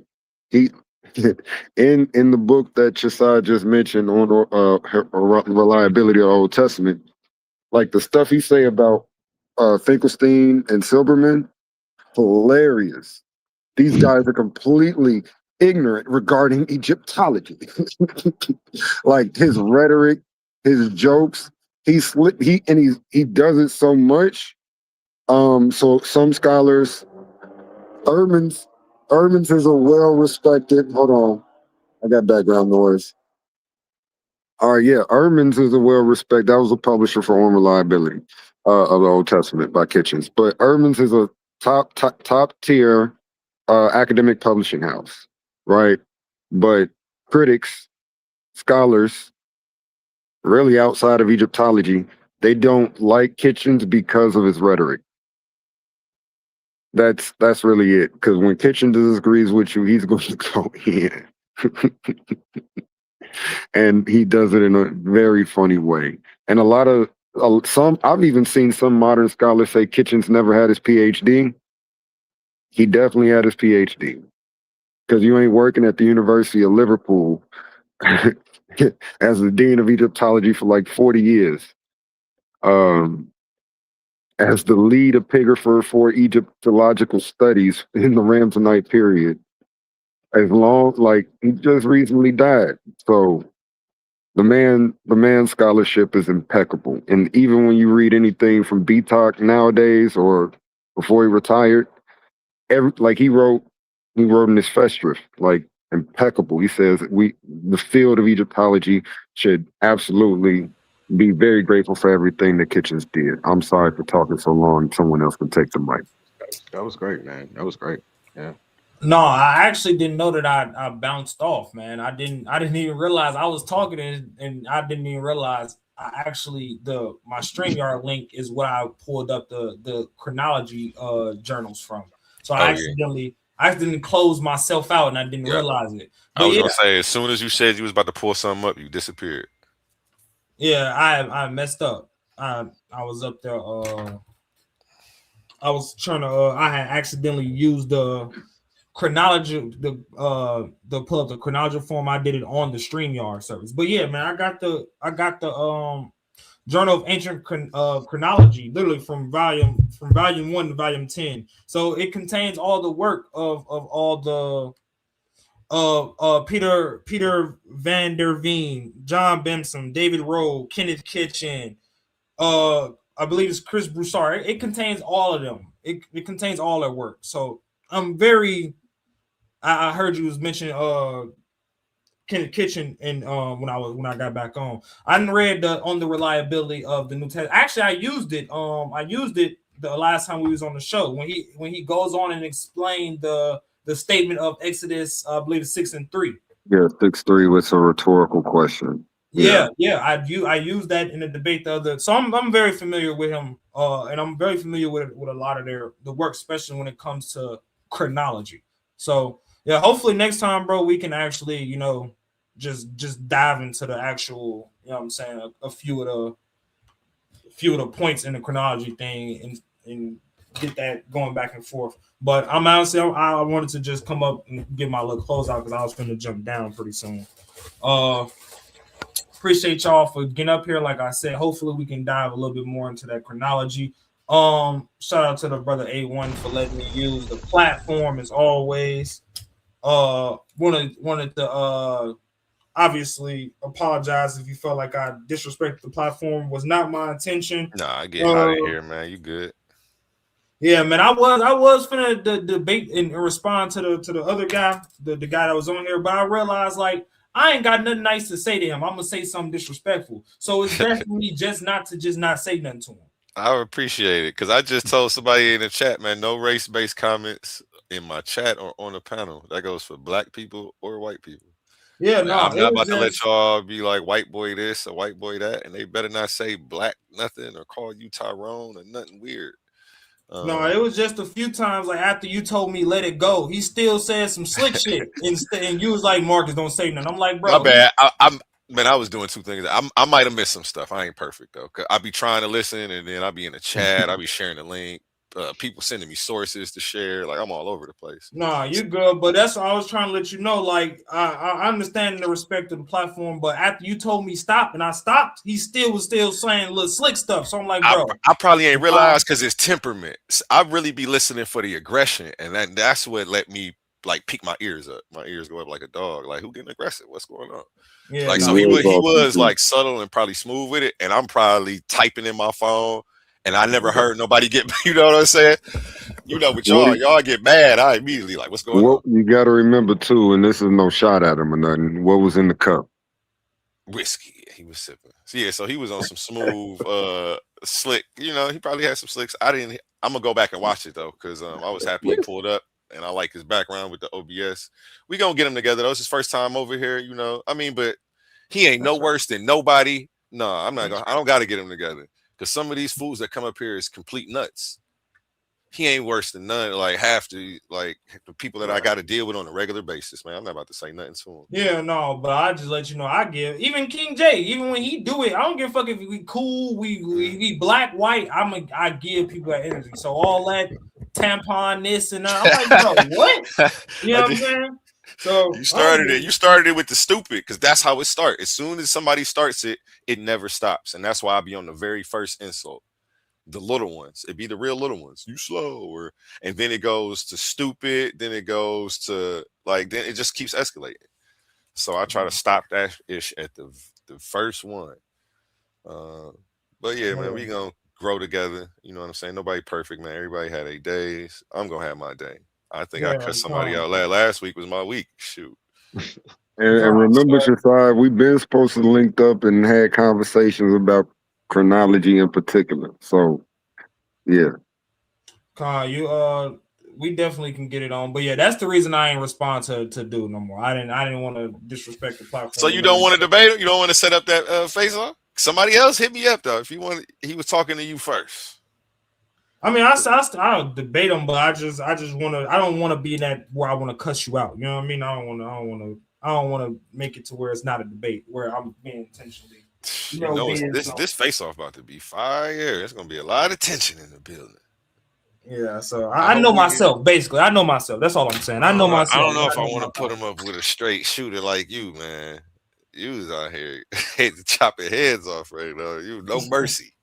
I need somebody that's gonna be easy on him a little bit on the first one in. Yeah, no, I'm not a playing type. You know, that's why I played the audio. I don't know if y'all heard it. I played the audio back. He asked me the same question like 7 times, and I answered it 7 times. Yeah, I'm gonna get him somebody who when they get frustrated, go maintain their decorum a little bit better. Ben Eaton or Courtney, you be turning up. I ain't mad at you though, man. I love the energy. Keep it coming, bro. The chat loves it. The numbers was up today, man. We appreciate you pulling up as always. You know, I've been trying to get you on here to do this for a minute. Everybody get your side a round of applause. True warriors when it comes to this scholarship. Closing remarks. We'll start with Ben Eaton and then end with your side over there. Hey, man, peace to the panel. Peace to you, Chaasad, man. It's always a pleasure. You know, Courtney, it's always a pleasure. A1, you know you're the best, man. I try, man. I try. You know. Appreciate you, dog. Courtney, it's on you. Shouts out to the panel. Shouts out to A1. Everybody tighten up. I love coming in. I appreciate. There we go. That's what I'm talking about. I appreciate the entertainment. I appreciate the engagement. So, yeah. Hey, let's go. Chaasad, closing remarks. Come, man. All praises to the Most High God of Abraham, Isaac, and Jacob. I want to say peace and blessings. Peace to everyone that tuned in, everyone that hit the panel, whether you added, agreed, disagreed. Thanks for tuning in. Most definitely. Court, like you said, we got to get that chronology combo going. We could do it over here, whatever you want to do. But you know, I was told on the last platform that we supposed to have a conversation on that y'all fell out. That's what, you know, kind of halted that. But we can still come over here and do so. Yeah, but you got to remember when you first came over here, that was like 2 days after that situation, and I made that offer too over here. So I ain't putting it on you. We all got life. So I mean, yeah, we can have it here live. We can have it emails. We could do it whatever. However, it's whatever. I didn't remember it over here, but we definitely can do something over here. You know, I'm cool with that. I just didn't remember that part. Yeah, and they won very soon. I'm gonna have my my little presentation for the papyrology stuff too. Let's go. Oh yeah, it's going. What? Yeah, how to date manuscripts. Yep. Let's go. I love that manuscript talk, man. You're the only one bringing that scholarship about these manuscripts right now. We're gonna keep it going. Shout out to you in the chat. Shout out to everybody at home. Everybody have a blessed night, man. We about to get up out of here. Remember my motto: treat your smile like your money, and never let them steal it. We out of here. Peace. About to end with the song by Connie's Son. I usually check him out on Spotify. You can go check him out on any platform. Head on over to his Facebook and tell him A1 sent you. This is Same Heart by Connie's Son. Yeah, that's the name of this song. Same Heart. That's what I'm about to play for y'all. Y'all have a beautiful night. Until tomorrow. And then we're going to end with some ads after the song.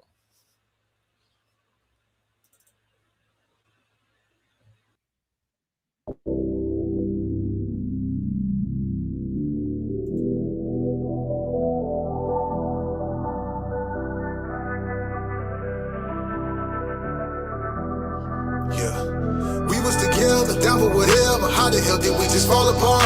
You was my brother, know that I love you. I would've gave you my own heart, and I would've never honing it level. Think about letting that thing spark, knowing that we got the same heart. It's crazy we ain't got the same heart, and they the one taking the aim for it, and I'm the one taking the blame for it. They ain't got no shame in the game for it, till I come back around with that pain for it. You gon' pay for the time you was hating, you gon' pay for the time you was dirty macking, you gon' pay for the time that you hit on women, you pay for the time that you flipped on family. Karma gon' come your way, young nigga. It can be any day, young nigga. The way that you played your hand, I forgive you, but back in that sandbox, can't forget you. Killing my mentor, tell your little brother the issue. How did we go to them pistols? Know I'm official, know that I try to uplift you. Kinda knowing that I miss her. We was together, down for whatever. How the hell did we just fall apart?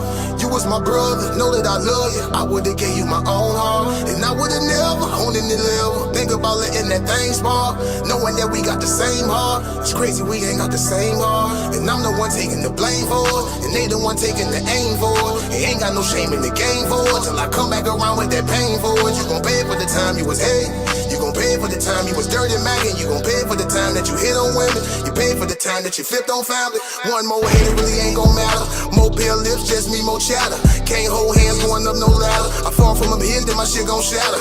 I'm putting on for my whole family, but we on a different road, family.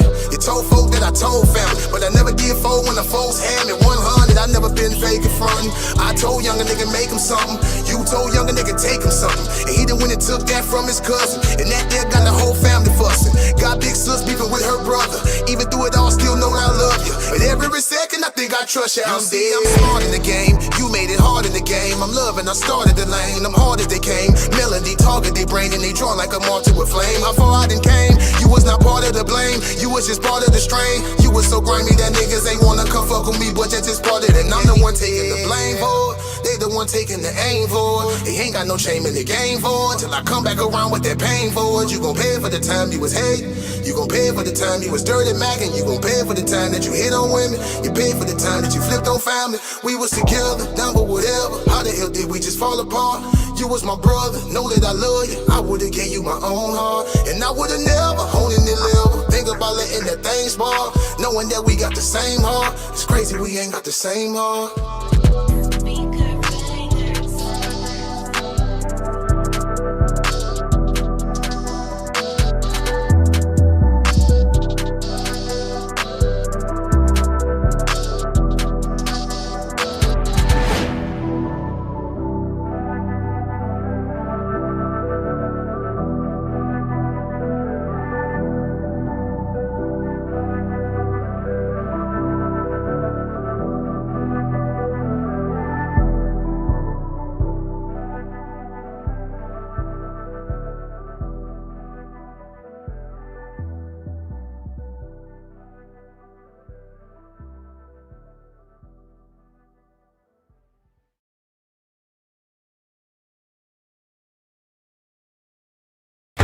Attention all debate fans. You've been watching, you've been arguing, you've been picking sides. But now it's time to level up. From this point forward, all debates on this platform are going members only. That means the hottest clashes, the wildest arguments, and your favorite personalities going head to head will only be available to subscribers.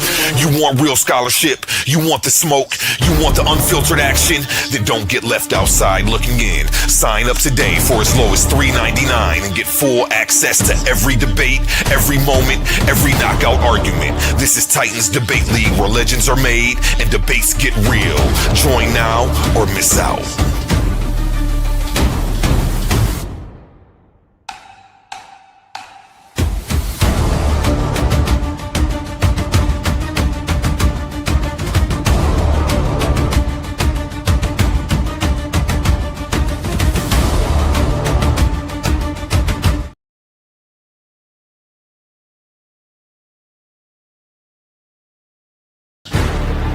Arena of ideas, intellect is the ultimate weapon. Welcome to Titans Debate League. This is Majority Rules, hosted by Humble Mystic. 5 panelists enter, only one survives. This is a free-for-all where your downfall is only one mistake away. Do you have the engagement, the energy? Are your sources bulletproof? Is your conduct elite? If you slip, you fall. Every 30 minutes, the topic changes. The heat rises, then the host calls the vote. The audience is the judge, and the majority is final. Comment by comment, the weak are dropped. One by one, the ranks stand until only a single Titan remains standing in the fire. The winner takes it all. Here on Coliseum of Arguments, hosted by Titans Debate League. Only the brave speak here. Are you not entertained?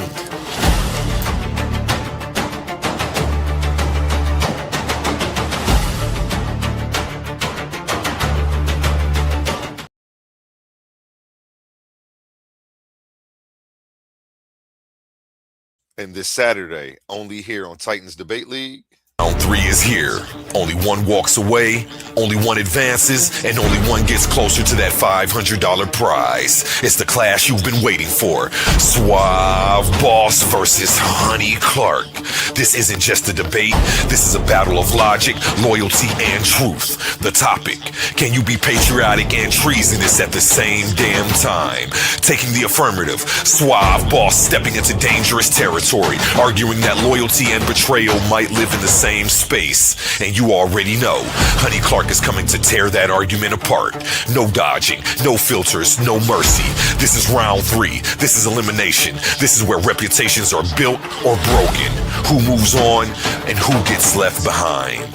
Pull up, tune in, don't blink, because when that bell rings, only one survives. Coliseum of Arguments, hosted by Titans Debate League. Only the brave speak here. Are you not entertained?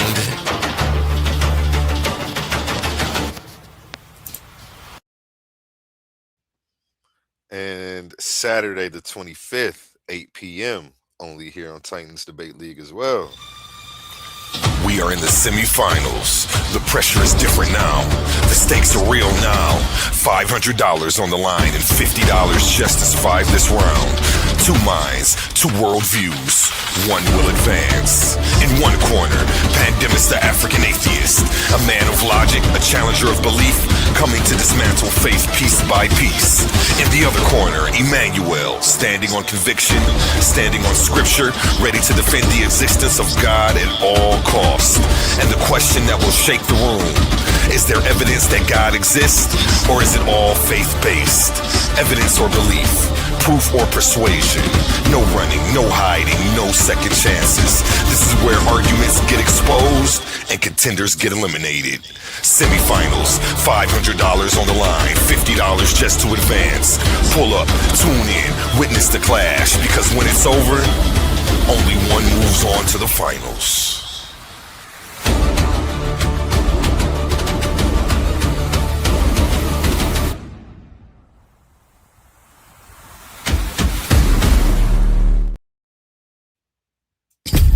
Ladies and gentlemen. And starting May 2026, only here on Titans Debate League, the hottest tournament to ever hit the internet, the $500 women's tournament. Let's go. Ladies and gentlemen, welcome to Coliseum of Arguments. 8 women step into the arena, not to play games, but to wage intellectual combat. This isn't trash talk, this is logic versus logic, sources versus sources, scholarship under the lights. Win a round, win $50 cash. Keep winning and walk out with $500 in the crown. Each competitor represents a brand, an ideology, a team they're ready to go to war on the hill for. Every claim challenged, every source checked, every moment judged. So we ask you, are you not entertained? Enter the Coliseum of Arguments. Only the strongest minds survive. This is Titans Debate League.